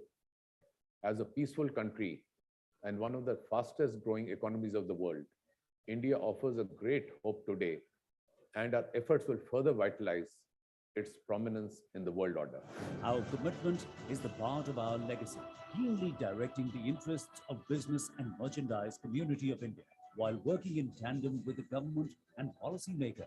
Our legacy has been a continued chronicle of meaningful contribution towards taking the nation on the path of prosperity. A national apex chamber, which reaches out to 150,000 businesses and one of the premier chambers in India, to have been accredited with diamond grade by NABED, QCI at national and international level. PhD CCI extends best support to the stakeholders from close quarters. We have been contributing in 6 thrust areas: industrial development, education and skill development, infrastructure, health, housing, agriculture, and agribusiness. Essential to put the economy on the fast track. Our engagement in these thrust areas will go a long way towards supporting the Gati Shakti Abhiyan, announced on the historical occasion of 75th Independence Day, marked as the beginning of Amrit Mahotsav of the Independence. PhD, with its wings spread across 17 states through local chapters, hopes to help the unicorns of tomorrow grow wings and help them take the first flight. PhD CCI takes pride in its continuous dialogue with the government as well. PhD CCI continuously contributes towards structural improvement in export and logistics infrastructure, supply chain management and value chains of MSMEs and startups, and simplification of various export incentive schemes with the aim to push the growth trajectory of exports to the next level. Enhancing India's export competitiveness along with catalyzing diversification of export markets have been priorities for us during the ongoing Amrit Mahotsav. PhD Chamber opines that the allocation of 100 trillion for Gati Shakti for building a foundation for integrated infrastructure growth will surely speed up economic recovery. This increased spending on infrastructure will have a multiplier effect to rejuvenate the aggregate demand in the economy, particularly for sectors such as cement, metal, power, and more importantly, also generate jobs.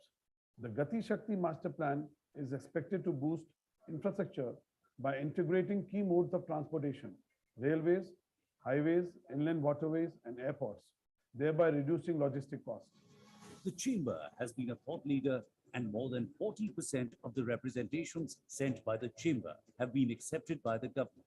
Thanks to the massive infusion of funds announced by our Prime Minister Shri Narendra Modi, rupees 30 lakh crores under the Atmanirbhar Bharat Abhiyan for various segments of the economy, and rupees 100 lakh crores for infrastructure Gati Shakti Master Plan. India now stands at an inflection point with the expectation that our economy is set to achieve $5 trillion GDP by 2027. During this global pandemic and travel restrictions too, the PhD-CCI has organized more than 600 national and international events and conferences in virtual, physical, as well as hybrid modes. We have also been simultaneously enriching the lives of millions fellow citizens through our CSR IMR platform.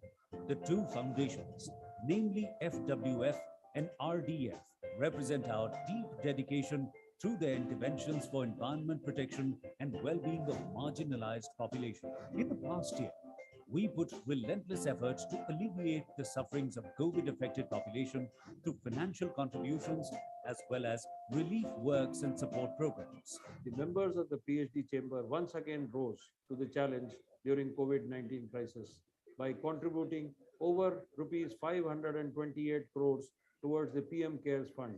And through its Family Welfare Foundation, we are contributing 12 oxygen plants for hospitals in Delhi, Haryana, Maharashtra, Himachal Pradesh, and Rajasthan. We must appreciate that India has world's largest coverage in terms of vaccinated population, mostly based on indigenously manufactured doses. We call upon all stakeholders and citizens to defeat the menace of the ongoing pandemic by getting ourselves vaccinated and observing COVID-appropriate behavior. As our Honorable Prime Minister once advised us, the post-COVID-19 order will be about relearning, rethinking, re-innovating, and reinventing in almost every field. PhD-CCI believes that India shall emerge as a leader amongst the world economies in its Amrit Mahotsav. At this historical juncture of India's emergence, the PhD Chamber stands like a pillar of strength for the industry and in solidarity with the government to make our nation an economic powerhouse. A dynamic organization that unites global vision with Indian values. Starting with just one textile mill in 1961, it diversified to various industry verticals and now stands as a multi-product and multi-service industry conglomerate worth $1 billion. It is one of the premier corporations in India, leading in textiles, graphite electrodes, energy storage solutions, power generation, skill development, consulting, and IT-enabled services. RSWM Limited, its flagship company, is a pioneer of innovation in yarns and denim fabrics and one of India's largest producers and exporters of polyester viscose blended yarns. RSWM has created continuous success resulting from innovative excellence. It boasts of a remarkable manufacturing infrastructure with a product line consisting eco-friendly grade, dyed and melange yarn, and denim fabrics. The company has been deeply focused on sustainability, employing research and development to churn out eco-friendly and natural textiles. This is supported by captive power generation through green energy initiatives like rooftop solar power plants and manufacturing units. With zero liquid discharge, RSWM is using advanced IT-enabled services at all levels. Today, it can create any shade and blend imaginable for its customers across 78 plus countries.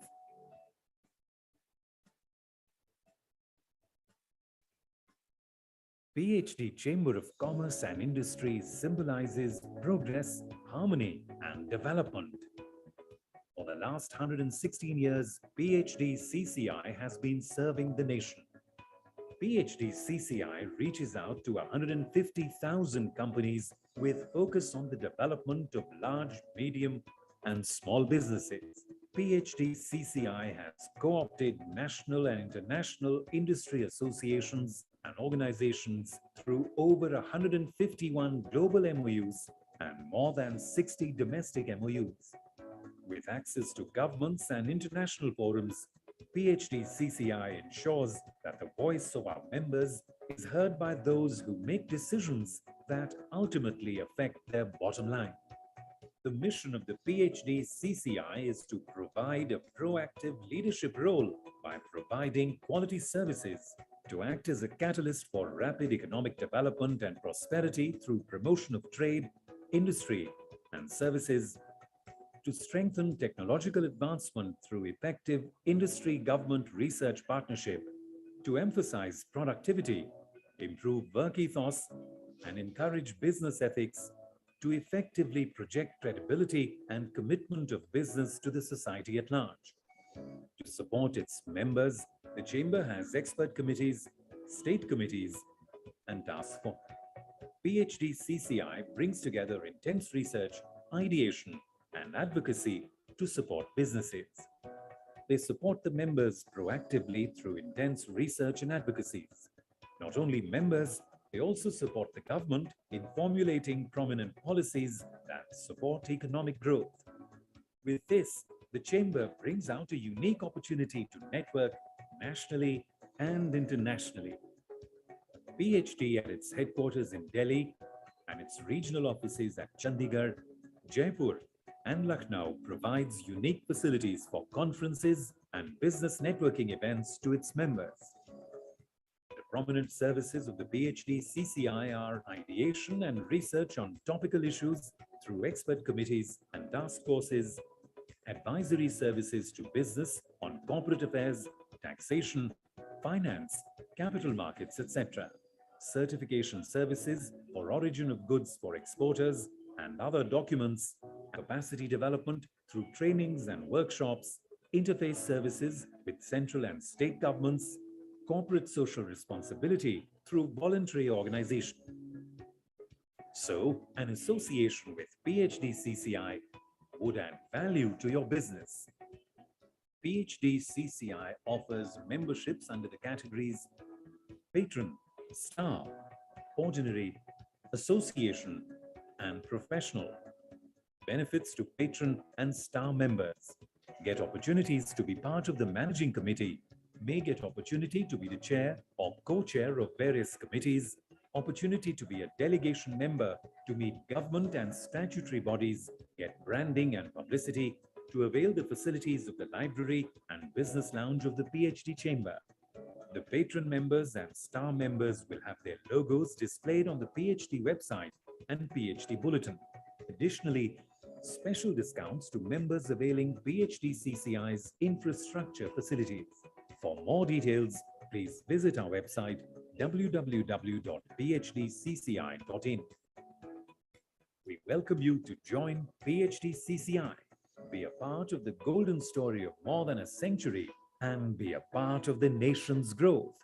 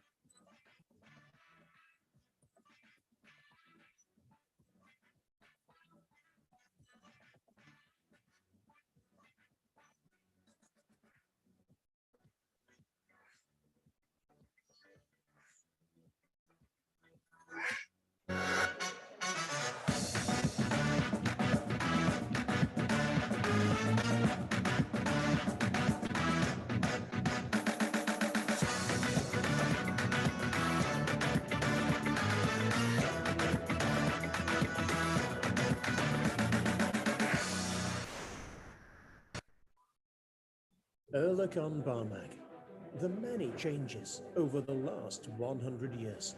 We have always seen them as an opportunity because we have lived innovation right from the start.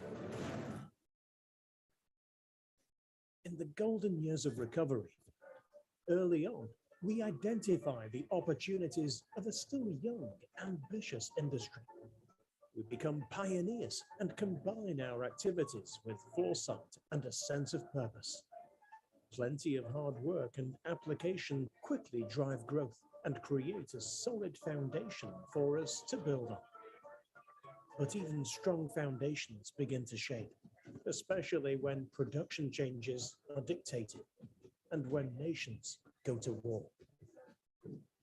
A forced interlude, destruction. Reconstruction now rests on very few shoulders. While Germany's economy is being cranked up again, synthetic fibers have long since reached the masses. And also, we have channeled all our strength into achieving a strong new beginning.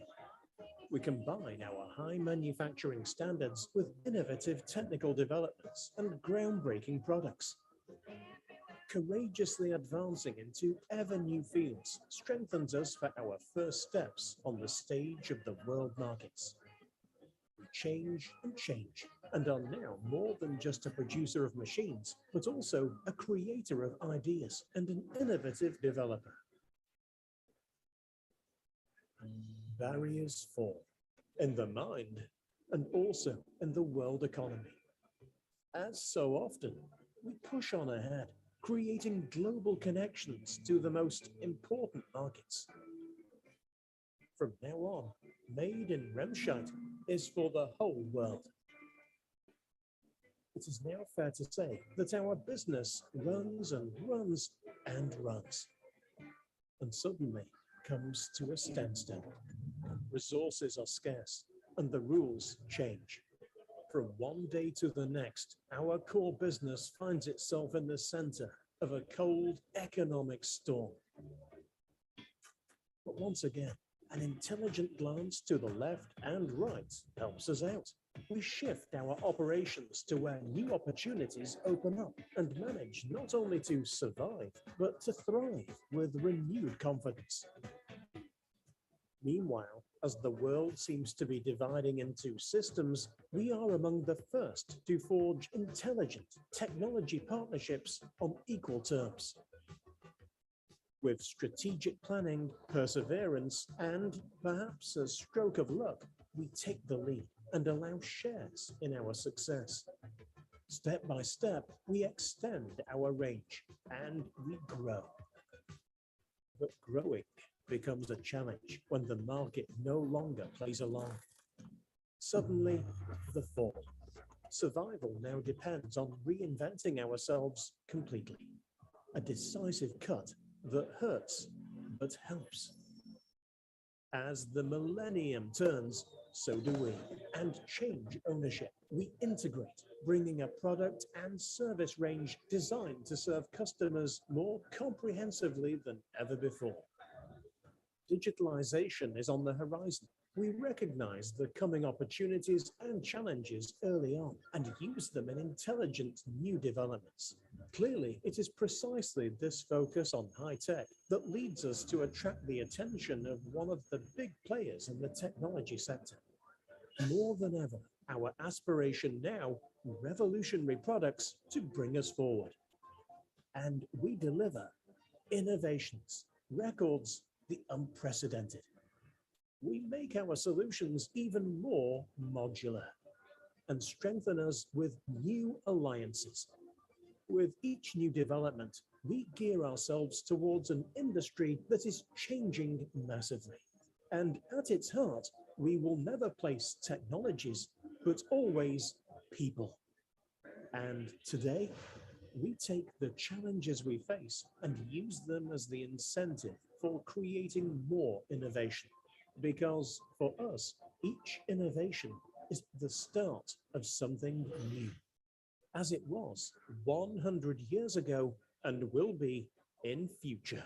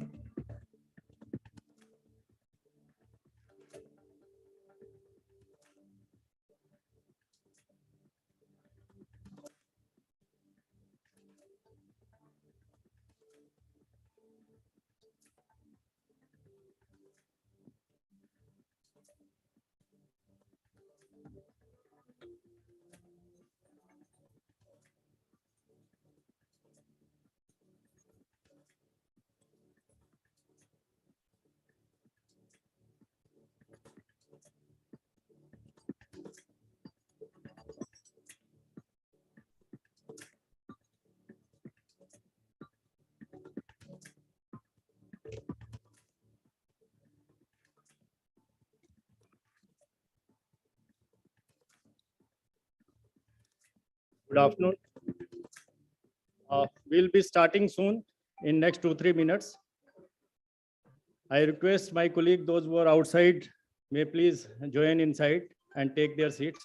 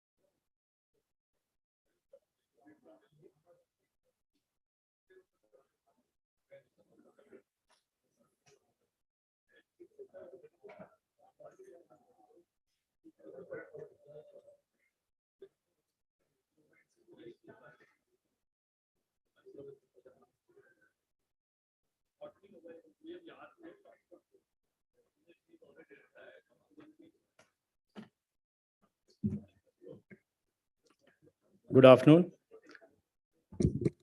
Welcome to the post-lunch session. We had a wonderful session, opening session today, this morning. And now we have a session on recycling textile, which is one of the very important aspects nowadays in case of sustainable textile. Now I invite the speakers for this session. I request Mr. Sudhir Kumar to please come on dais.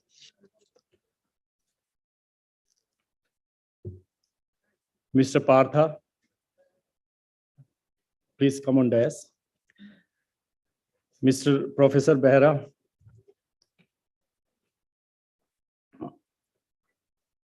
Mr. B.M. Sharma.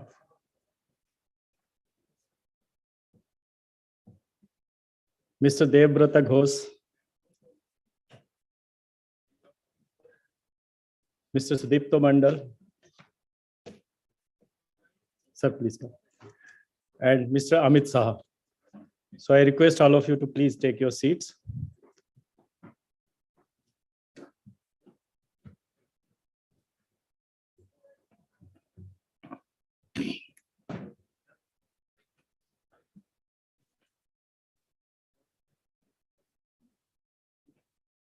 I think program is circulated to all of Professor Parveen. But I'm still joining. Sorry, sir, I forgot to name you. Please. The session 1 theme is recycling textiles. And we have highlighted some of the discussion points in this session, which moderator will take up one by one with the panelists. Before that, we have 2 special addresses. We have the important person here from Niti Aayog, as the policy formulation is one of the important aspects in recycling in India. So we invite him to for his special address, Mr. Sudhir Kumar. Please kindly join.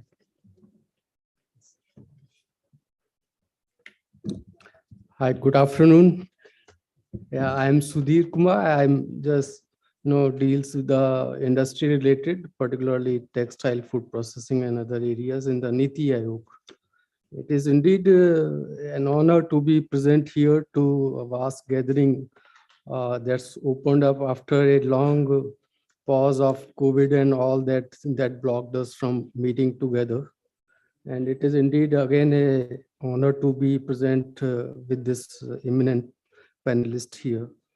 So in Niti Aayog, I think the larger perspective that we look from any sector, it's what are the different dominant issues that are going to really impact in medium long term from the investment and trade perspective, and how our economy in different sectors connect better through some policy or other measures.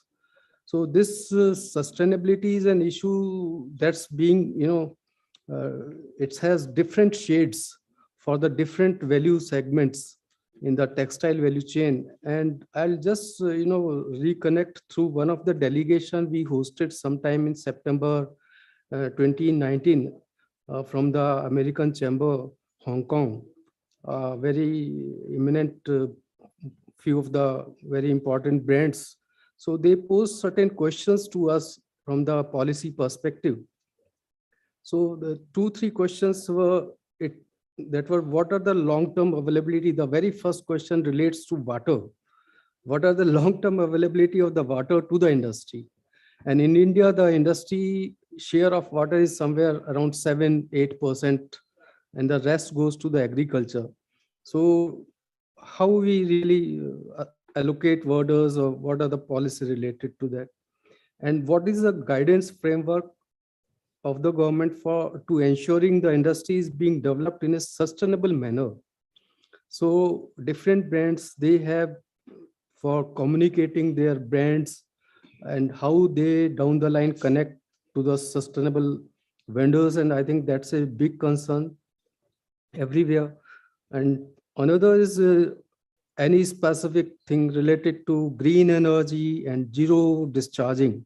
So these are, I think, these continues to be the very big concerns for all the international investing communities who are locating or thinking for investing in India.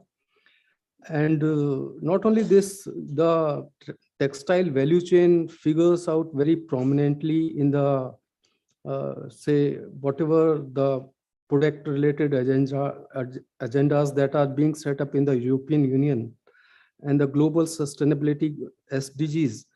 And SDGs within a larger framework of to look at that whatever the production systems going forward happens, so that has to ensure something sustainable consumption and sustainable production. So the agenda of sustainability is no more limited to what is happening at the unit level or industry level. It's more what is happening at the larger production level, production value chains, and how it links to the consumption side also. So the ambit of the sustainability is very vast, and that's how the major policy making is happening around this perspective. And it is sustainability.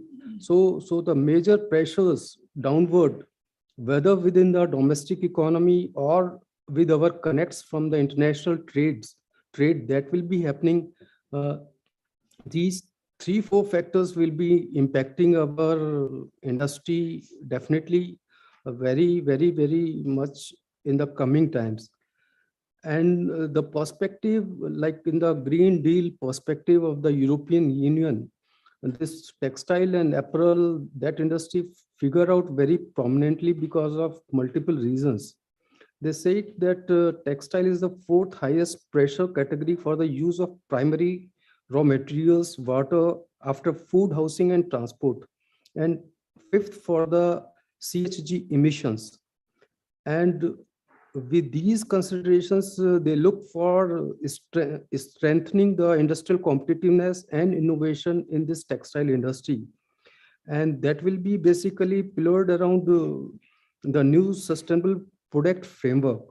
So textile now being looked through the entire value chain through a product related policies and circular framework, circularity, value chain, that's a perspective based on the principles of circular economy.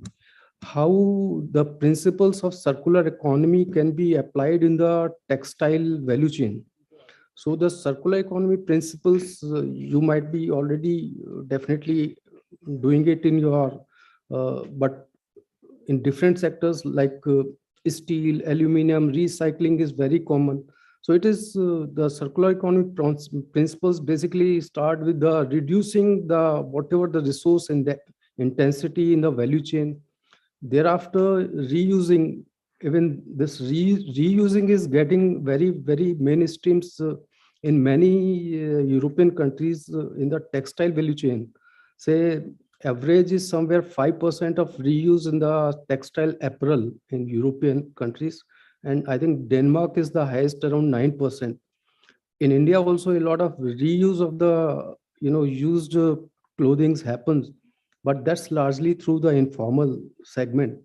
And thereafter the third pillar we say the recycling. So recycling also a lot of informal in Panipat and other areas happening, but this is mostly subsurface industry for us.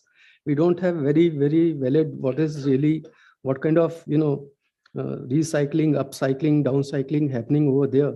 So these all areas are of very keen interest to us because the kind of commitments the major brands are putting up in their global value chain relating to the recycling or the reducing the environmental footprint, they'll be directly indirectly getting transmitted to the down value chain in India also.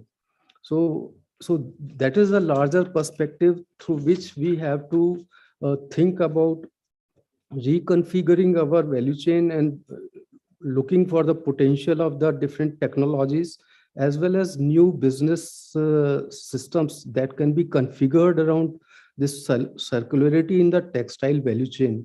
So this is very important, and lot many innovations are happening in the recycling in the textile value chain, and but I think largely many of them are emerging one, and some has taken place in India also, say not directly but say PET to the fiber and use of that PET to fiber and other areas.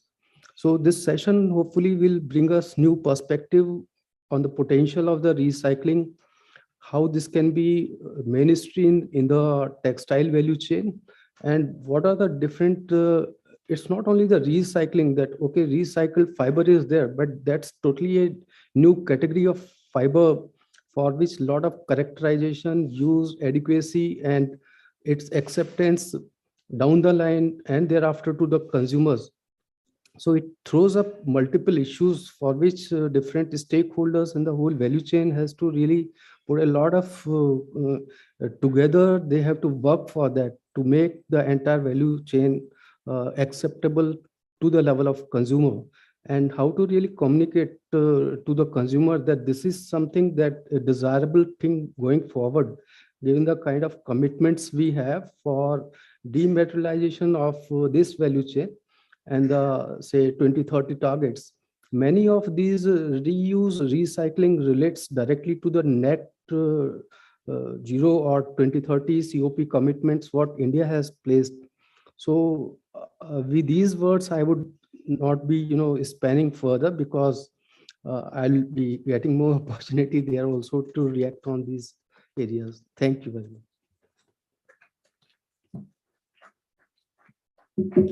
Thank you, sir. Thank you very much. Now I request Mr. Partha Talukdar. He is venture builder and investment manager in Envayu.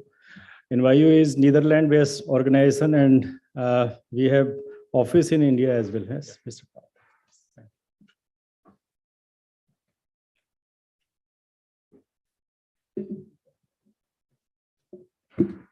Yeah, good afternoon. Thanks, Mr. Sudhir, and thanks for the introduction. So I would like to present the work that we are doing on behalf of Enview and present the program. that we are executing in cooperation with GIZ and Concordia Textiles. The program that we are working on is building an inclusive and circular textile waste value chain in India. So I am Partho Talukdar. I'm a venture builder and investment manager at Enview. To give a brief introduction about Enview.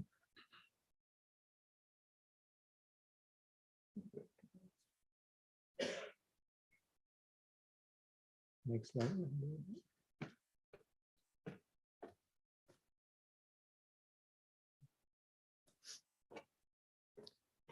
So Enview is a venture building organization. It's headquartered in Netherlands, and we have country offices in India, Indonesia, East Africa as well. So we are running different programs in the domains of apparel, plastics, shipping, and food systems.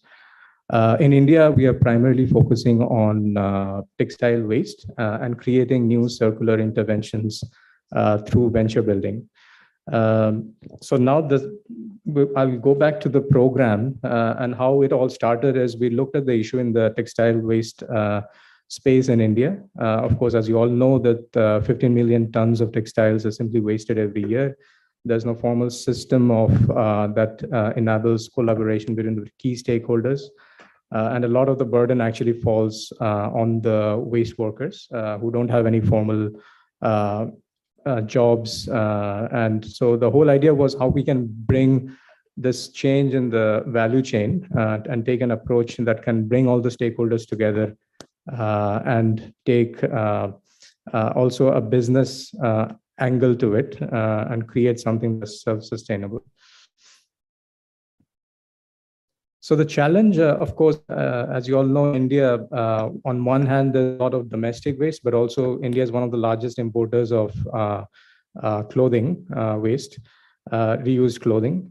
So that's a double burden on the country in terms of environmental issues, in terms of CO2 emissions, textile waste being dumped in landfills, and we are just losing a lot of opportunities to actually monetize and bring value through the waste that's being generated. On the economic side, again, as I said, lost opportunities. Social side, a lot of burden is on the waste workers. A large percentage of it is living under living wages, and they don't have the formal skills also to have sustainable livelihood in this sector. So the industry need is, so what are the key sector challenges that we see? One is, of course, the technology side. How can we bring new technologies to extract more value out of the waste? There's also infrastructure. So how can we enable a system or an infrastructure to bring these new technologies together? And also there's a skill side as well. So how can we upskill workers, waste workers in this space who can provide a meaningful contribution to this sector. So that is the opportunity that we see, and that's where the whole idea of bringing this program together germinated. And so we are partnering for bringing this change. So we are working with GIZ, who are implementing this program, and its funding is of course coming from the Federal Ministry of German government, BMZ. We're working with Concordia Textiles, one of our partners, and Enview is the implementation partner on the ground. So we are on the ground venture builders. So we are working on building a sustainable business out of this whole scenario. So we are taking a systems approach. We are connecting the dots in this value chain. On one hand, we have the brands and manufacturers who are generating this textile waste. We also have post-consumer waste coming from different waste management organizations. The goal is to create an infrastructure of sorting centers and aggregation centers who can then bring a structured approach of textile waste management methodology and find the right home for the different segregated waste that's being centrally sorted. A certain percentage of it will go to rejuvenation technologies, which can uptake the waste and convert it back into virgin quality fibers. So we are working with a partner called Purify for this. 1% will go to other solution providers who can make use of sorted waste in their own businesses. And of course, a small percentage, maybe 10%, will go to downcycling, depending on the input quality. The main aim of this program is, of course, within a 3-year period, we are looking at sorting, aggregating about 40 million kgs from different brands and manufacturers, also creating livelihoods for over 5,000 waste workers. We also intend to work with 15 large brands and factories and another 25 solution providers who can make use of this sorted waste. In terms of knowledge sharing, we also want to engage with the wider ecosystem. So we want to bring a textile waste management methodology, a reuse guide, which can be shared across the industry through this program, which will help the other waste management organizations also. So we want to achieve this whole program through different work streams. One is the research phase, which we have already completed. There's also the partnership and network building, for which we are engaging with different brands and manufacturers, and that's an ongoing process. There's the technology transfer and sorting centers that we are establishing. So we have a sorting center in Chennai up and running now, which can process 3,000 tons per year. And we have also received waste incoming from different manufacturers.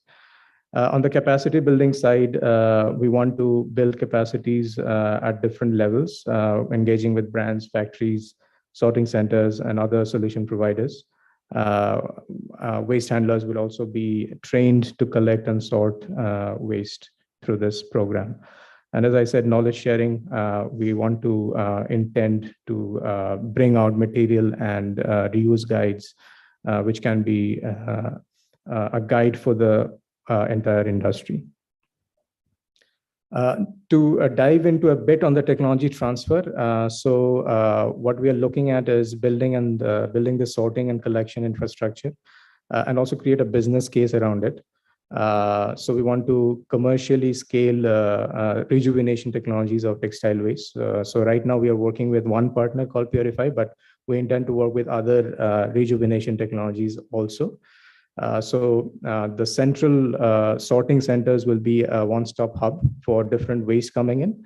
And through our textile waste management methodology, we can identify which kind of waste goes to which recycling technologies or rejuvenation technologies. So this is kind of the plan. Once collection sorting center is already established in Chennai, we are looking at a large volume center to be established around Tirupur in the coming year. So capacity building side, as I said, it's more on building capacities on brands and factories. So pre-sorting is also very important. So we also want to engage with manufacturers and create a sorting curriculum which can extend also from the cutting table to the sorting centers that we are establishing. Waste workers side, of course, we would continue training them and bringing them under a formal employment who can work on different sorting centers that we establish, but also at the partner sorting center sites.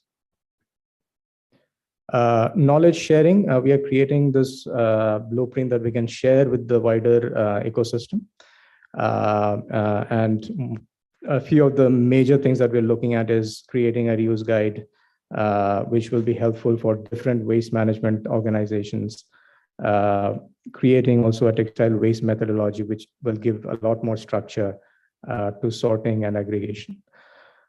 So that's in brief what we are doing. Of course, as we go along, would love to engage with anybody and everybody who would want to be interested in partnering for this.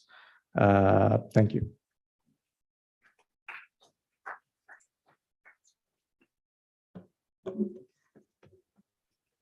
Thank you, Mr. Partha. I think you are doing an excellent work. So we will definitely going to be partner for more such opportunities with you in such programs. Now we move upon to our next session, which will be based upon panel discussion. And I hand it over to Mr. Professor B.K. Behra, Professor, Department of Textile Fiber Engineering, Indian Institute of Technology, Delhi. Mr. Behra, would you like to conduct this session from here? Okay, please.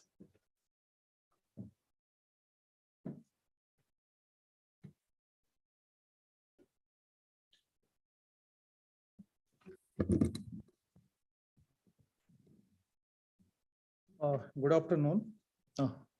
Thank you, Mr. Rakesh. So the time is 1 hour. There are 8 experts. Even if you ask just 5 minutes to each, no time will be left for question and answer. So my job is to set the agenda, sensitize the forum to ask question, to realize the importance of the subject. You can see from here, these are the issues we need to address in this panel. And the panelists, except myself, all are from the field, having a lot of experience. The organizers have chosen a right person who can only speak without experience. All others are from the field, having some experience at least. You have already listened to Mr. Sudhir and Mr. Talukdar, and we have another 5 experts to speak on this. So my job is just to set the agenda. Quickly, I will take only 2 to 3 minutes, although I wanted to speak for a longer duration, but I think it's not, I cannot justify that. So these are the things we need to address. Look at this, 10,000 years ago. I wish, had it been continued, there is no need to have this conference. 10 years ago, 10,000 years ago, people used to wear the leaves and bark of the trees to protect themselves from the environment. That's all. But we learned how to weave first time in Egypt. This practice still prevails even in India. And the trend of development is like this. Textile was developed as a basic need of the human being, as our secretary said, roti, kapda or makan. Then it becomes tradition and culture of different countries. Fashion dominated this industry. Now we are looking at functionality. Fast fashion, one of the major reasons of recycling and sustainability problems. We are all aware of this population growth. Textile consumption is directly proportional to population growth. We are expecting by 2050, 9 billion people. When we talk about all these fabrics for these 9 billion people, more than 50% is polyester. That creates all the problems. So motivation to this summit, particularly for this session, is, it is in brief, what the final should is, one of the proposed route is to increase circularity in the textile and clothing industry. So I have to brief, that's why I'm just making it fast forward. Okay, there is another reason. Even today, a lot of statistics has been given in the morning session. 75% of the textile waste goes to landfill, 25% is reused and recycled, out of which less than 1% is sent back to the basic process. It needs a lot of research how to revive this. Then waste management. There are a lot of recycling technology. Probably some of our experts will speak on this topic in subsequent presentations. So my point is, we all know this thing. A lot of things have been told about this. We have to look into these 5 processes. But the point is to prioritize. This is possible only when we have to make a special classification of textile materials apart from what we have been doing since years. The fiber means natural man-made. It doesn't help in recycling. It doesn't help in developing technology to recycle the waste. So we need a different classification. We need a different sorting technique. Then only it will help. And one of our experts will also talk on this topic. Then there are a lot of technologies that are available. I have just mentioned them. We in IIT Delhi, we work in different areas. Sustainability is a very large field. It's not possible to have knowledge or expertise in all the areas. As far as I am concerned, I work only on textile waste reinforced composite. I know some of the things. If anybody wants to discuss with me later, you can discuss with me. We are in a position to develop different value-added composite materials from textile waste. Basically, we are using it for composite materials, for acoustic management, and thermal management. These are three broad applications of these materials. It's not possible to discuss the whole technology in this 5 minutes discussion. Then my next point is, what is the logic behind recycling options? Particularly, if you take into recycling, post-consumer waste is still in its infancy. So we need to work. That means a lot of R&D support is necessary from academic and research institute to make this goal achievable. That is what my point. There are three fundamental problems which hamper a better understanding of the development of textile recycling. As I have already pointed out, number one, classification. As I said, current classification is not enough. Number two, there is no standard definition of recycling technology itself. It's a very vague term at this point. There is a lack of clear communication about the technological progress means by industry and brands.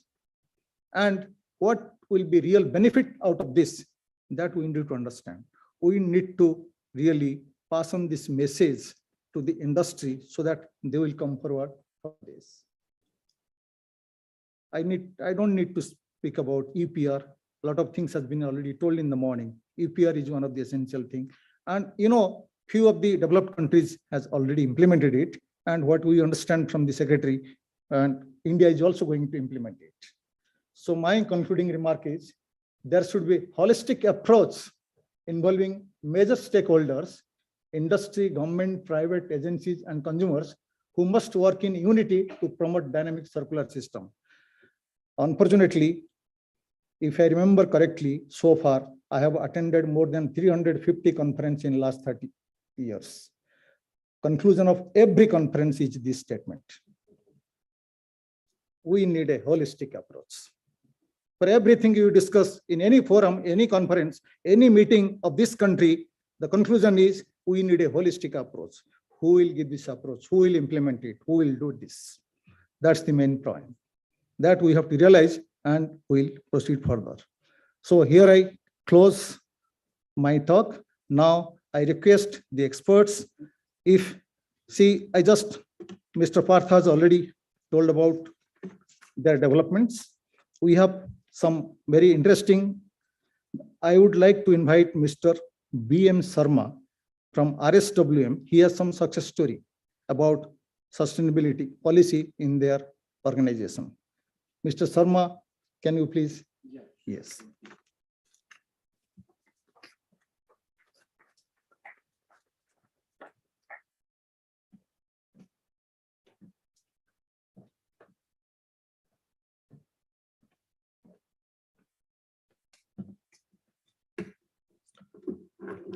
A very good afternoon to you all, and thank you so much, PhD-CCI and all the panelists, who are here to give me this opportunity to interact with you and to share our own success story with you. Well, Mr. Rajiv Kumar quoted some numbers of, recycling, which is being done in UK probably 5%, or Sweden 9%. So do we have the same corresponding number for India? If it's available, would love to know that. As far as my knowledge goes, it's not there. Does anyone in the audience believe that Indians were not aware of, the sustainability thing, or were not doing this probably 50 years, 60 years, 70 years, before? We were. Indians are such people who do not let anything go waste. Each and everything, be it textile or food or whatever it is, we are expert in recycling it and using it. So where were we lacking in that case? In 21st century, you do a lot of good things, but unless and until you make, those things which you are doing tangible, visible, to the people, it doesn't get noticed, right? So my own belief is that most of the companies in India were actively, you can say, involved in sustainability efforts before also. Now, this term, when it was thrown at us, by some of the big brands in textile space, we thought, that, oh, it's a challenge, it's something, how are we going to manage it? And my own example, I give you. Two of my chief executives came to me. So we have a big problem. So what happened? Levi's has given us a target. They will not accept, any fabric which has less than 20%, recycled textile waste. The other person who is heading, the yarn business, he says that, sir, I have got this message from IKEA that by 2025, they only will buy textile fabric made out of recycled, fiber. So my answer was, my reaction was, well, yeah, true. Is it a problem for us? In case you treat this as a threat, let's sit together and make this as an opportunity, turn this into an opportunity and see actually, how can we do that? Lot of things we have been doing internally before also. The only thing which was required was actually to make it visible, tangible, and communicate, this to the stakeholders. Well, you can say the example of SWM and the model actually that we developed, I want to share with you. That's our success story. In case you like it, would prefer to get, your feedback when you go and, look into this. Well, we created a sustainability group, and this was headed by one of the chief executives, and he was called Sustainability Champion. And we sat together and we worked out what are the elements, on which we have to work on. First of all, we designed a sustainability policy, and then we worked out a plan to implement that policy. And this champion, sustainability champion, he had team members. They sat together and worked out ways to implement this policy and to measure it. See, the problem is we have been doing a lot. All of you, in your workspace must also be doing a lot of, you can say, things which fall in the category of sustainability or recycling and all. But we do not have a system of measurement of that. So what we did, we listed out 10 core areas where we can measure, impact of our efforts. And we will have a formal system of measurement, every 15 days. And we came out with something which we call IS, which is Index of Sustainability. We have 10 manufacturing plants. Each plant chief operating officer works out, the impact of these initiatives which have been taken in that is measured and converted into IS of that unit, which is combined, and we work out IS of RSWM as a company. And that we communicate, with our partners that look, it shows two things. Number one, the company at the top level as well as at the bottom level is concerned about sustainability. Number two, companies taking steps actually to achieve sustainability goals which have been spelled out, in the sustainability policy. The thing is, as of now, in my company, there's so much of awareness. It's sort of a revolution, which has come, that people every week just convey one number that my IS for this fortnight was 42, and that conveys a whole.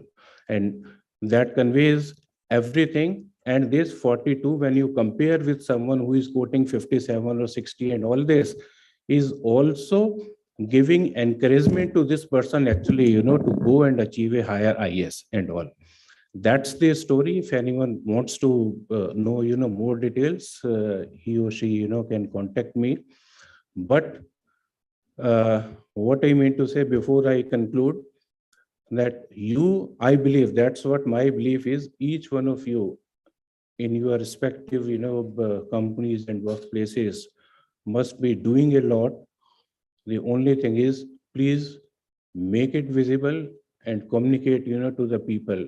I know as an Indian, we are doing a lot. We don't let anything go waste.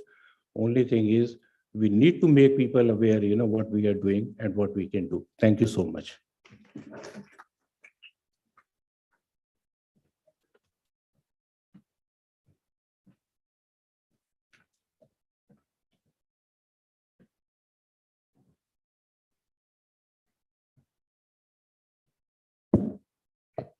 So we'll take up the question at the end.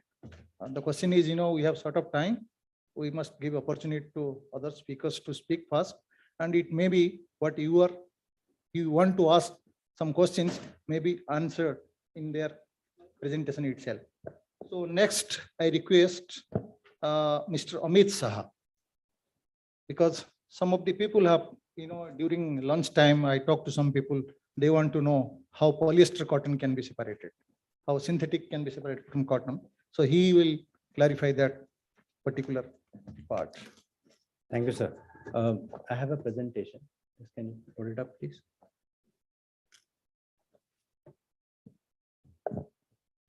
So thanks, PhD, for inviting us here. And it's such a great honor while the presentation is coming up. This is a very intriguing topic, and there are so many good things that are happening in the space of compliance and in plastic waste. The place that I come from, which is Pro India, and the space that we are doing in circular economy, that I am seeing the benefits of some of the activities which have already started turning into reality. What I also see in terms of, there are two big giants sitting here right now, and both of them have contributed to sustainability in terms of picking up the PET bottles and putting into polystaple fiber route, which is a great achievement for India, because no other country has 95% of PET bottles coming back from the market. And that is the highest rate that one can think of. And in that also, more than 1.2 million tons, or maybe around 1 million ton of capacity of PET bottles, reused PET bottles coming back into polystaple fiber. This is an amazing feat. Even EU cannot match this in the next 2 decades. This is a kind of number that is already out there. So, however, there are still some challenges. And my work is to leave you with some questions rather than answer some of them, because no, as sir said, that some of them are experts. I am an expert in another domain, not so much, very much in the area of plastics itself. So we work in the area of circular economy. I left corporate as CSO Coca-Cola. For about 20 years, I was with Coke, and I was the generator of all the plastic bottles to the industry. So whether it was Ganesha or RSPL or Sharmaji or anybody else, no, I was the one who was giving them the feed, so to say. Okay. Pro India is basically an organization which is trying to loop in various stakeholders. But I'm not going to talk to you about Pro India so much because I have only 5 minutes or 6 minutes to speak about. We think that we have to create a circularity. And this is what I was doing while in Coca-Cola. So in 2012, when I became the CSO, I made sure that all my plant waste goes to Ganesha, all of the 34 factories, and they would turn it into PSF, and that will go to Arvind Mill, and they will make it into uniform clothing, and that will go back to the plants, and where each of the darzi in the plant will actually convert it, and all the employees wear even today, 4 years after I left Coke. But the area that was touched upon was also that it is completely informal industry. So if when you go to any of the recycling systems, you will not be able to formalize it so quickly, and that information goes like in a black hole, right? So why we are talking about sustainability clothing when Dr. Habu is here right now, who is the king of PET recycling, Reliance is here, RSPA is here, and there are 41 others, one of them listed, Ganesha. And altogether, they have 1.2 million tons of polystaple fibers, recycled polystaple fibers out in the market. Why are we talking about sustainability still sitting in this conference? That is because clothing is the second most polluting industry in the world. So I'm trying to bring you some hard facts. Some facts were spoken from the Niti Aayog already. Some I am telling you. Okay. So apparel industry in India, and India is growing middle income group, which is younger and 35 age, and fast fashion and Diwali and Dussehra. There is a crazy amount of clothing that India consumes. I see the other side of it in my organization because I retrieve waste from the landfill and take it recycling or plant for co-processing. 60% of that waste is clothing, fiber. These are the things, these are the challenges of the clothing industry. I'm not going to read you all of this. This is out of a report. Some of this is known. Up till now, clothing industries were only challenged with bad working environment, worker safety, inhuman conditions, fire in Bangladesh, XYZ, China, this place. But those are the ones which have been overcome, especially with the big brands. This is the new age problem, which you're seeing in front of the screen. This is the UNEP data, and it is 64% of the entire clothing in the world is non-cotton. It is polyester, which has full synthetics in it. And we have 4 professors of IIT today in one session, one of them. And if you happen to stay in the next 4 sessions, you will find 4 more professors. We've gone to IIT Delhi and tried to understand how to recycle in scale, not 1%, like was mentioned, that 1% of clothing is recycled. Not 1% of PET bottle is recycled into clothing. This is a sustainability clothing conference. This is not PET conference. So how much of clothing is recycled? 1%. Is that 1% in India? I can guarantee you it is not 1% in India. It is worldwide 1%, and maybe some of them is sitting in Europe, and that those chemical technologies are not even implemented in India, not envisioned in India, not practiced in India. So apart from other problems, which is the UNEP report says, the biggest problem is linear economy. Fast fashion is take, make, waste. Take, consume, waste. Linear economy. And we are trying to think that how to make it circular. So this is the circular route. Now this circular route is not an easy route because you cannot recycle clothing right now. There's no technology in the world which can at scale in commercial sense recycle textile which has synthetic component in it. You can downcycle it. You can put a thrift shop and say, okay, I will cut paste and do something and probably put it somewhere. I was very encouraged by professor's slide, which I'm doing. Our company is doing a research with Shriram Labs right now, because we are composting, we are thermoforming plastic waste into plyboards. This we have done already. This thing we have done. We have already sold 6,000 T-shirts made of 100% plastic fibers. this is a done deal. The whole Ludhiana does it, whole Tirupur does it. So this is nothing new. Okay, if sitting in the conference, if you did not know about it, then you have to go and do a better Googling. Otherwise, it is known stuff. This is the stuff that we are talking about, which is the challenge for the future. So what is the solution? This is something which we have done. How to make it circular from the bottles. We also have these all certifications. All these certifications are already there. They are available in India in plenty. You want a Europe guy wants a certificate is made available in 10 days. That's not a big deal. But what is important is, what are you trying to do with the plastic, the plastic which is inside the clothing and the clothing which is not really recyclable. So plastic itself, the multi-layer plastic, I don't know if some of you may remember terminologies and that you have interconnected in some ways, is again not recyclable.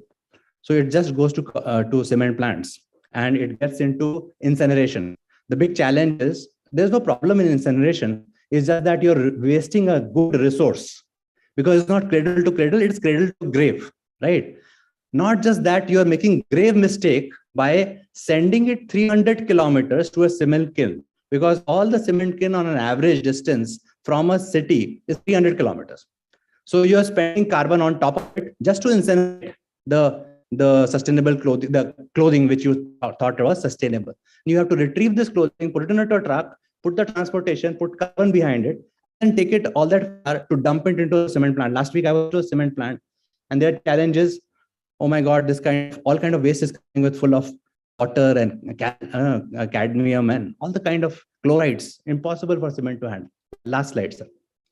So my point here is EPR a solution? I'm missing a slide, but is EPR a solution to this? Because as an industry, one has to take responsibility beyond production of that product. And probably that is the one, because the whole plastic industry is now, it was definitely very difficult in 2016 when we were discussing in various MOEF conferences and conferences and other places. But it's become a reality now. It is a reality today that that any industry, whether it's the plastic is in multi-layer plastic form, which is not truly recyclable, has to be brought back by the industry, the extended user's responsibility. So I'm going to leave you with just that thought. However, I'll be very happy to interact with people here, and of course with IIT Delhi, because we had done a program with them for 2 months to find a solution. Unfortunately, 2 months was too short at that point in time. Thank you very much.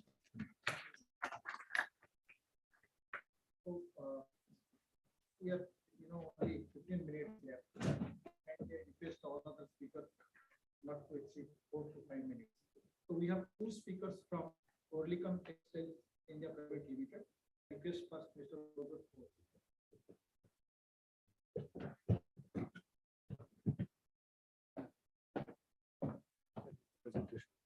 Presentation to be loaded. Presentation.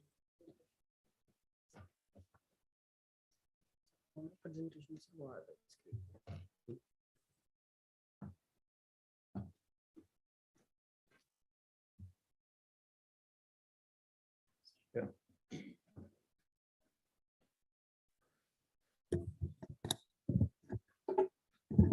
Good afternoon, my dear audience and respected dignitaries on stage. It really gives me great pleasure to get this opportunity to speak on this in front of this distinguished audience regarding this subject of recycling and sustainability. I have my colleague, Mr. Sudipta Mandal, who is an expert, technical expert on the sustainability solution, what we are providing in the market. So he will speak more on this subject. I just want to introduce you this Orlicon and Orlicon Barmac as a company and a total solution provider for the man-made fiber. Orlicon is a Swiss German company. Orlicon, based in Pfäffikon, is the headquarters, and our main manufacturing is located in Germany near Düsseldorf. And the most well-known brand in India or in the world market is Barmac. And I'm really pleased to announce that this is our centenary celebration. This company was founded in 1922 as a producer for rayon machineries. That time, nylon and polyester was not even invented. And from 1922 to 2022 is a long journey, 100 years of journey. Very few companies can exist and can sustain 100 years, but our product is so strong and it has a lot of merits inside this product and this engineering. So much appreciated that we are surviving, and also the next 100 years, Barmac will still grow and be in this market. Here I will, this is what I said. This is our 100-year celebrations, and innovation starts with creativity. We are very, very creative and innovative company in the world, and it's a part of global high-tech engineering group with unique competence in advanced materials, surface solutions, and material processing. And the two different divisions. One is surface solutions, and one is this polymer processing solutions divisions. Myself and Mr. Mondal, we are all from this polymer processing divisions. And you will find a lot of information about our company in the website. And from the melt to yarn, for non-ovens, clean technology, and smart factory, we are the total solution provider. And as I said, innovation is in our DNA. So Oerlikon also serves the need for better functional fibers for textiles and technical textile applications. We have diversified field for which we can produce the right yarn. And we also give engineered plant solutions as a one-step service. We are building the first melt-to-yarn plant in Bangladesh, in Chittagong. There is the first melt-to-yarn complete plant is coming up in Chittagong with TK Group. And this we are in the middle of the polyester value chain. There is a crude, the raw material supplier, PT and MAG, and then after that, the polycondensation and the complete spilling solutions we can provide. So we are also in the staple fibers and non-ovens, and we are also ready with this industry 4.0 solutions, digitalizations and automations. I just want to quickly go through this, and this is something what I want everyone to see this figure. This in 1950, the cost of a dress material, say a gown which is owned by a lady for an evening function, what was the cost in 1950? And in 2020, it is just 20% compared to the today's purchase power and the inflation is all this calculated. So the cost of garments and clothes have come down drastically. And that is the reason the consumption has increased also substantially. This is also discussed in the first session also. But in the linear economy of waste, you can see this in the textile waste, it's 65 million tons of polyester is produced as a textile fiber or filament, and only 2 million ton is used for recycling. But for the polyester PET bottle, the recycling percentage is much higher. My colleague, Mr. Mondal, he will discuss more on the technology we are providing. I invite Mr. Sudipta Mondal now to take over.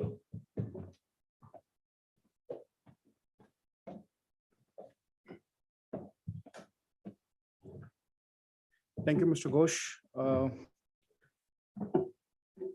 Hello, everyone. Good afternoon. I know 5 minutes is not enough to cover such a vast topic, that is recycling. But still, like, I will try to cover it up in like 5-10 minutes.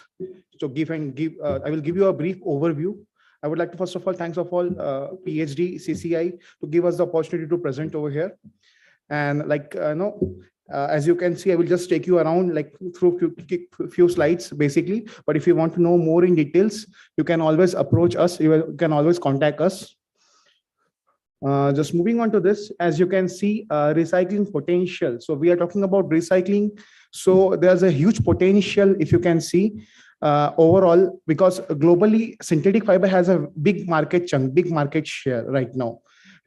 Considering cotton and all, there was a water scarcity, basically, for the cotton growth and all, you need more amount of water and all. And like if you see, polyester has acquired a very big market chunk right now. It's not only textile, but there are different other verticals where polyester is also used.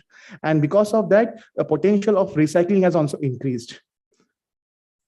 So basically, when we talk about in terms of basically spinning, or basically in terms of man-made fibers, so basically if you see, there are lots of areas, there are lots of areas where the waste generation takes place, but we don't have enough solutions basically to recycle those waste. Hence, there's a demand for recycling. And if you see, the global brands these days are looking forward for such kind of recycling technologies where they can use, basically, it's all about, like, today, in today's world, we more or less talk about sustainability. Everyone, like, we earlier used to be in a state where we used to, there were no resources on something, but then all of a sudden, like, we got new technologies, new things, and we started, using it on a very, you can say, extreme level. And all of a sudden now we are talking about sustainability. Talking about PET bottles, basically, as I said, like 1 million bottles are sold every minute, basically. A major part of the bottles, basically, you can see Coca-Cola has a major share in terms of bottle production, basically, as a feedstock. And you can see generally, like, there are 3 metric tons of bottle, basically, produced. It was produced by Coca-Cola in 2019. Recycling potential currently right now, it's more than 18 million tons per year. So there's a huge potential around where you can go to the recycling and all. What is the motivation of recycling? Basically, recycling is very much needed to focus on sustainability right now, because we are also thinking about what should we do with the waste and all, which is generating around ourselves. There has to be some solution, to recycle those waste. Why Olicon? Olicon, as a company, we are very much focused on reducing the carbon footprints. We are very much focused on reducing we are focused on sustainability, and hence we provide you a complete chain, basically complete technology solution, starting from melt basically to fiber, filament, and non-woven. So we are in every verticals of the MMF industry. And we are also, we have incorporated digital world also. Like, we are also focusing on industry 4.0 solution where we can help you with future technologies. Generally, recycling application area are more or less focused on different areas, aspects. So the major areas are home furnishing, functional wear, carpets, geotextile, and non-wovens. If you see the potential, as you can see on this table over here, so there is a major potential. This is a circularity report. This you will get on the internet also. This shows about the overall potential in different countries, different locations. So now coming towards the opportunities, market and opportunities in India in terms of recycling. India, as you can see, has a potential to produce $0.7 billion of worth of recycled textile and garment items. That's a huge potential for us. Over the years, India has emerged as one of the pioneer and leader in terms of recycling. Generally, even Europe and other countries, whenever they think of any country like who is pioneer in terms of recycling, India is the one who is always keen or always focused on, generally. If you see the market of recycling market is, generally is expected to grow. Basically, every year we are developing ourselves. New companies are coming up with modern machineries and all, and they are trying to focus on this. And therefore, there is a great scope. Basically, if you want to go through, you can later go through all of these data we can share with you. Generally, as you can see, right now, there's a great opportunity. I don't want to talk about right now. We are focusing on this. So basically, if you see, there are major brands right now. The polyester challenge is right now, it's like there are many brands, there are many companies, which you can see over here. I have listed down over here, are focusing right now on recycling technologies. As one of the person said, basically, like, from RS, Mr. Sharma already mentioned that basically story about Levi's. So it's not about also Levi's. There are many companies now. If you talk about H&M, if you talk about Zara, if you talk about Adidas, all the big brands, all the big global brands, they are now focusing on recycling. Adidas, Zara, H&M, Levi's, as Mr. Sharma also said, by 2025, they have planned to opt for 100% recycle items. So this is something which they are adopting in their, goal. Basically, the companies are setting some goals that we have to do it. As of now, it's 2022, and many of the companies, international brands, has already adopted, that they will have at least 20 to 30% of recycled material into their, portfolio, basically. And by 25, and whatever brands you can see over here, major brands, they have anyway, decided, they have already said this, that they will be using, they are part of this challenge, basically polyester challenge, and they have decided by 2030, they will be opting for 100% recycled material, basically, especially recycled polyester. So why Olicon? Basically, now what comes is basic, in the industry, there are three different things. First of all, one is the plastic bottles that you are generating.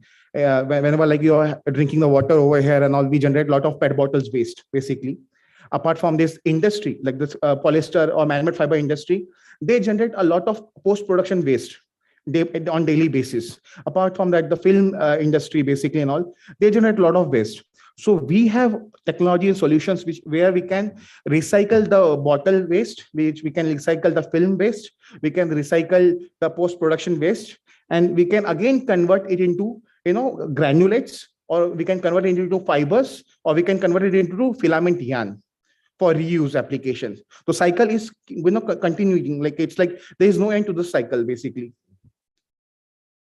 So as you can see, there are different types of recycling material. So as I mentioned, PET flakes, fiber waste, film waste, agglomerates. So everything can be recycled, and we have the right technology solution for the same.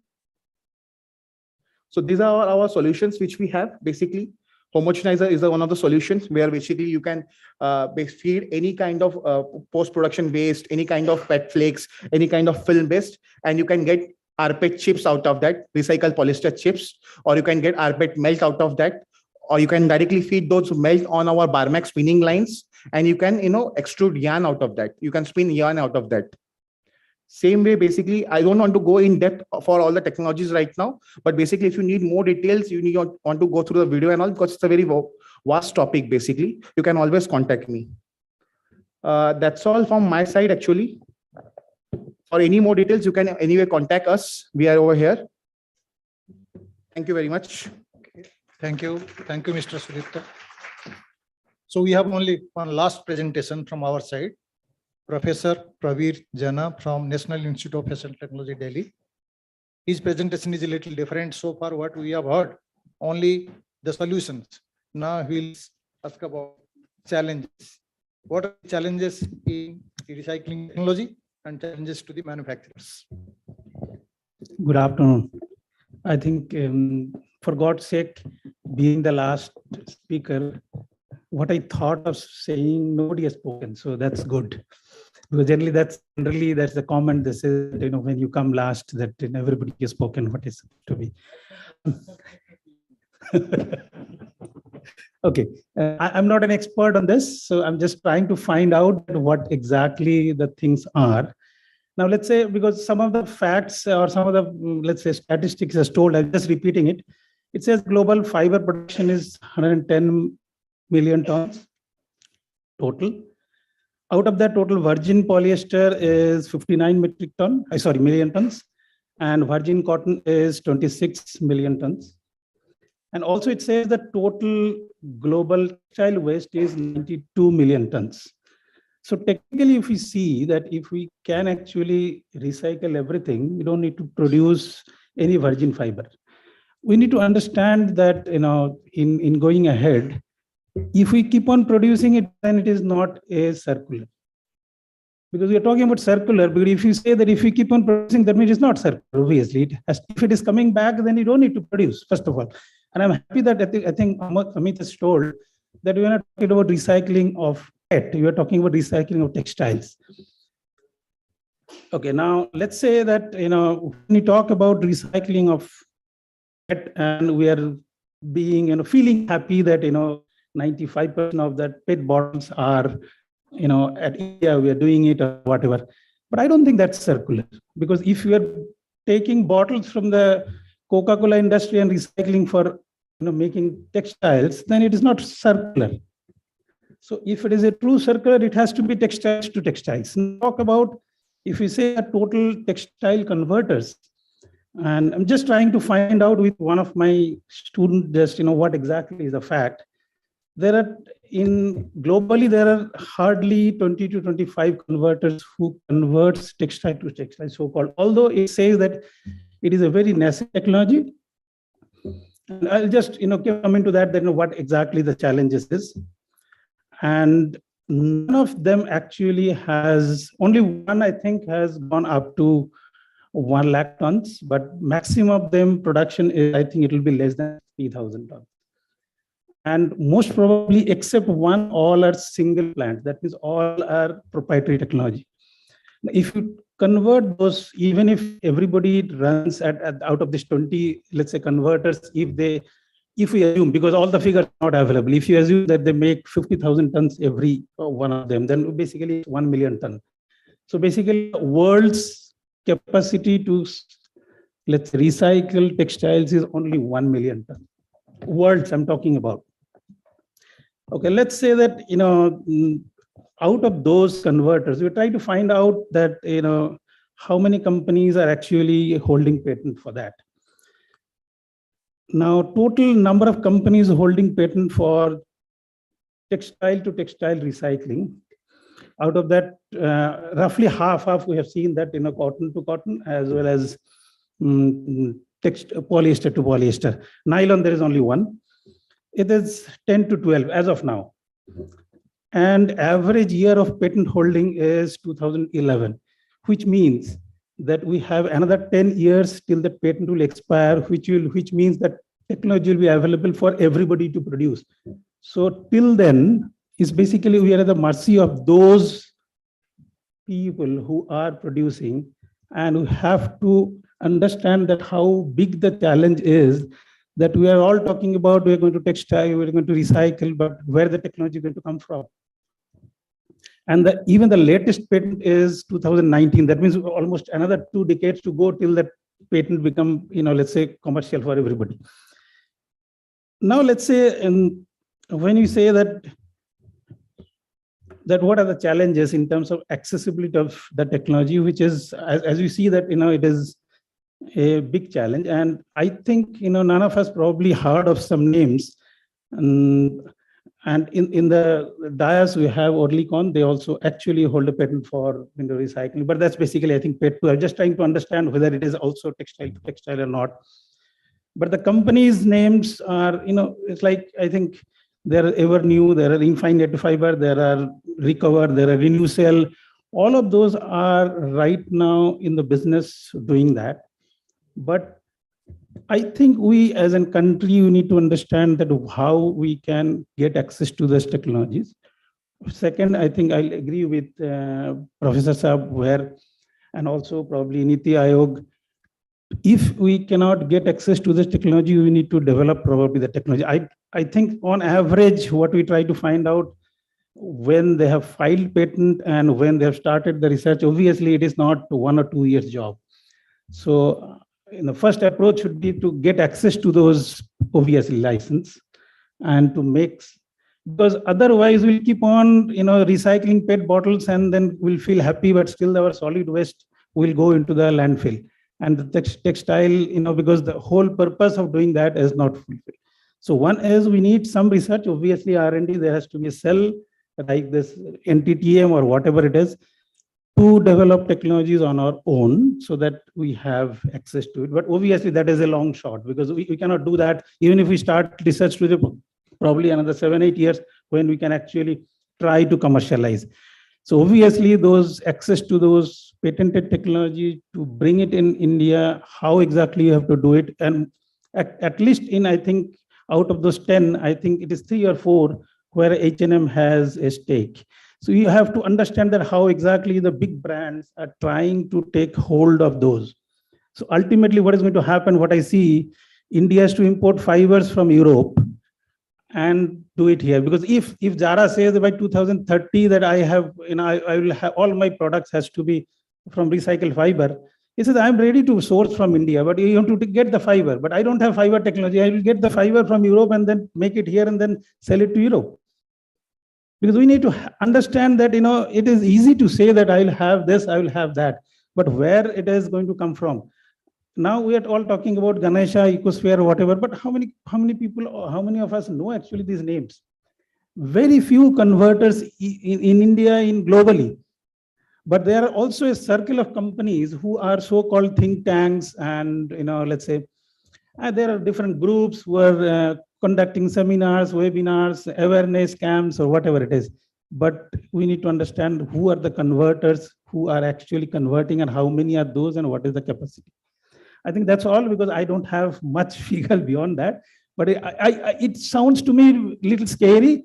And another problem is, I was just speaking to Sudipta just before in this session, that even if these plants come into existence, suppose, who's going to man those? But those technologies are not taught in the textile technology subjects in the curriculum in the country, nowhere in the world. So we need to probably change our curriculum, because we didn't have textile recycling technologies, and what are the technologies. So we need to think about in that line for going ahead, rather than having seminars and saying that so many plastics we have recycled, because that's what my feeling is. And thank you very much. Okay, thank you, Professor Prabir. So till now we have only -4 minutes. If Mr. Rakesh allow, we can ask some question. Otherwise, it will not be called a panel session. It will be lecture session only. So we invite some question, please.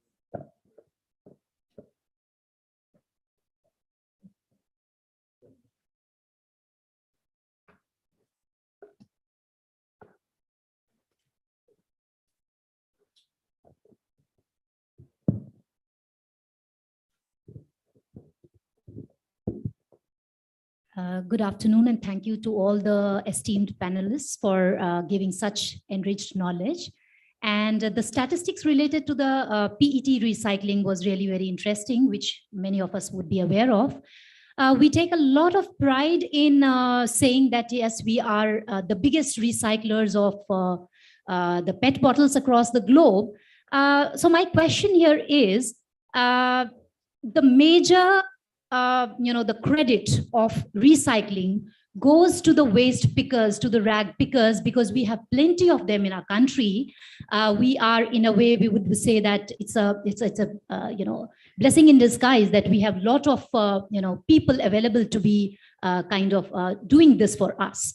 My question here is that today, if Decathlon says, or there was one of the case study which was mentioned here, that Decathlon and H&M had to recall their sustainability label just a few days back because of issues, because of question mark raised on their claims which they were giving.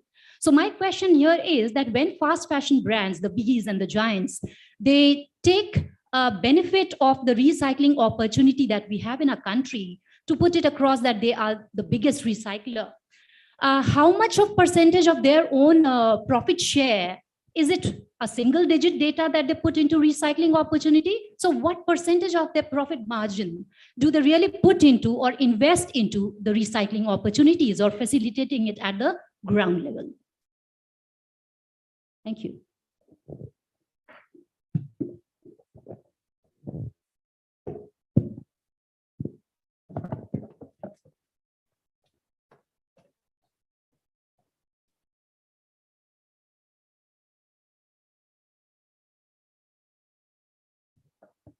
Hello.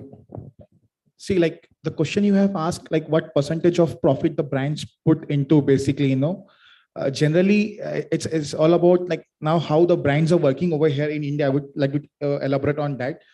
Basically in India, we have different manufacturers, different people, brands like Reliance, Ganesha, like Shobika. There are many customers who are into recycling, like those who collect the bottles basically, and from bottles they either are manufacturing PSF, like polyester staple fiber, or they are manufacturing yarn basically. And these are the brands which we talk about, this Zara, H&M, Decathlon and all. These brands generally don't share their profit basically. They are only investing, they are buying out these fibers and yarns and they are putting it into the application or wherever. Suppose if I talk about Bangladesh right now, the Zara, H&M, all their major brands are working with Bangladesh, because we have a very big hold in Bangladesh. We are doing good business over there. So we know basically all these top European brands, they manufacture the major of the garments from Bangladesh basically. So they are asking their manufacturer, like from whoever the mills and all, if there are some spinners, if there are some weavers, basically suppose majorly in Bangladesh, you have spinning mills, you have knitting mills, and you have garment manufacturers. So they are telling them, you have to incorporate polyester, like you have to incorporate recycled fiber, recycled polyester, recycled fiber into that. They are only paying for that. They are not paying any part of their profit generally. basically. Profit, if you want to say what they're doing of the profit, they're branding themselves. They're advertising themselves. That's what they are doing generally. Like the rack pickers and all, whatever you're saying, nothing is going to them. In Europe, generally, you have the options. In Europe, generally, you won't find any rack pickers, selling out those bottles, because in Europe, there is a thing. Whenever you go to Europe, you will see all people, everyone like myself, when I was in Europe. So we used to collect those bottles, like if you're in hotel and all, you collect those bottles. Basically, you can sell those bottles. Like, the store charges you 0.25 euro basically per bottle. That's 25 cents per bottle. Basically, they charge you. And when you're returning those bottles to the store, back to the store, they're going to pay you on the bottles. The same thing doesn't happen in India. Generally, in India, like it's basically earlier, initially in Maharashtra, it was like on bottles, it was recyclable value is 15 rupees per kg. That nowadays, if you see in some bottles, you will find 2 rupees per kg. No one is interested from people like us, you, everyone. No one is interested to collect those bottles and go to the scrap store and sell 2 rupees kg bottles. So we simply throw those bottles, the dustbin and all, and then the rack pickers has basically they collect these bottles, but nothing is passed on to them. They only get the value by selling it to the scrap people. But nowadays, the brand in India, like they have set up their own, you can say sources, like they have set up their own collection centers where they're collecting the bottles basically. But actually, nothing is passed generally to the main people or the main collectors, basically at the end, bottom line, you can say. Thank you. Thank you. The question should be very specific, please. Hello, my name is Praveen Paliyal. I'm a consultant. Consultant not as big as a think tank like Niti Aayog, but maybe a very small part. I've been doing my bit. Taking the extension from the lady's question, in India, the rack pickers this is their business model. In Europe, the example was given, they pay you to collect. In India, this is a business model. Rack pickers are also making their earning by collecting the bottles. Secondly, the PET recycling, I think, is in India today more of a business, not because of the sustainability anymore. I mean, it has reached its peak. Every big house is into it. And taking the lead from Professor Pravesh Jana's talk, and also what Mr. Professor said, that what is the need of the hour in India is regenerating the polyester fiber from the clothing and then getting into the upcycle model. That is what is required. Scalability is a question. Recover is the brand you mentioned. I've been working with Recover brand in India for some time. I know Recover, and there are other brands in Europe which want to do the same thing.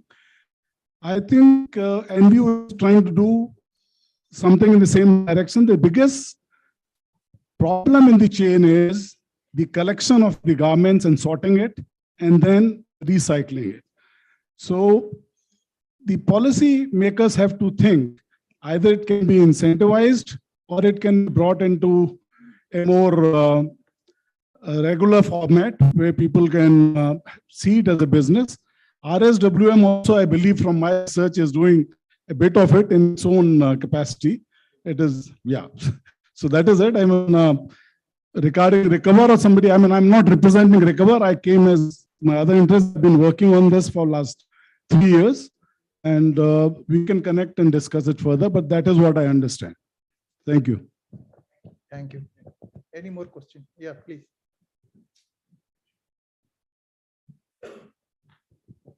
Yeah, hi. My question is specific to Niti Aayog, Sudhir Kumarji. On 2 occasions, you mentioned about recycling happening in Panipat and recycling down in the textile value chain happening by the informal sector. So is Niti Aayog doing something to convert that informal sector into the formal sector? Because as responsible waste management companies, we have to fall back on the informal sector. We have to fall back on the informal sector to help us with the segregation, with the stacking, with the packing, with the transportation, everything. So is there anything that Niti Aayog is doing to convert this informal sector to a formal sector? there are two aspects in all the circularity. One is the regulatory aspect, another is the the developmental aspect. Developmental aspect means technology application, coming up with the business models. So in the regulatory aspects, it's all done through the Environment Protection Act. You might be reading sometime the e-waste rules, plastic waste rules, and municipal solid waste. So informal sector in the municipal solid waste, they have certain recognition because it's something a municipal function, and they get their the waste value chain passing through the municipalities. But for other waste systems, many of the waste systems, they are collected through different altogether kabadiwala or another informal sector that's totally hidden in the economy. And there is, as such, I would say it's not even captured in statistical terms. So that is the, I think, by and large, that is the my sense. And Niti Aayog, we did attempted 10 sectors last year, 2020, from the circularity perspective, that how these sectors can be brought in to some extent to circularity and to bring the required regulatory changes or some new e-waste waste rules. Like recently for batteries and a new waste rules have brought that brings all these batteries waste into the horse circularity and the recycling perspective and the producer's responsibility. So we don't say in the European, the perspective is very different. The responsibility will be lying on the big brands about their, the products they put it on in the market. But here the, producers and the brands are so many, say even in plastics, say more than 3,000 brands, they have to comply with the EPR regulations. So perspective, say, and then I would say that scene in India is very different from what is there in Europe side. So we have to find our own solutions and to look, how some of the challenges like collection side, what you are hinting at, can be attempted. Yeah. So is it safe to say that if our manufacturers and brands inbuilt a small fee within their manufacturing cost for the recycling purpose, we can convert this informal sector into formal? Is that possible? Any fee has to come. If it has to come from regulation, then there has to be commensurate responsibility on that. So it's a kind of responsible framework one has to build, and that has to be kind of accepted by all the stakeholders. Say just mentioned that in the morning session something was talked about TPR, but I'm not. Yes, that's going to be applicable in 2027. Don't know that. Yeah. Yes. Yes. Thank you so much. Good evening. I am Ritulal. I am presenting academic aspect of Fashion College. I am the director there. So we have understood, I've come here with my students, and we understood that there is a lot of things happening, but I feel India is a country where we have a lot of youngsters, and what I have been in this industry have been in the academic side of it. We have felt that there are students who are inspired and they want to make their career in fashion. So what are the things, I am asking all the panelists to guide us, what are the things that we should do on the primary level to train and teach them so that they can understand the responsibility of sustainable textiles? How can they contribute to the fashion industry? Because we are the people who are putting a lot of or encouraging fast fashion. So how do you think, all of you, I would request your point of views, how do you think we should adapt at their education level, where we can train them and guide them to kind of take it like that as a responsibility? Yeah, I think Professor Praveer has already clarified this point. It is to be part of the curriculum. It has to be mandatory. See, it's we are the people to do. Nobody will do for us. You are in academics, you make your curriculum. It's not, It has to be done by the university. There are regulations which is, see, when I say we means we are part of university one. University is not the building. It's the academicians, those who will introduce this as a mandatory course in the curriculum. It has to be. See, training is secondary. Training is the next. First is initial, basic teaching on sustainability. See, I know in IIT, in our some of the courses, in many departments, sustainability is they are part of the curriculum. It may not be a complete course, but somewhere in some course, it is a part of the curriculum. So it has to be, particularly in fashion, I think Professor Pravir will keep it. It is already there or no? It is part of the curriculum, because I think your question is too long. One is youngsters anyway are more aware about sustainability and environment sensitivity, because it's not a question of, see, when we studied, we didn't have a subject called environmental science, first of all. Okay, you need to understand, because that's what gradually they built in. There's a reason you have this Greta effect or all this guys. So these youngsters has a better sense now, because they're more, different type of awareness. Second is that what actually I have said very briefly, this new age technologies, what are coming probably, we need to get out of the books to include that in the curriculum. How fast we can do depends on which, whether you're private, whether you're government, there are different regulations. But as long as you understand this is required, somehow it need to be given.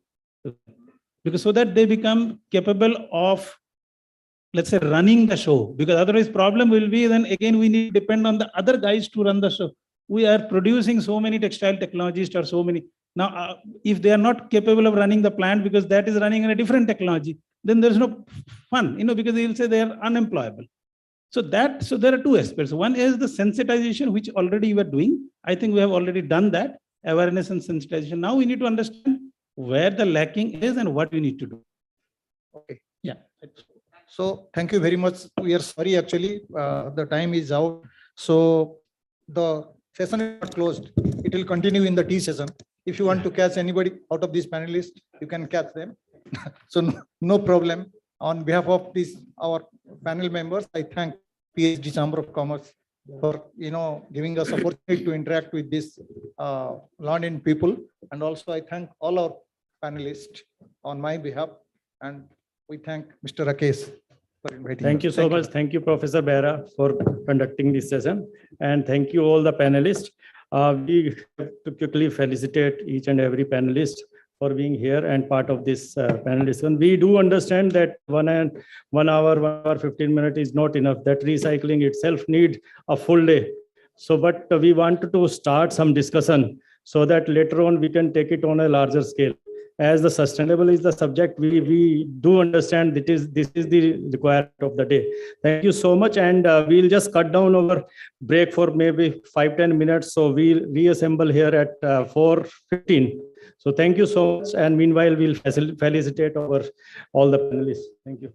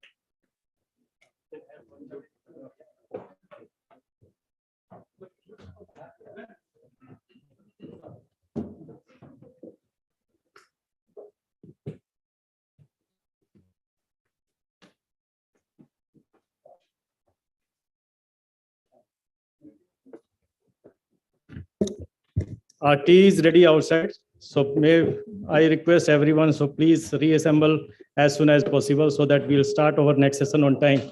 Role of brands in sustainability. Thank you.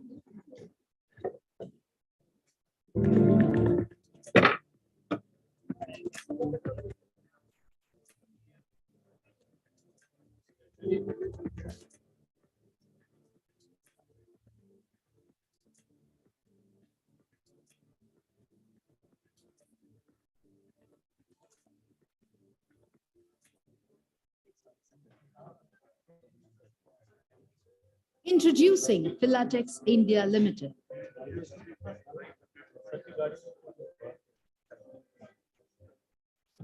Yes, we talk about textile, when we talk about sustainability.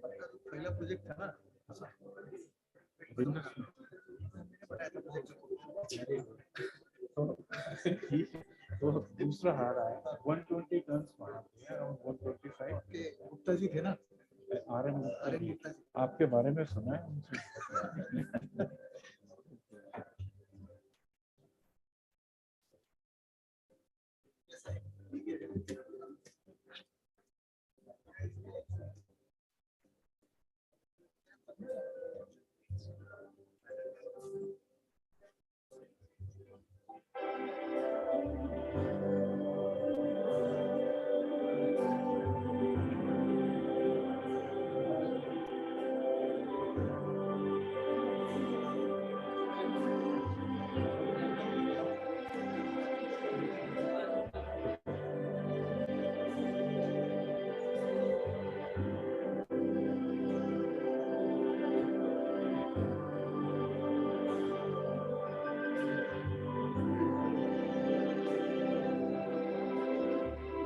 Today, Philatex is amongst the biggest polyester manufacturers in India. While catering to the domestic demand, the company has expanded its trade relations in the global polyester market and exports its variety of polyester products to more than 40 countries. Culmination of all business strategies ends at the customer. A satisfied customer is the best business strategy of all. In the passage of time, intermittently, an era takes shape and attains eternal glory. That Amritkal, or immortal era of India, has blissfully arrived. Propelled by the vision of the Honorable Prime Minister of India, standing at its 75th years of independence, is poised to shape its era of growth, greatness, and preeminence. अमृतकाल का लक्ष्य है एक ऐसे भारत का निर्माण जहां दुनिया का हर आधुनिक इंफ्रास्ट्रक्चर हो. While celebrating Amrit Mahotsav of its independence, PhD CCI, along with the entire nation, offers heartfelt homage to the freedom fighters, defense forces, doctors, and frontline warriors for their supreme sacrifices and invaluable contributions. A true forerunner of Indian aspirations since 1905. PhD CCI has been a proud partner of nation's growth journey so far. PhD CCI has been taking persistent steps in congruence of Atmanirbhar Bharat mantra, endeavoring unceasingly to augment partnership and investment. We must celebrate a glorious journey and keep the resolve to continue working together for nation making and deepening India's footprints across the globe. As a peaceful country and one of the fastest growing economies of the world, India offers a great hope today, and our efforts will further vitalize its prominence in the world order. Our commitment is the part of our legacy, clearly directing the interests of business and merchandise community of India, while working in tandem with the government and policymaker. Our legacy has been a continued chronicle of meaningful contribution towards taking the nation on the path of prosperity. A national apex chamber which reaches out to 150,000 businesses and one of the premier chambers in India to have been accredited with diamond grade by NABED, QCI at national and international level. PhD CCI extends best support to the stakeholders from the close quarters. We have been contributing in 6 trust areas: industrial development, education and skill development, infrastructure, health, housing, agriculture, and agribusiness. Essential to put the economy on the fast track. Our engagement in these thrust areas will go a long way towards supporting the Gati Shakti Abhiyan, announced on the historical occasion of 75th Independence Day, marked as the beginning of Amrit Mahotsav of the Independence. Its wings spread across 17 states through local chapters, hopes to help the unicorns of tomorrow grow wings and help them take the first flight. PhD CCI takes pride in its continuous dialogue with the government as well. PhD CCI continuously contributes towards structural improvement in export and logistics infrastructure, supply chain management and value chains of MSMEs and startups, and simplification of various export incentive schemes with the aim to push the growth trajectory of exports to the next level. Enhancing India's export competitiveness along with catalyzing diversification of export markets have been priorities for us during the ongoing Amrit Mahotsav. PhD Chamber opines that the allocation of 100 trillion for Gati Shakti for building a foundation for integrated infrastructure growth will surely speed up economic recovery. This increased spending on infrastructure will have a multiplier effect to rejuvenate the aggregate demand in the economy, particularly for sectors such as cement, metal, power, and more importantly, also generate jobs. The Gati Shakti Master Plan is expected to boost infrastructure by integrating key modes of transportation, railways, highways, inland waterways, and airports, thereby reducing logistic costs. The Chamber has been a thought leader, and more than 40% of the representations sent by the Chamber have been accepted by the government. Thanks to the massive infusion of funds announced by our Prime Minister Sri Narendra Modi, these 30 lakh crores under the Atmanirbhar Bharat Abhiyan for various segments of the economy, rupees 100 lakh crores for infrastructure Gati Shakti Master Plan. India now stands at an inflection point with the expectation that our economy is set to achieve $5 trillion GDP by 2027. During this global pandemic and travel restrictions too, the PhD CCI has organized more than 600 national and international events and conferences in virtual, physical, as well as hybrid modes. We have also been simultaneously enriching the lives of millions fellow citizens through our CSR IMR platform.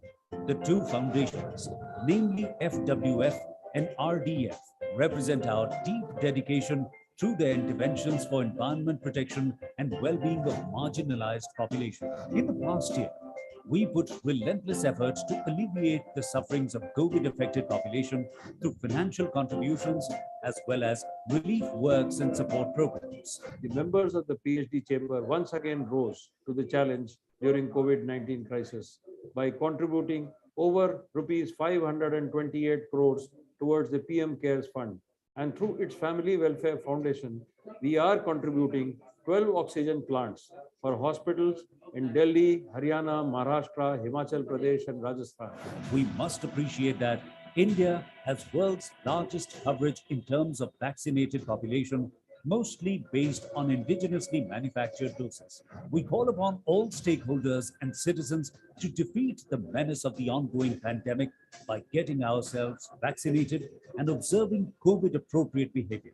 As our Honorable Prime Minister once advised us, the post-COVID-19 order will be about relearning, rethinking, re-innovating, and reinventing in almost every field. PhD CCI believes that India shall emerge as a leader amongst the world economies in its Amrit Mahotsav. At this historical juncture of India's emergence, the PhD Chamber stands like a pillar of strength for the industry and in solidarity with the government to make our nation an economic powerhouse. The dynamic organization that unites global vision with Indian values. Starting with just one textile mill in 1961, it diversified to various industry verticals and now stands as a multi-product and multi-service industry conglomerate worth $1 billion. It is one of the premier corporations in India, leading in textiles, graphite electrodes, energy storage solutions, power generation, skill development, consulting, and IT-enabled services. RSWM Limited, its flagship company, is a pioneer of innovation in yarns and denim fabrics and one of India's largest producers and exporters of polyester viscose blended yarns. RSWM has created continuous success resulting from innovative excellence. It boasts of a remarkable manufacturing infrastructure with a product line consisting eco-friendly grade, dyed and melange yarn, and denim fabrics. The company has been deeply focused on sustainability, employing research and development to churn out eco-friendly and natural textiles. This is supported by captive power generation through green energy initiatives like rooftop solar power plants and manufacturing units. With zero liquid discharge, RSWM is using advanced IT-enabled services at all levels. Today, it can create any shade and blend imaginable for its customers across 78 plus countries.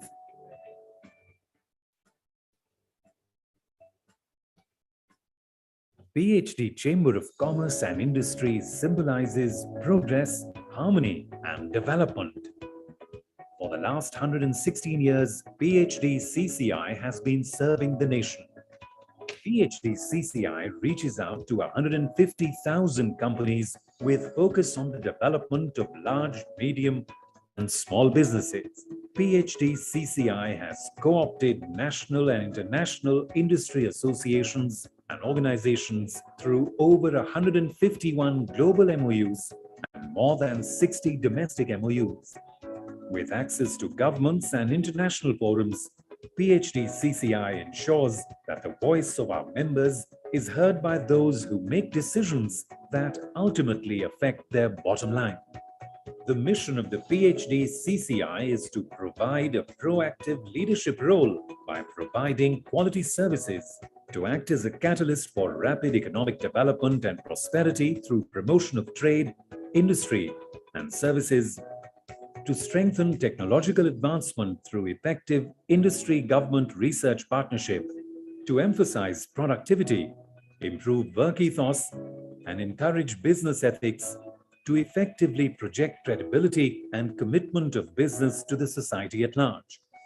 To support its members, the Chamber has expert committees, state committees, and task force.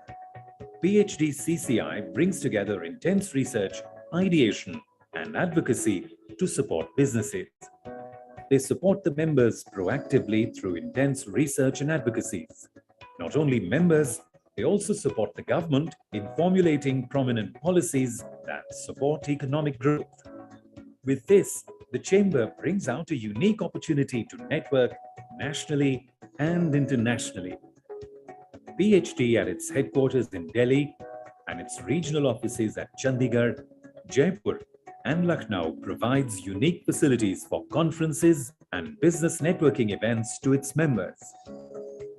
Prominent services of the PhD CCI are ideation and research on topical issues through expert committees and task forces, advisory services to business on corporate affairs, taxation, finance, capital markets, etc., certification services for origin of goods for exporters and other documents, capacity development through trainings and workshops, interface services with central and state governments, corporate social responsibility through voluntary organization. So, an association with PhD CCI would add value to your business. PhD CCI offers memberships under the categories Patron, Star, Ordinary, Association, and Professional. Benefits to Patron and Star members: get opportunities to be part of the managing committee, may get opportunity to be the chair or co-chair of various committees, opportunity to be a delegation member to meet government and statutory bodies, get branding and publicity, to avail the facilities of the library and business lounge of the PhD Chamber. The patron members and star members will have their logos displayed on the PhD website and PhD bulletin. Additionally, Special discounts to members availing PHDCCI's infrastructure facilities. For more details, please visit our website www.phdcci.in. We welcome you to join PHDCCI, be a part of the golden story of more than a century, and be a part of the nation's growth.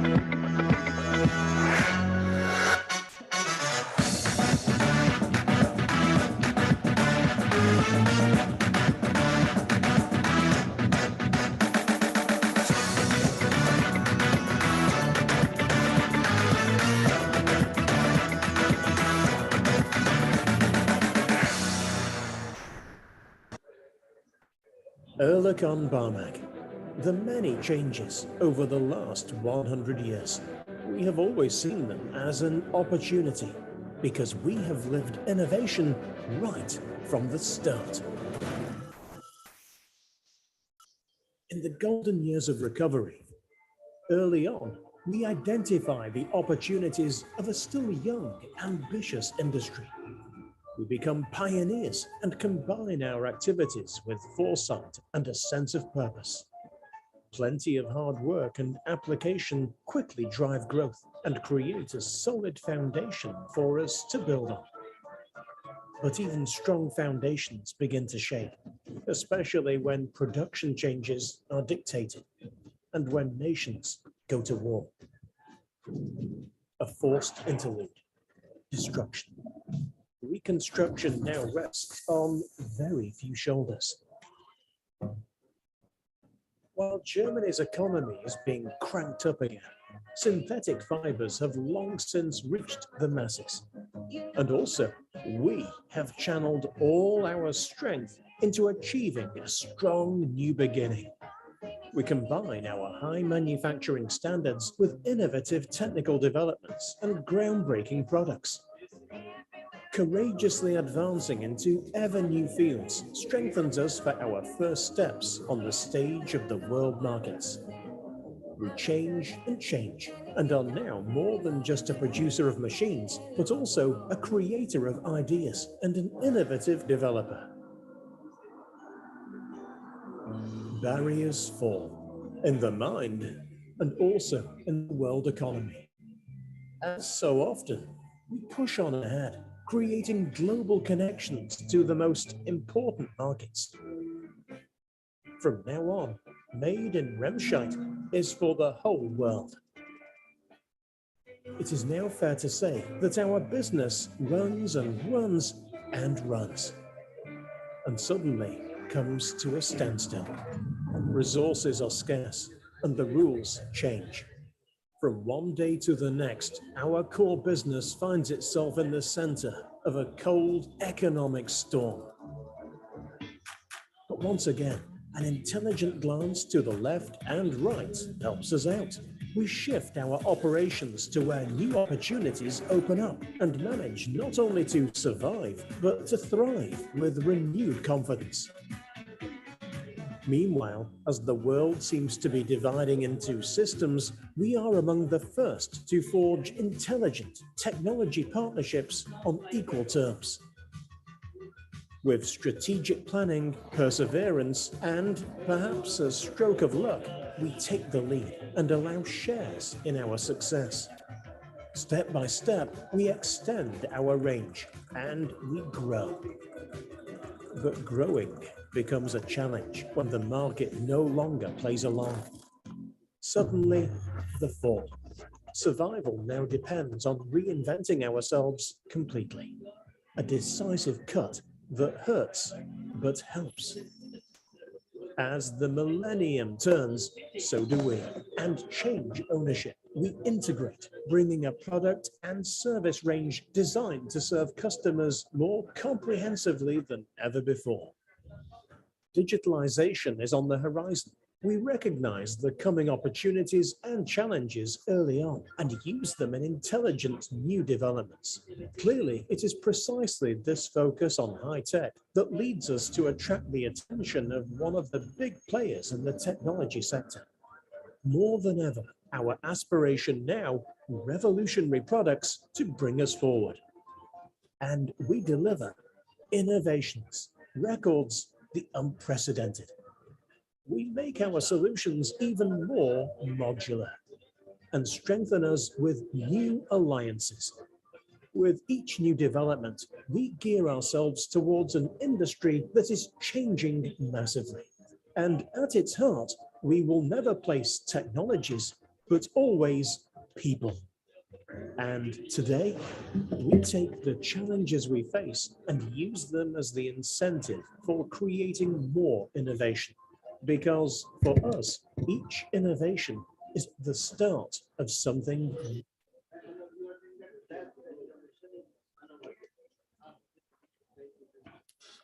I request my colleague, those who are outside, so please tell them to come inside so that we'll start our next session.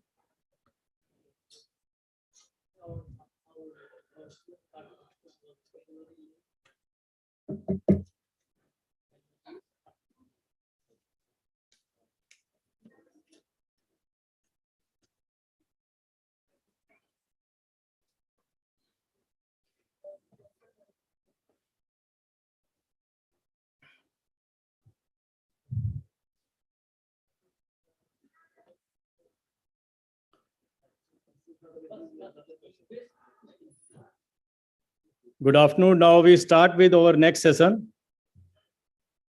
Role of brands in textile sustainability. I invite all the speakers here to start with Mr. Vijay Kumar Singh, Secretary, Ex-Serviceman Welfare Department, Ministry of Defense. Please join us on the dais. We have a speaker from Germany, Ms. Lindita Zaffari. She is Sector Engagement Lead, United Nations Framework Convention on Climate Change. She has joined us virtually from Bonn. Welcome, madam. Thank you very much for joining us. Thanks for having me. And we have a session moderator, Mr. Ujjwal Narayan. Please come on dais. He is Assistant News Editor, NewsRise. And we have Professor Abhijit Majumdar. Please come on dais. He is Professor in Department of Textile and Fiber Engineering, Indian Institute of Technology, Delhi. We have speaker from Bangladesh, Engineer Mohammad Safiqur Rahman. He is President of ITET, that is Institution of Textile Engineers and Technologists, and he is also a Managing Director of HAMS Group, Bangladesh. I invite Mr. Rohan Batra on the stage. He is Textile and Retail Sustainability Head in Marks and Spencer. I invite Mr. Girish Desai. He is Head Product Stewardship, Polyester Sector, Reliance Industries Limited.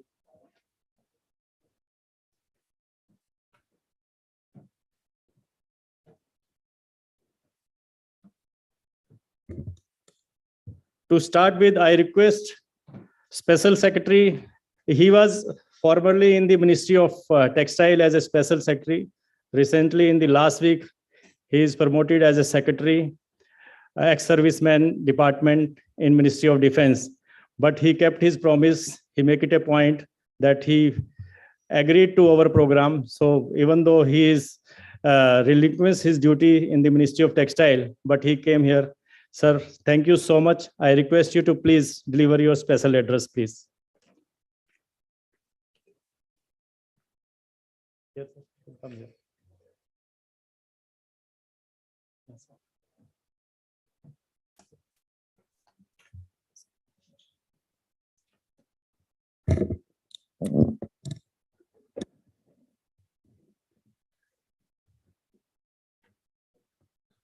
The organizers from the PhD Chamber of Commerce, the dignitaries at the dais, and friends attending this session. In fact, when we discussed earlier about this program, I thought it's a very, very appropriate that PhD is organizing a program on sustainability in textile.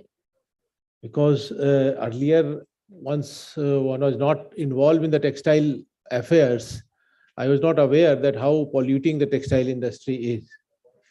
Slowly and slowly you come to know, and the worst feeling is that one finds that even the regulations, although we know that we have a very hard regulatory framework and all, but still we find that regulations are also failing to achieve the desired objective.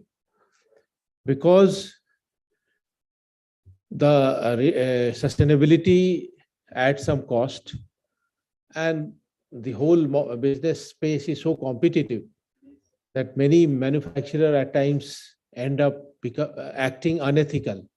And instead of promoting that sustainable activity, they end up doing pollution of the environment, and all long-term pollution also they create.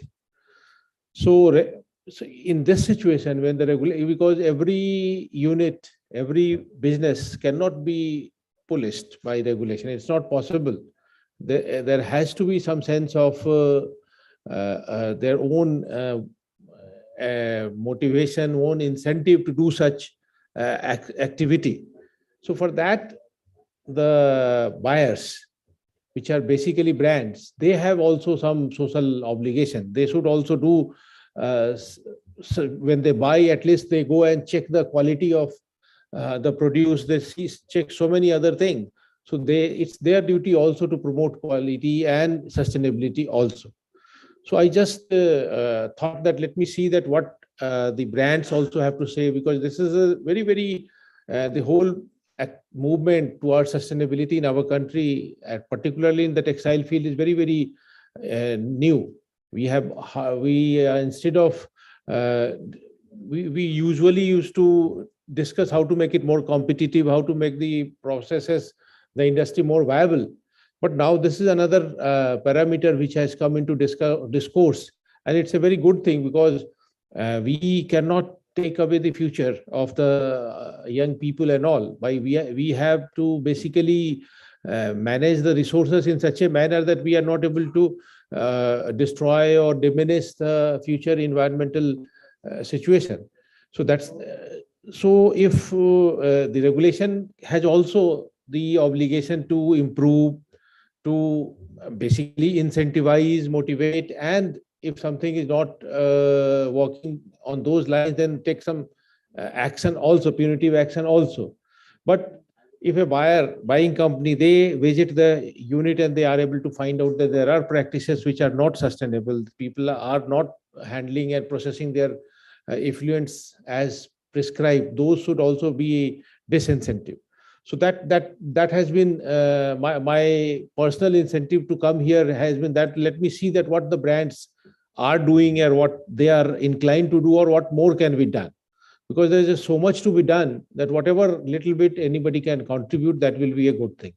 So with that remark, I would like to just close my remark. I am more here as an observer and listener, basically thinking that how can we solve this puzzle? This is a big puzzle in front of us. Thank you. Thank you very much.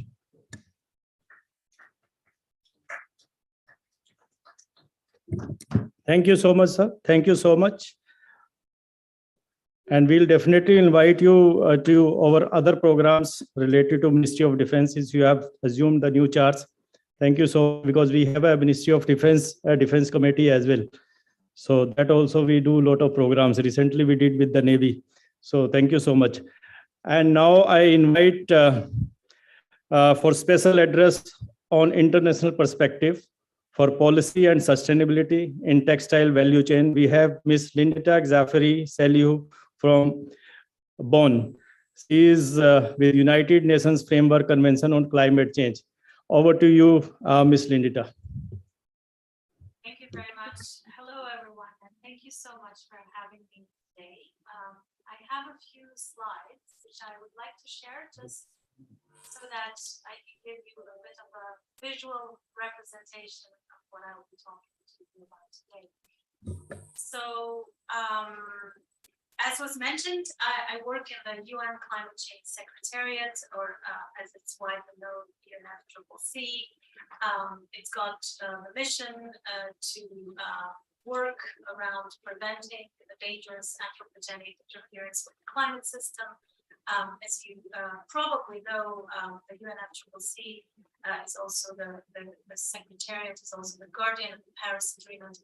And of course, our main work is to work with parties to the convention, and 197 countries that have ratified the convention in 1994. So that is basically our key work. But today, I wanted to talk to you a little bit about some initiatives that we have where we are working with some sectors of industry, including the fashion industry, to basically support them to drive their industries to net zero greenhouse gas emissions no later than 2050.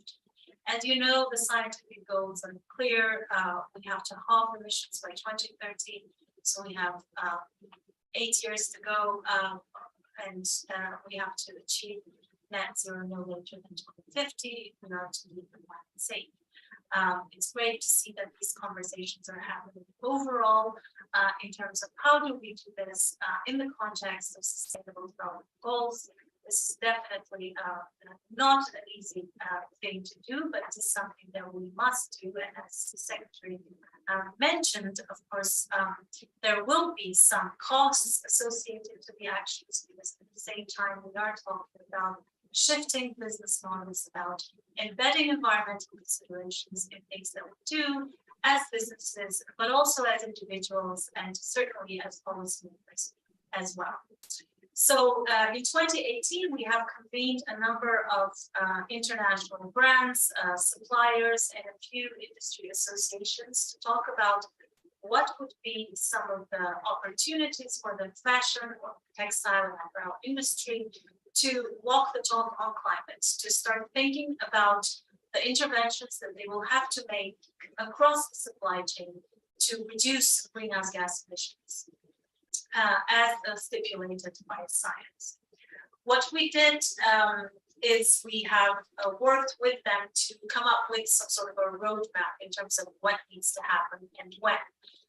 In fact, in 2018, we launched a fashion charter that had very much broad kind of principles pointing to the areas where the industry needs to collaborate better, to work better, and also establish some sort of supporting mechanism so that we help each other in understanding better of the data, in understanding better science, but also in building capacities, looking at things like finance, looking at things like policy barriers and opportunities and so forth. But at the last conference of the parties at COP26 in Glasgow, we launched new targets that are more appropriate to the scientific level, basically still carrying the same objective, and that is to drive the fashion industry to net zero emissions no later than 2050. But there's a set of principles that we're asking companies to adopt. And the overarching kind of principles of this framework are really to ask companies to set science-based targets. I'm sure that your audience is very well aware of that process. So having to do that within a specific time frame, If this process is a bit too complicated and people want to start with actions immediately, they also have the options of adopting the 50% reduction by 2030, and then the ultimate goal of net zero by 2050. Now, this sounds very simple, but of course it isn't. One of the things that we are looking very closely at also is the transparency, trying to understand how are these different companies doing in regards to climate. So there's a requirement to report publicly and be transparent about the actions that they take, but at the same time also about the challenges that they are encountering along the way. We've also asked companies to work on their climate transition plans, to basically outline some of the key components of focus in terms of reducing emissions. Now, this certainly means in many ways a departure from business as usual. So really thinking about some of the structural components there in terms of ambition, in terms of timelines, in terms of processes and policies that you will change as a company, but also, if applicable, also investments that will need to take place to make sure that that happens. Now, if you go beyond that, of course, in the charter and based on stakeholder consultations, again, in the fashion charter, we have about 110 companies that range from brands and suppliers and retailers as well. They have thought that maybe just having those overarching targets is not enough, that we need to point to areas where the industry needs to collaborate as a whole. So we look at the fashion charter really as a collaborative approach. Nobody can do this on their own. We need to work together, and we need to also have all hands on deck to really understand a little bit more in particular, because it's such a global industry, and we need to really be thinking all about regional and local context as well, and get an understanding from experts on the field in terms of what is possible in current situation and where do we need to go, thinking about innovation, thinking about the industry that we want to see in the future. So the rest of the commitments really look at increasing energy efficiency. As you know, there's a lot of work that's been done there by the fashion industry stakeholders, at least not because it makes business sense, but at the same time looking at things like how can companies source low carbon materials and what does that mean? So there's work that is being done under the charter to really identify what those different issues are. Do we have a clear understanding of what constitutes a low carbon material? How are we affecting other sustainable development goals by picking one or other material and so forth? Then looking at how can we create incentive mechanisms for suppliers? What could they look like? Are they around capacity building? Are they around preferential contracts? Are they maybe around, in some cases, financial assistance? So what really does it mean? So we have conversations going on there to really articulate that as clearly as possible. There's commitments to make efforts towards phasing out coal, looking to scale renewable energy as much as possible for the relevant sites. And there's work there that's being done as well. Things like committing to advocate for net zero policies. Now, obviously, in some cases, there are solutions available, in others, less so. So the idea is really to see what can we learn from regions where these things worked, where renewable energy has been scaled in different contexts as well. So a lot of the work is around really getting an understanding of what is some of the energy supply in some of the key countries when it comes to the fashion industry, understanding what are some of the available solutions and what are the opportunities to scale those solutions as well. Certainly by looking to see how we can learn from others that are a little bit more advanced in that. We're also looking to find out how can we build some sort of self-sustaining financial mechanism, not because the charter will build it, but basically having conversations with some of the treasury people from these different companies to look at, what can be done, what are some of the existing financial instruments out there, how appropriate they are, in which cases they can really be used to scale, in particular, renewable energy and things like that. Of course, there's commitments around logistics as well as supply chain, commitments around aligning communication efforts with 1.5 degree pathway, as well as really being very responsive when it comes to reporting and provision of those plans that we talked about. So just to say, the Fashion Charter really does bring this sort of structure in place where we have working groups that look at all these different elements. And these working groups are made of different stakeholders, so it's really a multi-stakeholder kind of engagement process where we try to figure out things like how do we measure and report scope 3 emissions in particular. What does that mean for suppliers, for example? How do we look at the raw materials definitions? What is it that we understand as sustainable or as preferred material? For the low carbon manufacturing, we're looking to see what are some of the opportunities to learn from others to phase out coal. What are the opportunities to come up with a set of principles that will identify what collective action when it comes to climate means in the context of the fashion industry?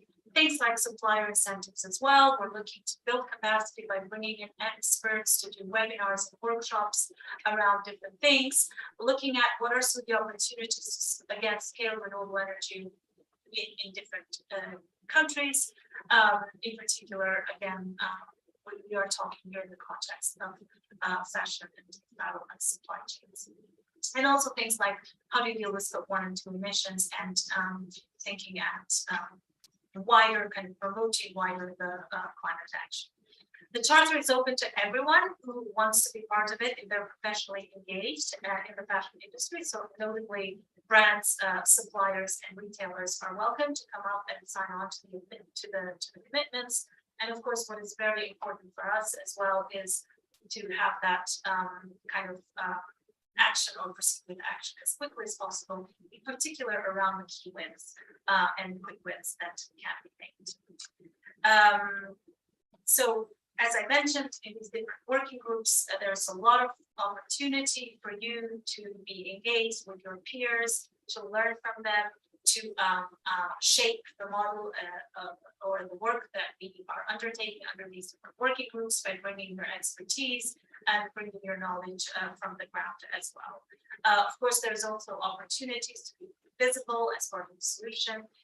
If these commitments are not made, if nothing's happening, of course, there's always, if you're not part of the solution, you are part of the problem. So it's really about coming in and being part of these conversations, shaping the future of supply chains, and really trying to support as much as possible your own work as well within your companies, wherever you sit.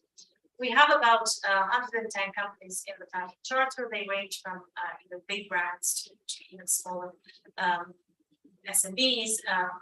We also have a few suppliers, not a lot, so here's an invitation to your audience to join us as well. And then we have supporting organizations. So what we do is we don't want to really reinvent the wheel. And what we want to be doing is we want to open the doors to all those associations that are working on this space, that come with particular solutions, that are supporting the industry become more sustainable. And really giving them a way to come in and explain what they can offer, what they can do, and try to support those kind of efforts as much as possible so they get scaled. We have been talking a lot about regional organizations, for example, organizations that are representing the industry in these particular countries, focus where textile industry is big, to really come in and help us mobilize more of the players from different countries. So I think I will stop here, but just to say that the key principles of the Fashion Charter are really to pledge at the CEO level. So make the pledge that you will achieve these goals. And of course, if you cannot achieve these goals, there's always need to really work on those barriers, maybe together with your peers. But at the same time, proceed with action as quickly as possible, be as transparent as possible, and also come up with a model where we need to really think about radical collaboration at this point in time, where it's not just brands or just suppliers having to do this, but it's really trying to figure out how we can let each other into the processes, including the finance, of course, including the policymakers as well, and how can we create some sort of a dialogue around a plan or a work plan that will help us get to the targets that we need to as a business. So I thank you again for having me, and I'll stop here.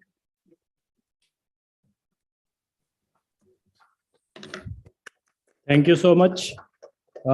Thank you. And we must compliment the work which you are doing. We would be very, very happy to engage with you as a PhD chamber, as we have a lot of members, and we would also like to reach out to them so that we will try our best to engage with you and look forward for joining hand with you. So we'll separately write to you in this, and we would love to receive more information so that we can share this with our members. Thank you so much for joining us. Thank you. Now, thank you. Now we move on to our session with Mr. Ujjwal Narayan. He is Assistant News Editor, News Rise. So we'll be having a panel discussion on role of brands in textile sustainability. We have with us Mr. Girish Desai. He is Head Product Stewardship, Polyester Sector, Reliance Industries Limited. And we have Engineer Mohammad Safiqur Rahman, President ITET, the Institution of Textile Engineers and Technologists, and Managing Director, Hams Group, Bangladesh.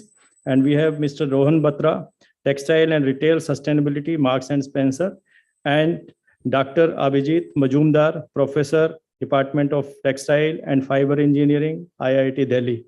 Over to you, Mr. Ujjwal Narayan, to conduct this session, please. Hello, everyone. It is very difficult in the last session of a event to hold the attention of the participants, because it is a full, after a full exhaustive day, everyone is tired. But we will try our best with exhaustive discussion on a valuable discussion on such an interesting thing, that is brand, and how brand can help the sustainability in the textile industry.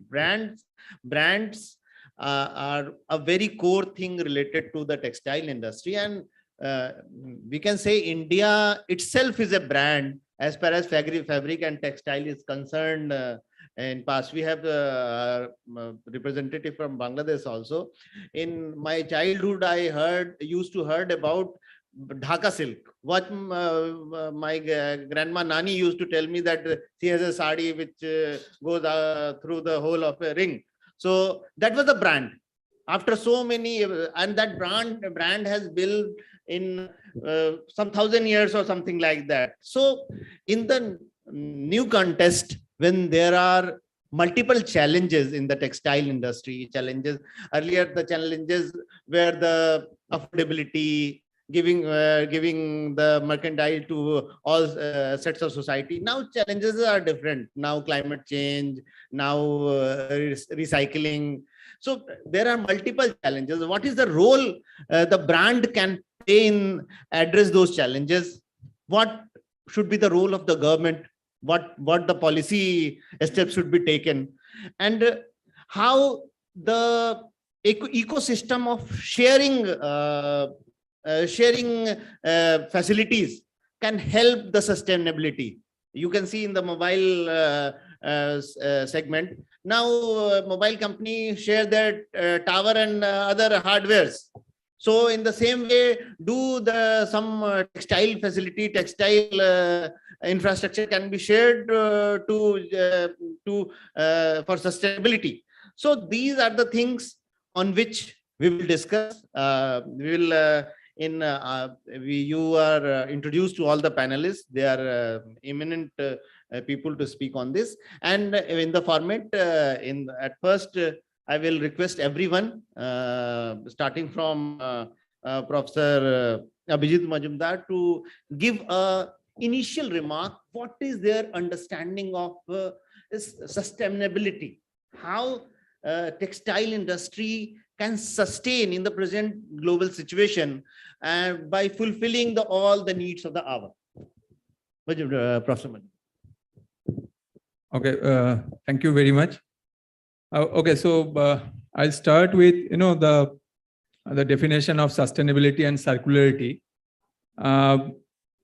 Basically, since morning, we are using these two terminologies indiscriminately. Okay, so, but there is a difference between sustainability and circularity. Sustainability has got three dimensions: social sustainability, environmental sustainability, and economic sustainability. On the other hand, if you look at the circularity concept, it talks about elimination of end of life. So you create a circular loop in which the product or services are kept into the useful phase for a longer duration, and virtually we eliminate the waste. Now, whether they're the same thing or not, because since morning we are talking about recycling of PET bottles, and this becomes circular, and then it becomes sustainable. Now, I'll give you one example from my institute. Few years back, because IIT generates a lot of electronic waste. So a few years back, one consultant was hired, and we created a very nice statue or pillar written IIT with a lot of illuminations and lighting. So it was said it is art from junk. So electronic waste were converted into a very beautiful statue of IIT, and it became the selfie point for the youngsters. Now, after 3-4 years down the line, you can see it is gathering dust. Okay, and we have heard that the consultant was paid 12 lakhs for that particular job. So it was circular. You have created, a beautiful statue and a selfie point out of electronic scrap, but it is not at all economically sustainable. So you can always claim about circularity without becoming sustainable, and the vice versa. So we need to create a distinction between sustainability and circularity. That is number one. The second thing about the role of brands. Unlike automobile supply chain, okay, textile supply chain is a little bit different. It is fragmented. It starts from fiber manufacturing, whether natural or synthetic. Then you go to the mechanical processing, yarn and fabric. Then it goes to the apparel manufacturing. Before that, you have the chemical processing, and finally the apparel manufacturing, and then the brands will come into the picture. So brands is actually customer facing, and they create the pull in the market. So obviously the role of brand is very, very important. They create the pull for the products. But unlike automobile supply chain, you will find that our brands do not own the resources.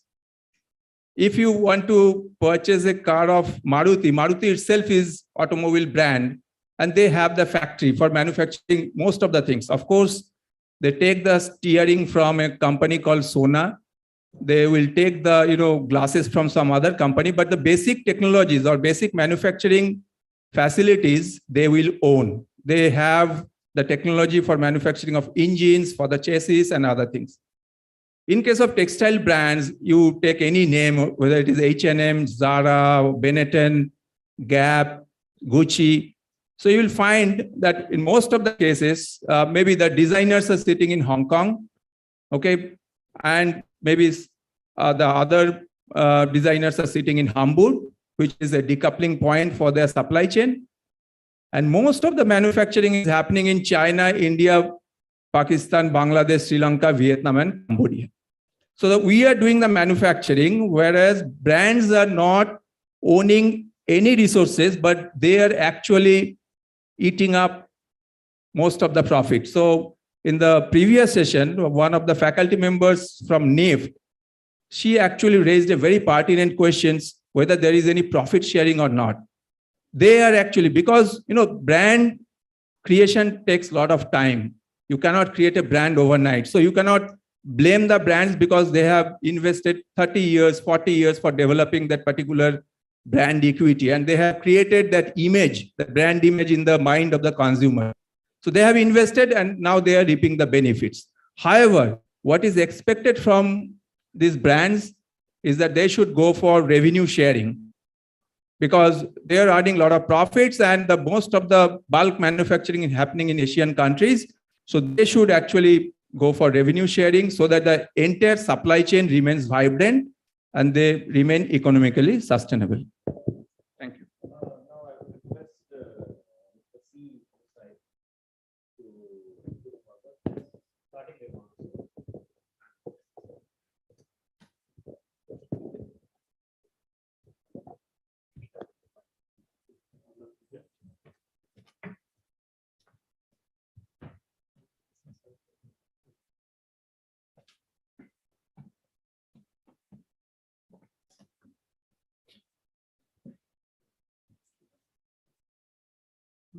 presentation.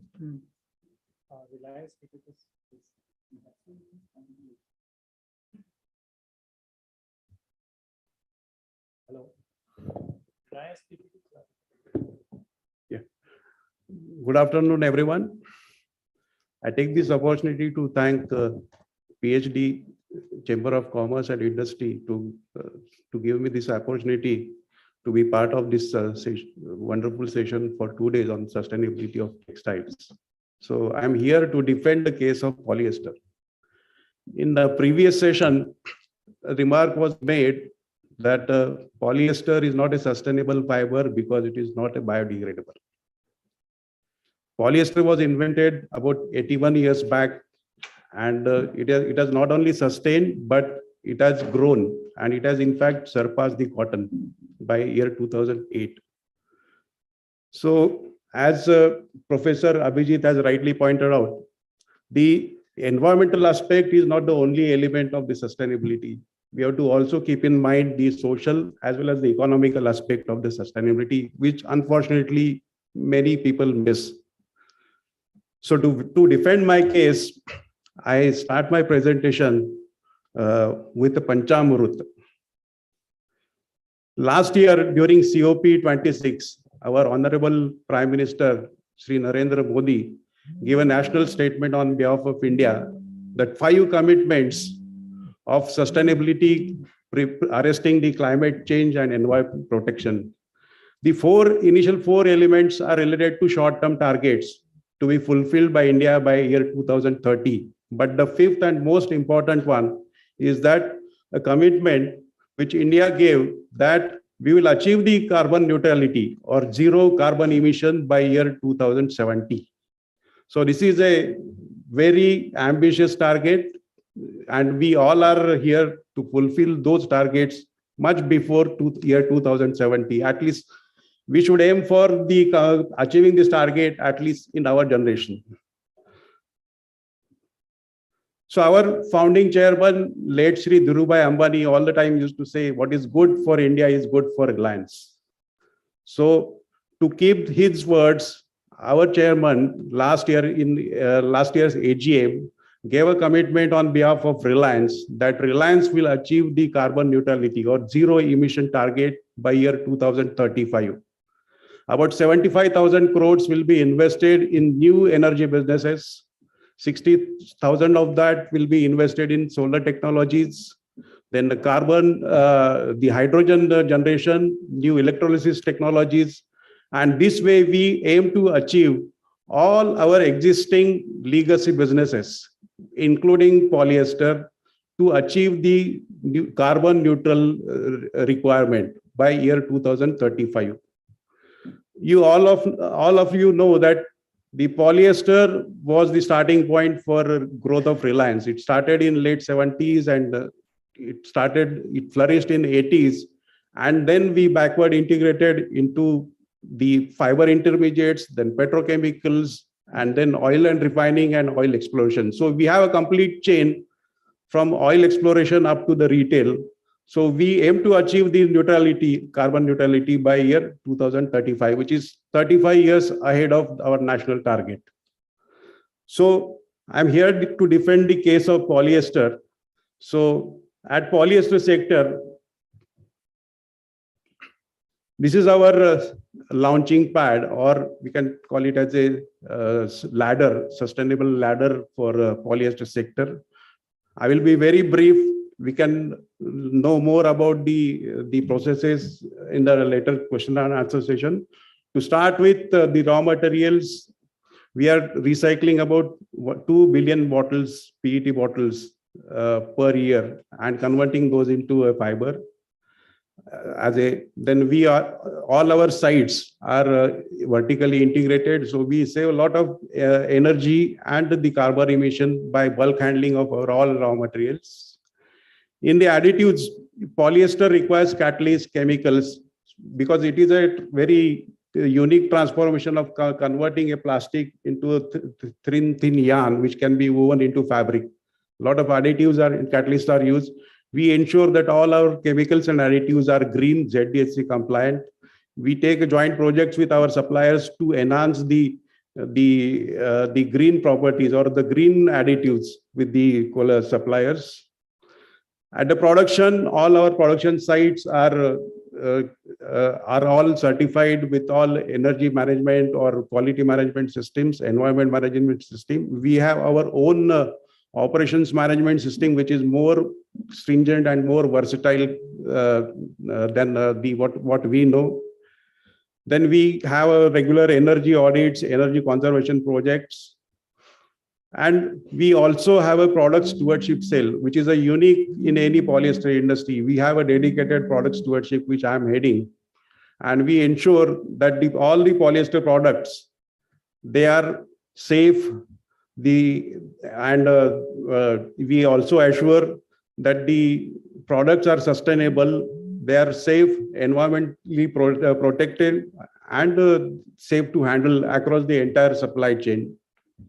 We issue about more than 350 or 400 declarations every year or certifications to all our global and domestic customers, assuring the product's sustainability or the safety of the products.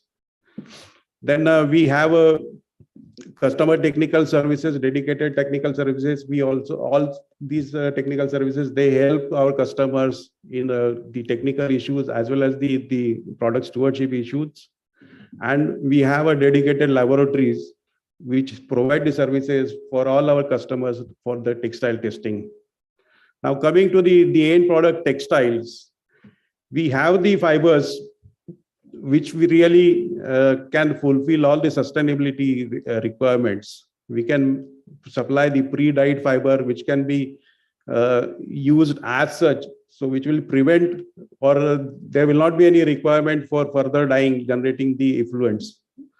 Just to give some brief, this is our brief list of sustainable fibers which we produce.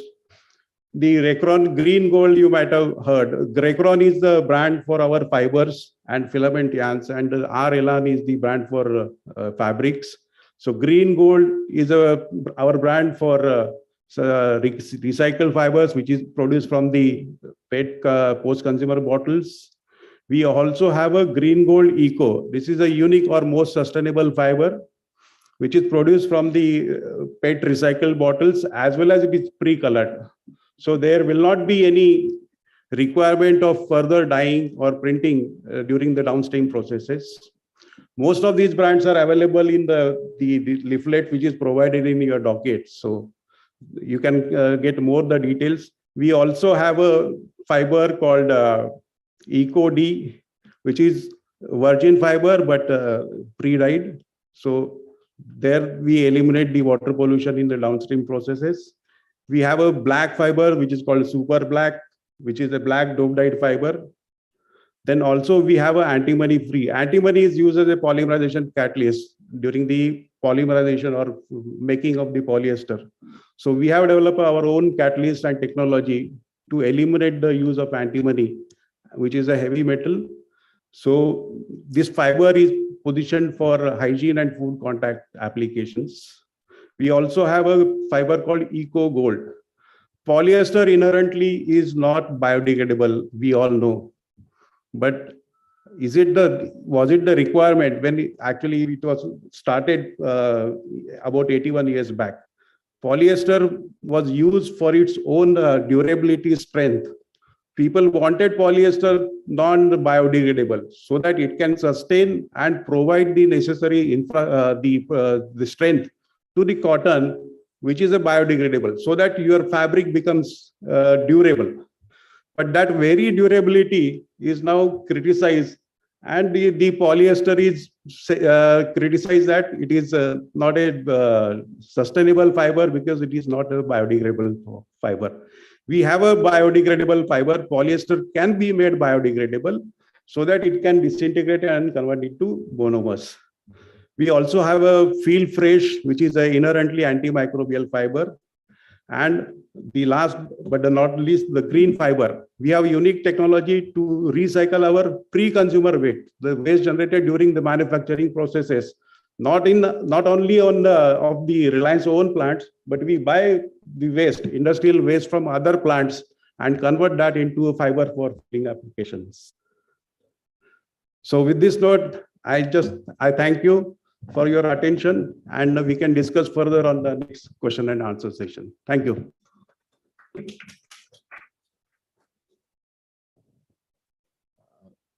Now I will request Engineer Safiqur Rahman to give his starting remarks.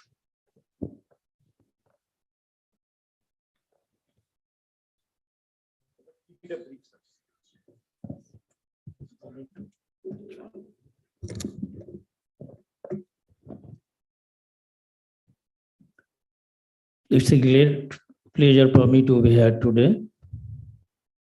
First of all, I'd like to thank PhD Chamber who arranged a beautiful venue and actually this program,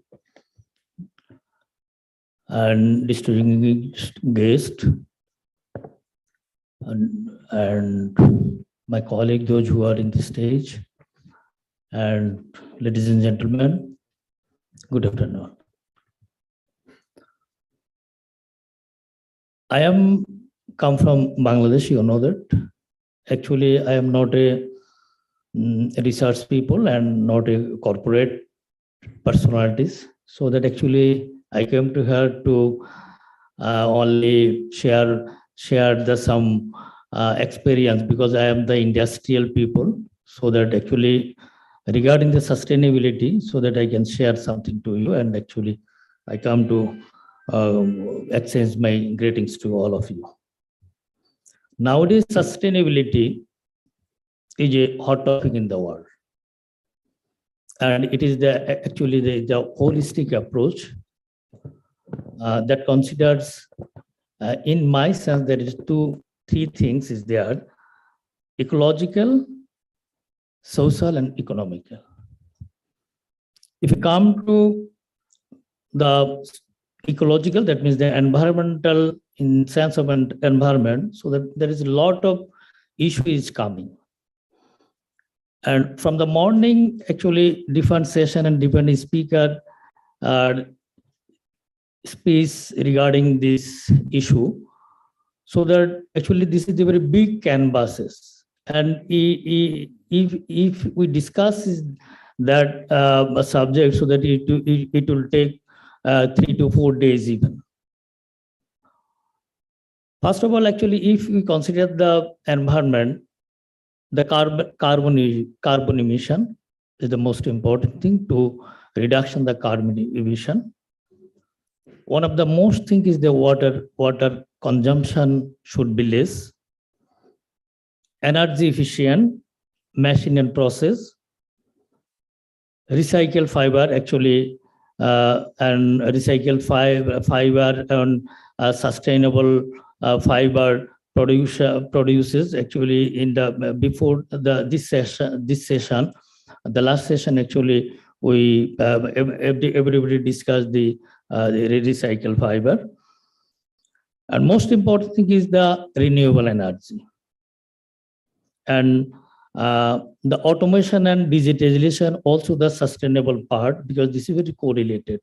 But if you go for the sustainability practices, so that you have to adopt the automation and digitalization also.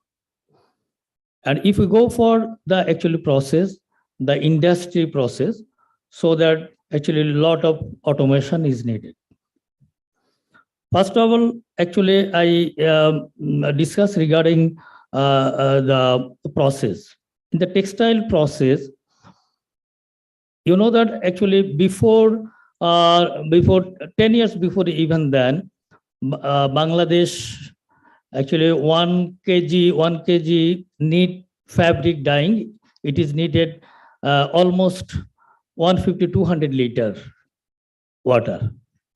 But now for the process development, machine making the machine sustainable machine manufacturing and the chemical sustainable chemical, now it becomes almost 30 to 40 liter. So this is one of the things.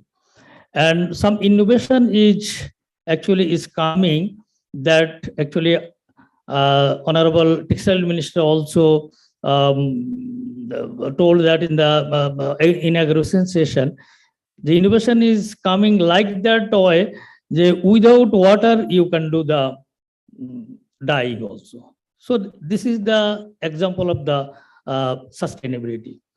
And if actually some dyes and chemicals we are buying from the India, but there is some chemicals if we are using, say if we are using for scoring, the bio scoring, so that the the energy cost came down, water consumption came down, alkali to the what alkali is coming less, what we send to the ETP, so that in all types of process actually the water consumption is a very big role in the sustainable process. Now actually we come to the energy, because the whole world is crisis for the energy and for the energy issue. Even then Bangladesh also actually we are facing a lot of problem, almost is going to rationing system in the Bangladesh. So it is the important issue for the sustainability is the renewable energy. As per my knowledge, India also day by day is increasing their actually solar system. So I think this is a very good initiative for India and even then Bangladesh also. One of the interesting thing is that the brand is pressure to the factory. If you increase your volume, that means your capacity, so that you cannot use the electricity or any power without the actually you should use the natural source. That means if you increase your capacity, so that you have to arrange the solar system, otherwise actually you cannot increase the capacity. So that this is a big pressure for Bangladesh industry. This is a very good thing, but this is the very the investment issue is this. So now if we come to the ETP also. ETP is the one of the most important for the actually green factory and as well as our environment. So that the point is come that actually if the ETP effluent is the hard waste, actually we can use for the cement factory also. So this is one type of actually sustainable process. Automation mainly actually because I am the industry people, so that when actually especially for sewing factory, before that we are laid manually, but now we are spreading the auto spreader, the fabricated auto spreading in the cutting table. Before that, actually, the cutting is manually, now the auto cutter is coming. So that there is some automation is there, is coming, and some software also. The big industry, because the industry size is big in Bangladesh and India also, so that manually actually we are not going to planning.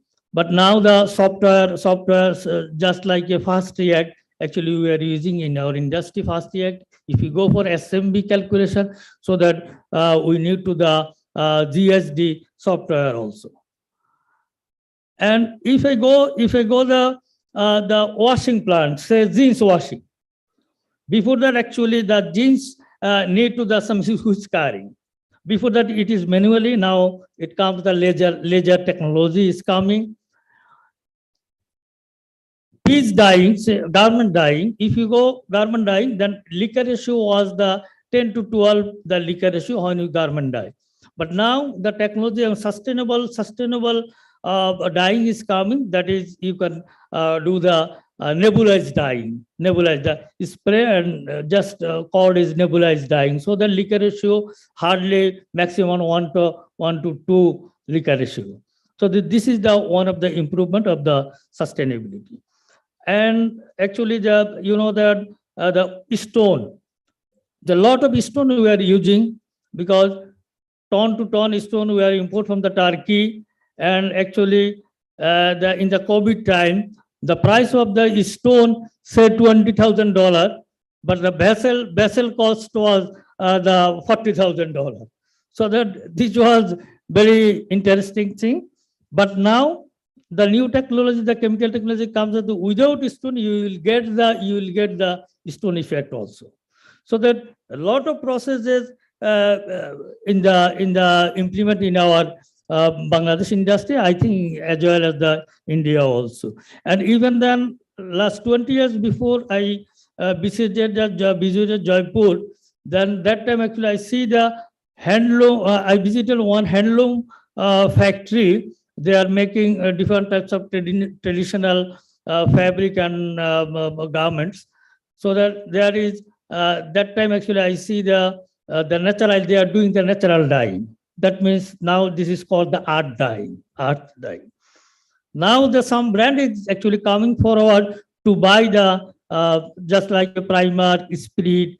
Actually, they are actually taking the lot of many a big quantity for the natural dyeing also. So that I think the process in that process is coming like that.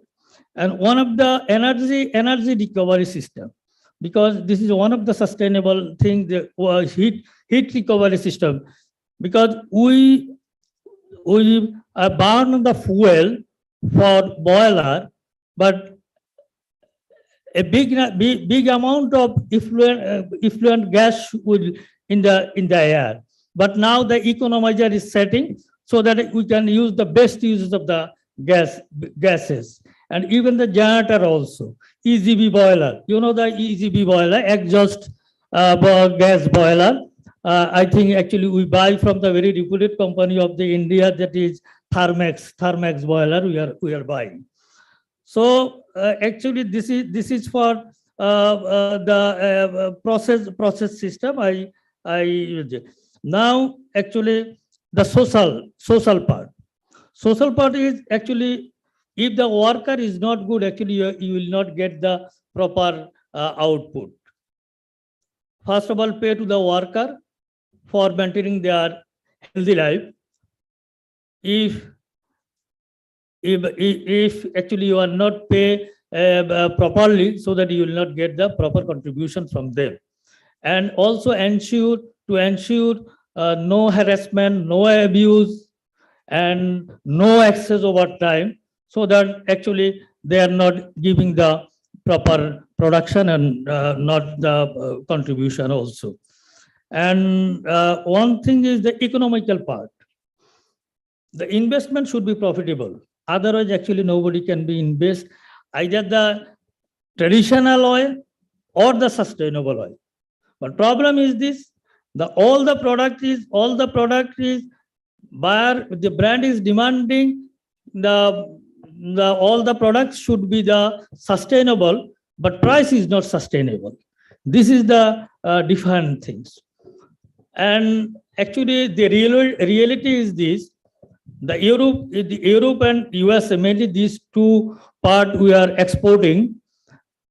When they make the machine, they explain actually their machine is sustainable oil, liquor ratio less, and energy efficient, and all the parameters they are explaining. And the price is almost 50% higher than the traditional. When they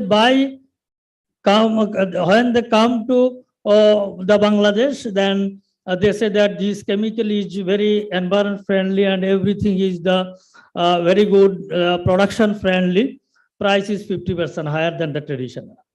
But when they buy from the garments from the Bangladesh and even in India also, but the price is coming down. There is no traditional price. There is no standard price. Actually, the price become lesser and lesser. And actually, in the morning time, I saw one show at the technical session.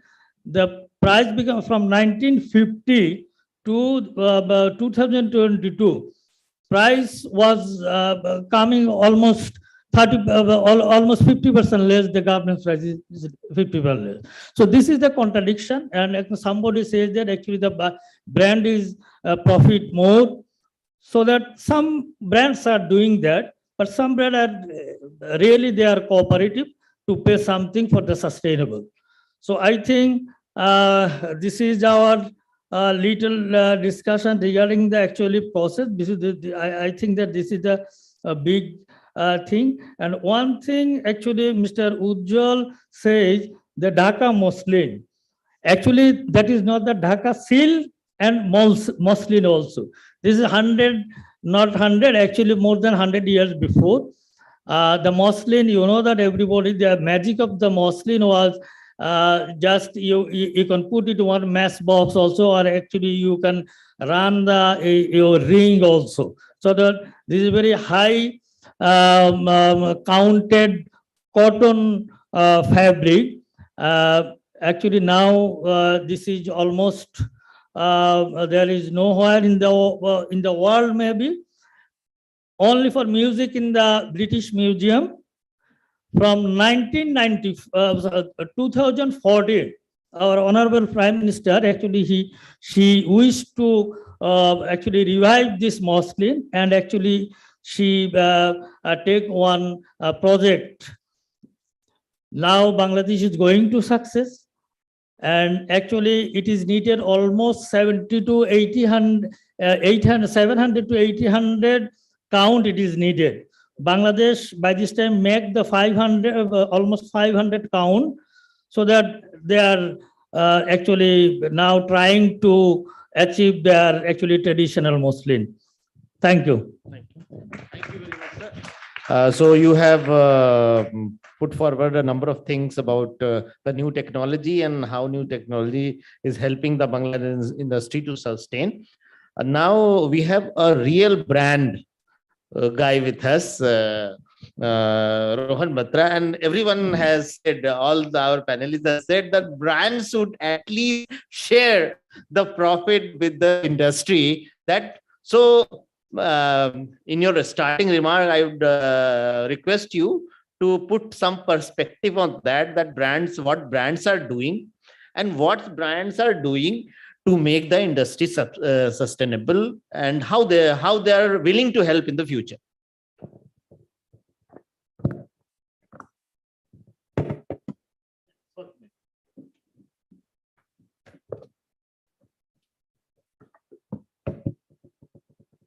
Hello. Yeah. First of all, thank you, Ujjwal, for having me. Thank you, PhD Chambers, for having me. A very good evening to everyone. I know half the people are very sleepy and dozy out here, but please don't be. Brand's perspective is really important, and it was the last turn. I'm very, very sorry for it. But, let me just give you a very brief overview about the sustainability part. First of all, sustainability is only a tier 1 concept. Nobody in the villages of India knows sustainability. Forget about that. Nobody of our customers know what sustainability is. Some say remove plastic. That's not sustainable. In fact, let me look at the diversity sitting on the podium. One is saying about the production needs to be sustainable. One is saying fiber needs to be sustainable. And the other one is saying economic has to be bring in. So, nobody is consistent on the word sustainable over here. What we need to do is first understand what sustainability is from a brand point of view. From brand point of view, it's very simple. Please get your carbon footprint done, because your carbon footprint, which gives you a cradle to grave, that's the starting point till the end point, helps you a lot. I'm not saying that's the only terminology for sustainability. I'm saying that's one of the way. Get your LCS place done, and then go reach out to your vendors who can help you how to make it more efficient. So sustainability does not have a single definition right now. It's a very fragmented approach, even from a brand point of view. And then you will have guidance from overarching bodies like UN, who can set a framework from our honorary minister, Mr. PM, Mr. Modi, giving us more further targets. But what I would like to suggest over here, Ujjwal, is that, there is nothing that is called sustainable yet. We all are working towards it. Even as brands, we are learning towards. That's it. My question would be, I will start from you only. My question would be, that everyone for the sustainability solution, they need investment, and investment will come from the end user or the intermediary, which you guys are there. So how that there, if there is any mechanism of funding that sustainability, funding the methods of sustainability is there, or any type of thinking emerging in the industry or right now? Okay, so first thing is like, even if for a brand to like put an investment, what does a brand needs to know is sustainable solutions really selling in the market? So for example, I say that, oh, fine, this is a cotton, which is like a BCI certified cotton. Everyone in the value chain is like super certified and everything. Now this cotton t-shirt is actually like twice the amount of MRP first. But is the customer really buying it? Are we facing the losses as a brand? Because, we have a lot of dead stock inventory, which nobody talks about. All right. And this dead stock inventory is a loss, basically, right? So what are we trying to say is, yes, we as partners are encouraging our vendors to think on the lines and also invest with us. But we are the front face where we are investing in the brand and we are also putting these products out. However, like I said that, none of the customers know about sustainability. Some come with the concept that remove plastic from this, or like, let's grow trees. That's not sustainability. Come on, sustainability is much more further and deeper than what we are right now thinking. So what I'm trying to say is brands will be ready to invest also if the partnership is taken along with the vendor.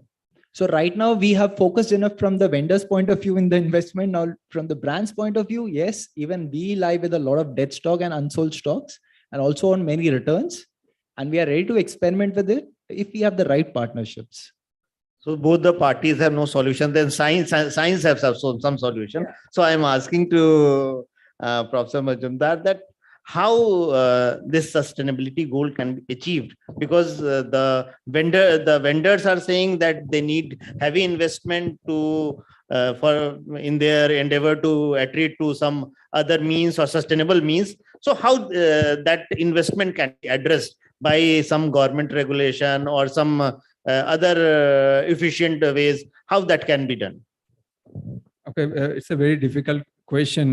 What Rohan has mentioned, that is very valuable. The brands are taking the profit, that's fine. Of course, they're making certain amount of losses also due to the inventory, which is not moving. But, at the back end, the manufacturers like spinners, weavers, and then dyers and printers, they are investing on the technologies, the manufacturing technologies, and the effluent treatment plants. So I have worked on some projects with some of the big Indian manufacturers, and I know for the ZLD, the Zero Liquid Discharge Plant, they have invested more than 100 crores.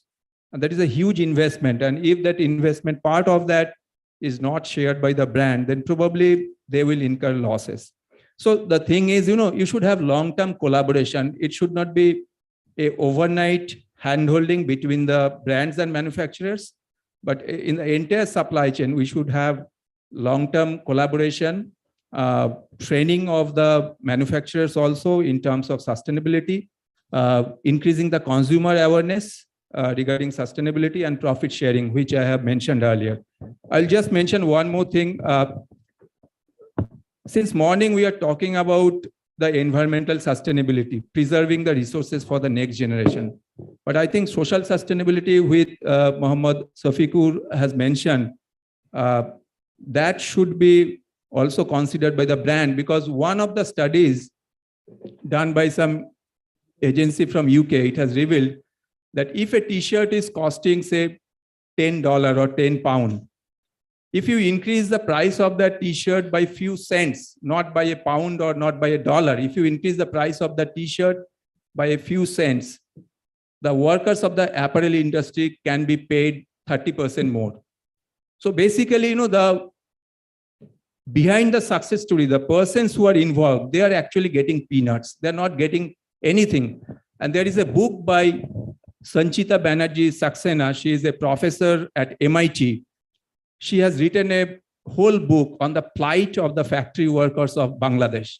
And we all know the story of Rana Plaza, the disaster, the biggest disaster that human civilization has ever seen in a factory building, in which more than 1,000 people lost their lives. And actually, the cracks were visible in the morning and the workers reported about it, but no one actually cared. And in the afternoon, the entire building collapsed. And we have at IIT, we have done some studies on the social sustainability, and we have analyzed what are the challenges of social sustainability tier-wise. We have not taken the entire supply chain of textile in a holistic way, but we took the viewpoints of textile manufacturers, we took the viewpoints of brands. And when we ask the questions, the brands are saying the major barrier of implementing social sustainability is that there is unhealthy competition between the textile manufacturers. So they say the brands are putting the blame on textile manufacturers, that it is the unhealthy competition between the textile manufacturers to reduce the cost, which is preventing the implementation of social sustainability. Then we went back to the textile manufacturers and we asked, what stops you to implement social sustainability in manufacturing? Textile manufacturing means it includes weavers as well as apparel manufacturers.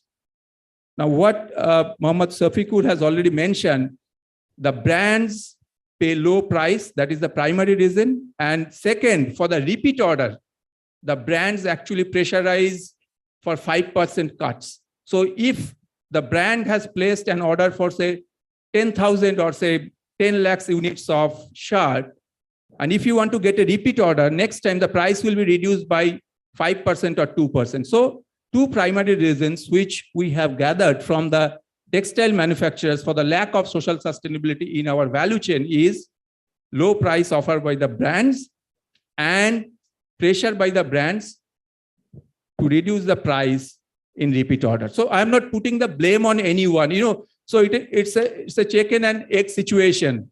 The brands are putting the blame on manufacturers, manufacturers are putting the blame on brands, and we are the academician. We are just trying to analyze the situation. Sir, thank you very much for giving this perspective. My question would be that if people are ready to pay a premium price on organic vegetables, why would they will not willing to pay a premium price for a green fabric or a green merchandise? But for that, we need to create a awareness. So from Mr. Majumdar, I want to ask you, what should be done to create that awareness? You have talked about how the polyester is sustainable, but making it more sustainable, people should be more aware about it. Yeah. Hello.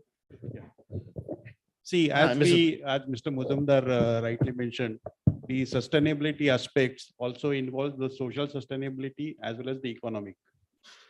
Now, on both these fronts, I definitely would say the polyester is more sustainable than any fiber. Social sustainability will come because we don't have enough land so that we can grow enough cotton, which can really clothe all the entire population. So the food security is assured, which is a social aspect of the sustainability. Secondly, the cotton crop requires the lot of pesticides, the fertilizers. The pesticides, we know they are toxic, they don't biodegrade, they can cause the hazards, various hazards. Polyester doesn't require any pesticide in the manufacturer. This again is a social aspect. Polyester is definitely more economical compared to cotton or wool. It is very easy to maintain. You require lesser washing. If you make antimicrobial, the washing cycles can be further reduced. So that is the economic aspect of the sustainability. It is not only the greenhouse gas or the biodegradability, which is the sustainability. We can make polyester biodegradable, but it is not required because the polyester provides the necessary reinforcement to the fabric so that fabric should not disintegrate, should not age. so that its longevity is increased. So that again is the economic aspect. So looking at all these aspects, I think polyester is definitely more sustainable fiber than the cotton or any other fiber. Thank you very much. So this is a point for polyester, but overall the sustainability, Safikur Rahman Sahab, I will ask you that overall to attain the sustainability, because the brands are saying that they are losing money with their held inventories, and you guys are saying that you are getting less. So what is the way out? Do you see that there should be government regulation or some that help the investment in the sector to attain the sustainability? Thank you.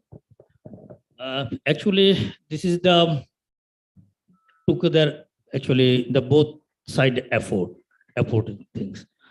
Brand, what say that actually they are saying the truth, because they are invested a lot, and innovation mainly comes from the brand side. So, but in other sense, if you go for the sustainable practices, so that what I say before, actually this is very costly thing. Say I miss one thing. Say brand is pressurized to recycle the water. So everybody will know that actually how the textile industry water you can recycle, because the recycle cost is almost, actually we are calculating them for 1 kg knit dyeing, it will cost at least 50 cents more. So that actually at this stage it is not possible. But brand is assuring us actually how to come out this. And say one solar system, the solar system. Before COVID, the price was one point, but after that, actually, price is what? Before that, actually, we calculated is after 5 to 6 years, the payback will come. But now it almost 10 years. And even now the process is like that. So for solar, you need to the setup in the rooftop, say panel wise. But the roof sheet now is coming itself actually solar panel. So that this is more costly. So only the manufacturer cannot afford this one.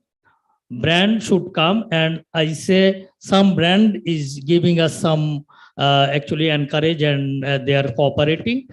I think one point is should come the actually end user, that means the customer, the consumer stage. We have to aware, and actually all the garments, actually these garments are the sustainable oil, sustainable practices oil produced, so that tag is there, so that if you buy the sustainable oil produce, so that the price is like that. If this the traditional or conventional oil, so the price is like that. So that I think it should be out of the root level people also, so that actually we can come out. Actually, there's a joint effort from all the people. And one of the things is arises the Abhijit Professor Abhijit, Rana Plaza in Dhaka, actually the very big disaster that time. But one thing is positive is that from that 2013, last 10 years, what investment in the RMG sector in the Bangladesh, so that the $1 billion is invested. So if you, I invite you, if you have the time, so that you come to see the Bangladesh factory. Just some factories like very beautiful and everything, but at least one thing should, the structural, electrical, and social, all the aspect, actually fire, especially for fire, a lot of investment. And actually, if not accredited from the Accord or Alliance, but you cannot work for the brand job. You cannot work from brand job. So that this is the good things now actually Bangladesh is enjoying, but investment actually was much more. So thank you. So the baseline is that you have to move towards sustainability, because one day your can I make one more time? Yeah.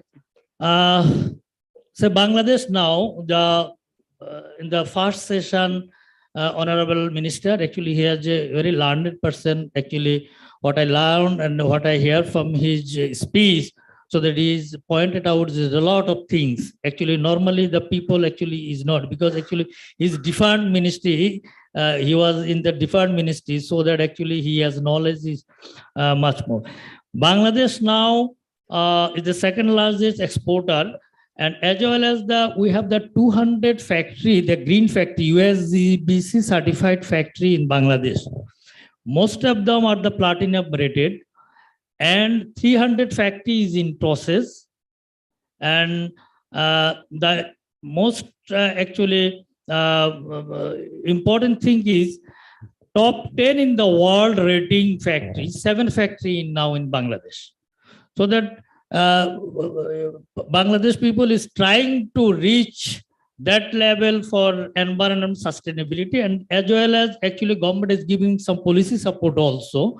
So what you say before, actually it is needed actually for a whole successful to the sustainability. Government policy should be positive, and actually some give incentive also for this sector also. Thank you.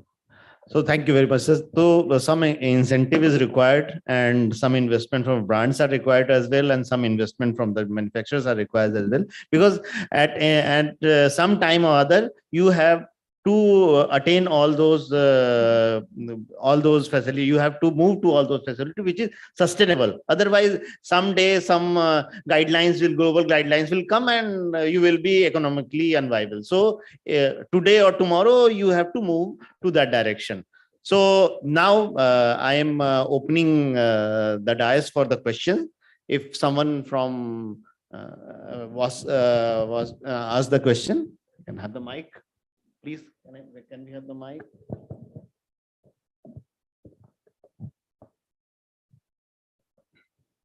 Please address your question to whom you ask. Thanks. I think this was a very interesting discussion, even though it was quite late. But one thing which I would just like to point out here, that textiles is about manufacturing at a very large scale. It is manpower intensive, and it follows the lowest cost manufacturing. So it started with the Asian tigers. When it moved from US and Europe, it moved to the Asian tigers, and then it moved to China, and then it moved to India, Pakistan, Bangladesh, and it is further moving down. Now even India is considered to be expensive, so it is moving to Bangladesh, and then it will further move to Africa. So the chain here is, it is also moving to those countries which are under the say starting ladder of development. So they are distressed in terms of infrastructure. And when we talk of sustainability, you need certain awareness, you need a certain knowledge and infrastructure to support it.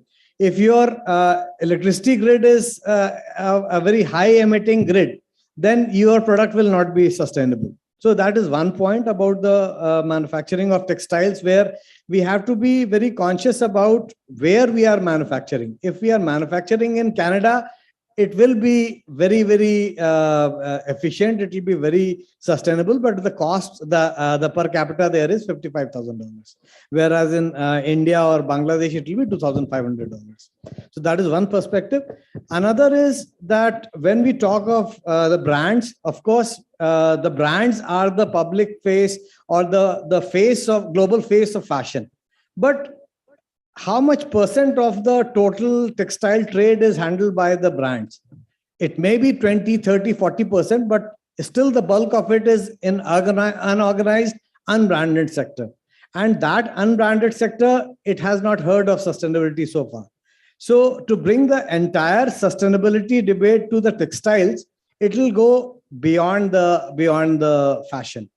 Then when we talk of brands, when I go to a mall, I'm looking for a discount of 90%, or you are having some advertisements where apparel is available for 25 rupees. 25 rupees will not even cover the cost of the button, and we are expecting a garment out of that.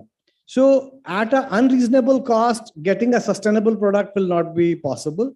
There, the entire value chain, starting from the raw material producer to the converter to the brand and the consumer, will have to be bearing a cost of this. Otherwise, this chain cannot be sustainable.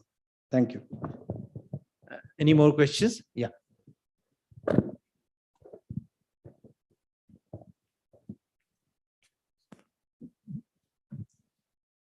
Hi, so my question is for Girish Desai. So in your argument, you did talk about how important it is for polyester to remain non-biodegradable because of the durability. And I see merits to that argument. But from that same perspective, in your presentation, you talked about recycling. A lot of it was PET, but there was a section in green, which was pre-consumer textile to textile recycling. So I want to understand, as with such high percentages of polyester that exists now in the market, as Reliance Industries, and since I'm sure chemical recycling, polyester, textile to textile, it's not really there in India. So is Reliance looking at maybe building on its textile to textile pre-consumer or maybe even post-consumer polyester? Is that something that is an agenda over the next couple of years?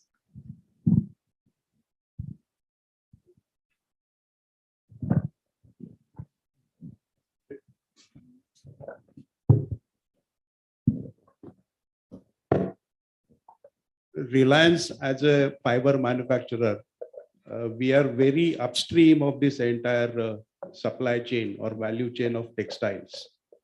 So as of now, what we mean by the pre-consumer waste is the industrial waste which we are recycling, and not the garment recycling of garment.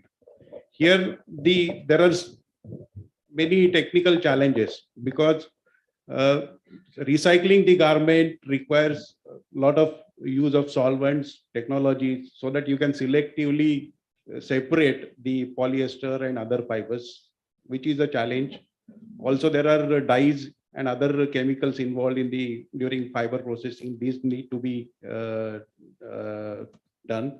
But looking at the Reliance business model, as of now, we don't have any plan to recycle the climate, because that won't fit in our business model. But there are technologies emerging to recycle the garments, and the fibers, polyester especially, can be separated and converted back into the monomers, which are the building blocks for the polyester. But unfortunately, these technologies, as of now, they are not economical or viable. But the best thing would be, this is for the fashion designers. Why don't they make fabric or garments which are made up of, say, only polyester? Or they can design the garments so that they can be easily recyclable. And here, I also wish to point out that we also need to consider the responsible use of garments. When we look at the trends of fast fashion, the fashions, they are immediately converted because of the digital era. The fashions are immediately converted into bulk production, manufacturing. So the overall wearing life of the garments in the Europe and developed economies is very low. People don't wear even once or 2-3 times. They immediately discard the garments within 1 year. So that has really increased the burden and created the landfill issue of the waste garments. So that has to be prevented. We should aim for the sustainable fashion.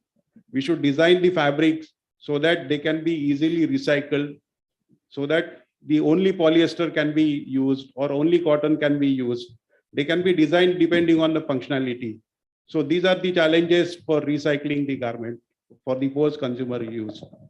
So I hope I have answered your questions. Any questions? Yes, sir. Yeah. Yeah. Okay, my question is to Abhijit sir.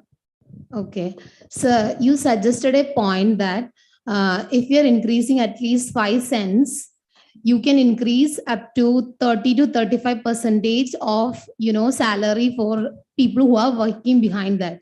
So my question is that actually, if we are ready to spend more money to buy stuff, there is this brands or company literally give more money to the laborers. That is my first question. Another thing is that whatever you are saying that this is 50%, like 50-50, consumer, brand, manufacturers, everyone has to play their role. But I personally think it is more responsibility is more for the brand, because obviously they are enforcing us consumerism. Then why can't they enforce sustainability on us? They are making us buy the things we don't want, and they are absolutely enforcing their consumers on. So they are influential people, and they have all the resources and all the power, all the profit. So I think they can literally make the change more than ordinary people, because only thing we can do is awareness like this. And we cannot change anybody, we can only make people aware. So telling each individual to change and have a sustainable life.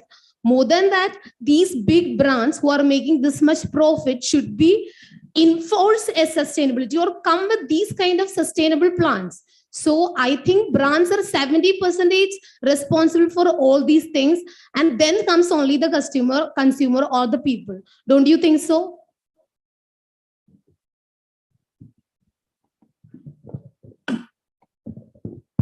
Rohit, would you like to answer to this question? Okay. So the first part is, regarding that percentage of salary that can be increased for the factory workers, but by increasing the price of a t-shirt by a few cents. I have taken this from a study which was done by one of the UK agencies. Okay. So that shows that we actually pay the poverty wages to the factory workers. We don't pay them enough so that they can live a decent life. We should accept this. And the gentleman sitting in the front, he has already mentioned, if you go to any business school and if you take the subject of technology management, they will teach you that in the evolution of the technology, each and every country will first start with textile industry, because entry barrier is very low, technology is just moderate, and you need a lot of workers. Once your country reaches or saturates in that level, you will go to the next level, that may be steel industry, cement industry. Then you will go to the automobile industry, and finally you will go to the biotech and electronics. So this is how we graduate from one industry to the other. So as a country, probably after the agricultural revolution, now we have done enough with textiles. And maybe now textile industry is migrating from India to other Asian countries. And finally, it will go to the Africa. So whether we like it or not, probably Africa will be the final destination for the bulk textile manufacturing. So this is, as per the civilization, probably we cannot stop that. The second answer to the second question is, yes, if you look at the value chain of textiles, brands are always having the dominating power. In a classroom setting, always professors have the dominating power, students have, less bargaining power, okay? So in the value chain of textiles, brands definitely hold the dominant bargaining power. But let us not put all the onus on the brands. What brands can do, they can sensitize, they can educate the consumer, because brands are always consumer facing. But as a value chain, each and every partner should play their role, because there are a few things like in apparel manufacturing, we know that a lot of subcontracting also happens. I do not know whether it happens in Bangladesh, but in India, a lot of subcontracting happens. So they have a factory at the front side of the building where they will maintain all the rules and regulation. But at the back end, there will be many other manufacturing what is happening, and they do not care for any kind of labor laws, gender equity, overtime, and those kind of things. So, I think all the stakeholders in the value chain should take the responsibility, but I agree with you partially that brands have the major role to play here. Thank you. Thank you, sir. Last question.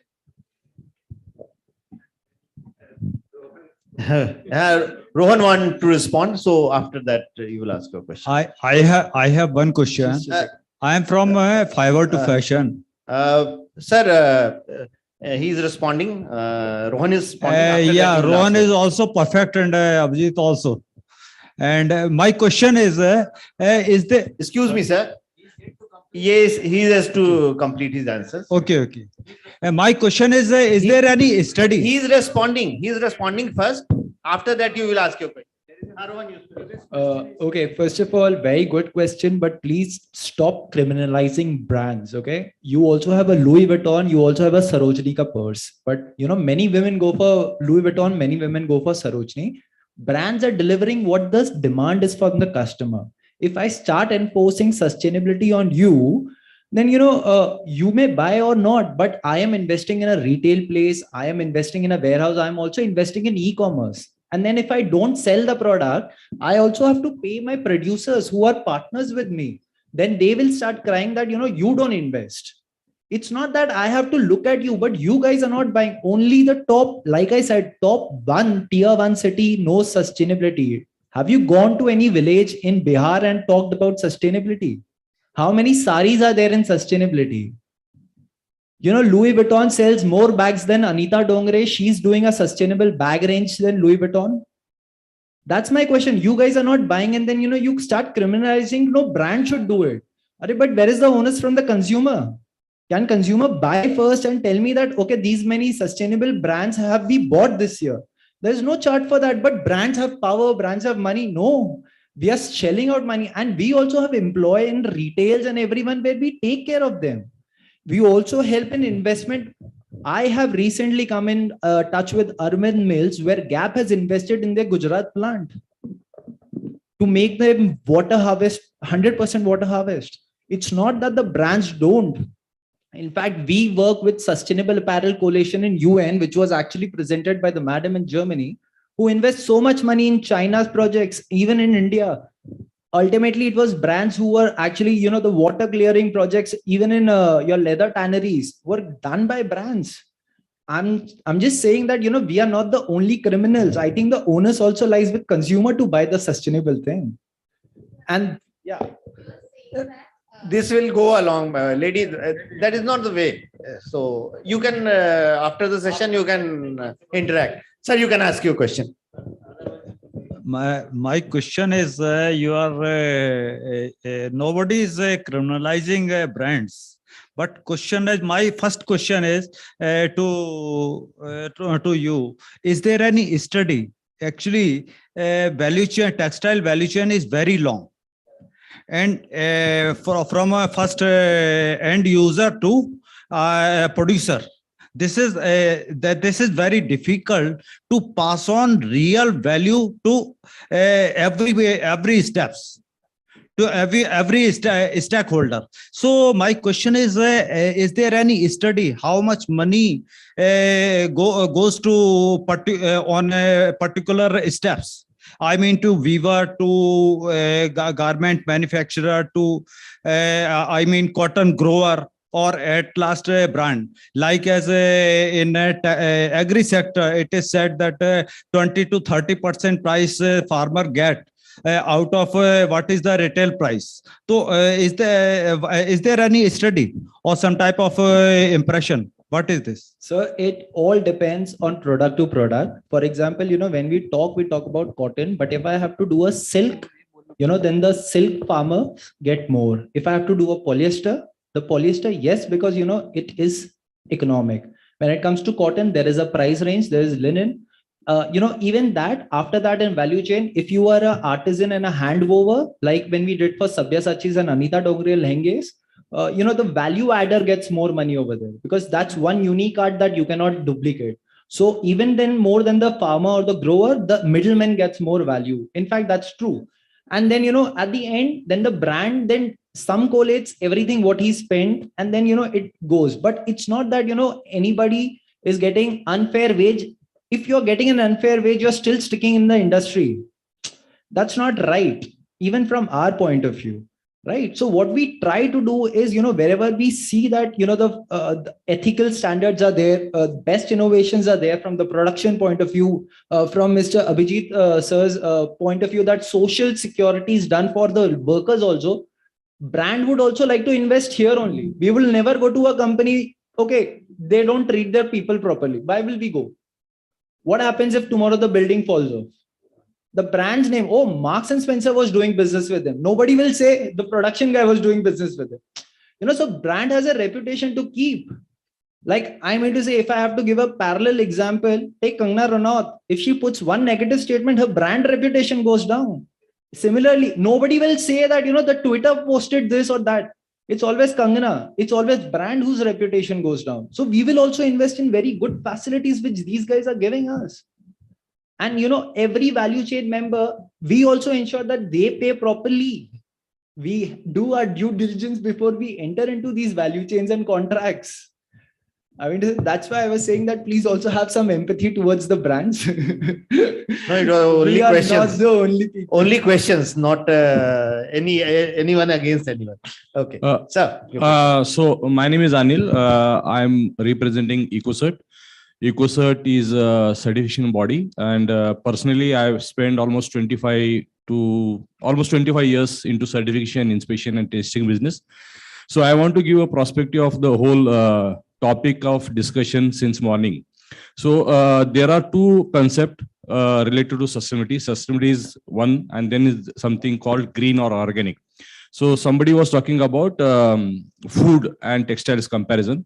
So whereas food is concerned, people pay premium because they are 100% aware of the health issues caused by chemical farming and the impact that has on the health.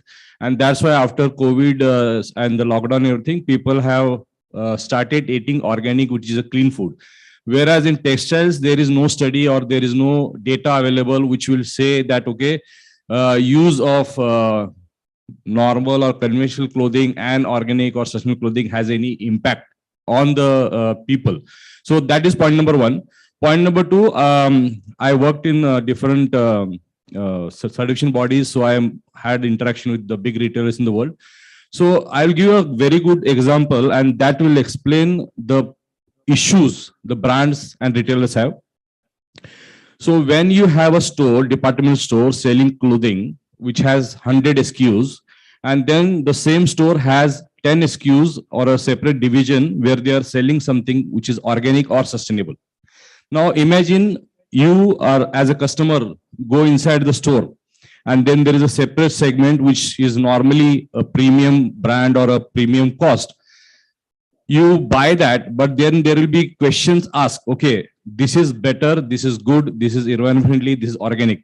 That also means for the customer that the 90% of the SKUs are not good for them.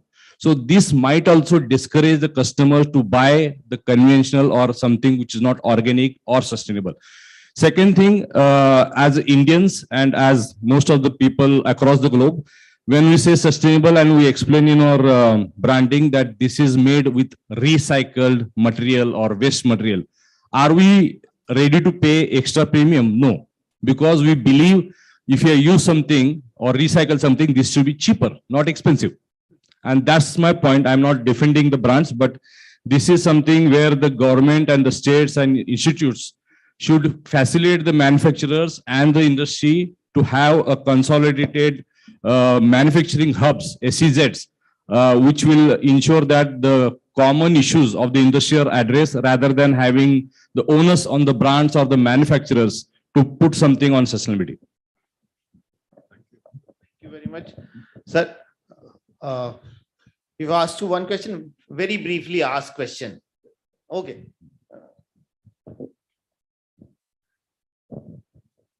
Because we are getting late already, we have half an hour.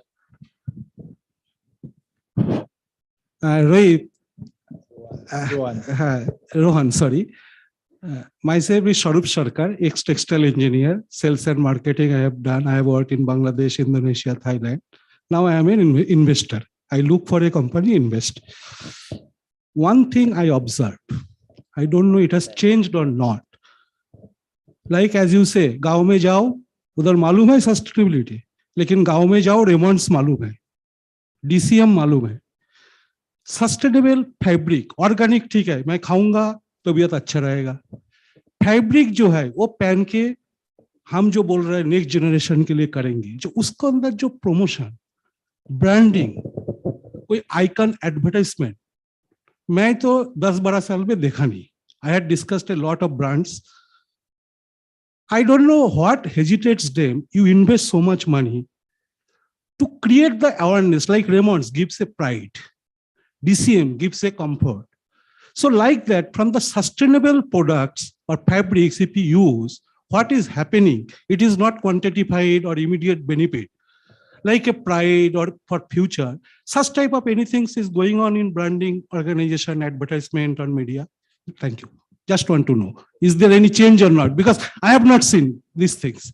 No, I completely agree to you, sir, what you're saying. And yes, sustainable, a lot of sustainable advertisement and promotions are happening, but they are not happening on, Instagram or something. So what is happening is, what are the mediums of, communication which attracts most customers?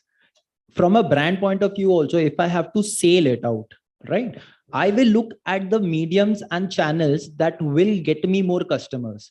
My Instagram, if I have a Vani Kapoor wearing a Marks and Spencer and standing in front, or anybody else wearing and standing in front, will get me customers. If I take this, the Vani Kapoor, and take it to a village, maybe, half the people will not associate with her. Maybe half the people will not even know who is she. And if I write anything, or if I tell her sustainability wise, there will be no attention given. So what I'm trying to say is, there is marketing done, but in very limited pockets. We see LinkedIn. I come across posts from H&M. I come across posts from Patagonia. I come across posts from Marks and Spencer UK that they're doing this sustainable, but they're doing only in pockets. And those branding and communications are very, very limited right now. They need to be masked, yes. But then, if I do it in a village in Bihar, if I'm giving it, I also need my store to be there. Right now, there's nothing, because, even as a brand, we are growing. So my presence also needs to be there. So all these things have to be factored from a brand point of view. And for a brand to open a store in that remote location needs a lot of planning and investments and all the other things. So we will do promotions, definitely, when we have the presence over there. And secondly, the medium of communication will gather most mass for us.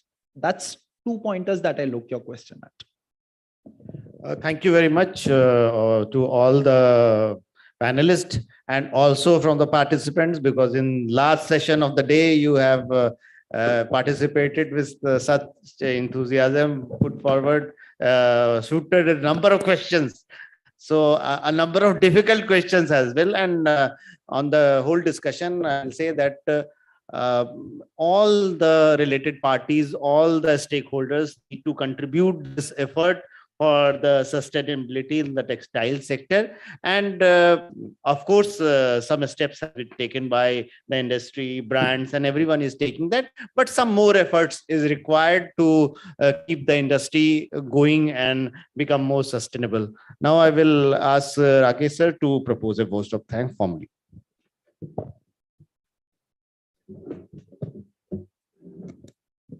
Thank you, everyone, for very actively taking participate.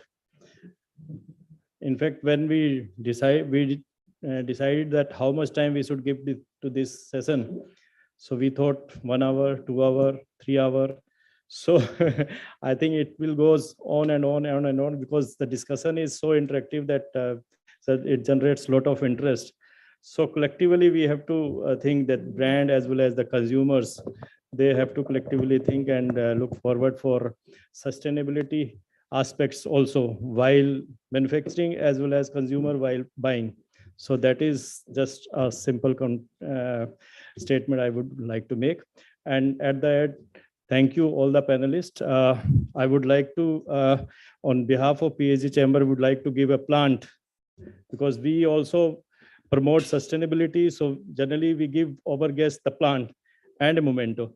So thank you for coming. And I'm just start with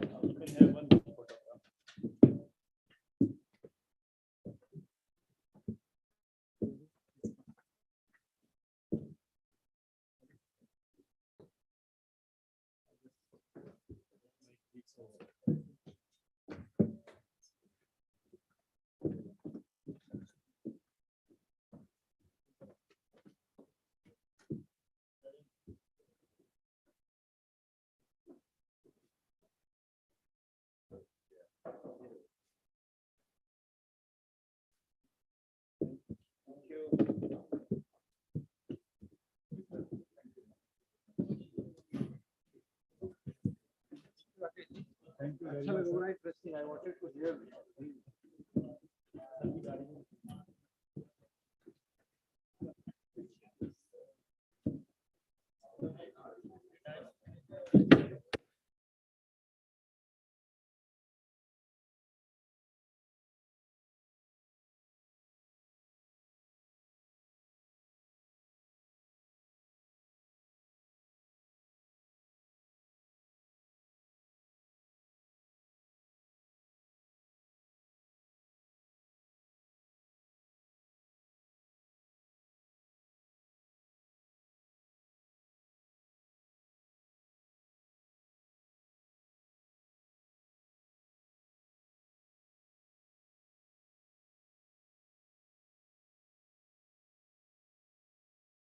From Department of Textile and Fiber Engineering.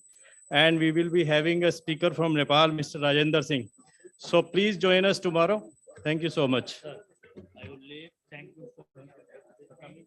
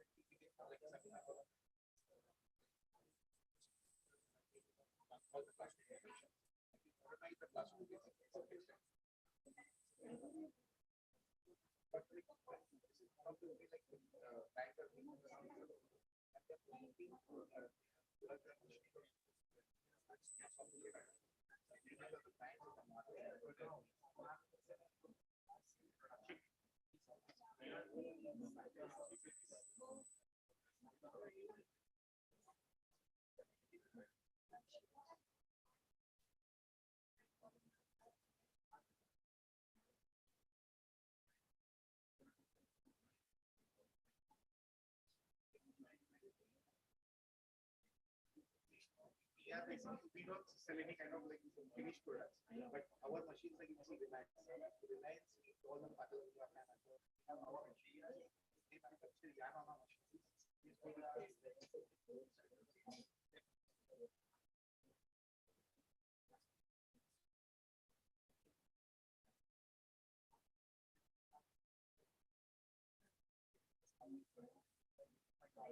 For women empowerment, if you need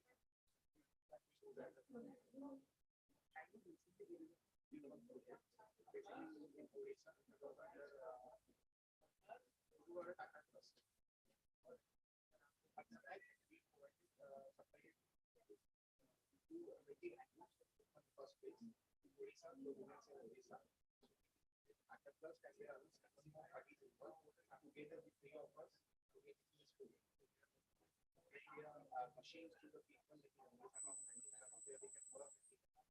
Yeah, I did okay to sell out their products and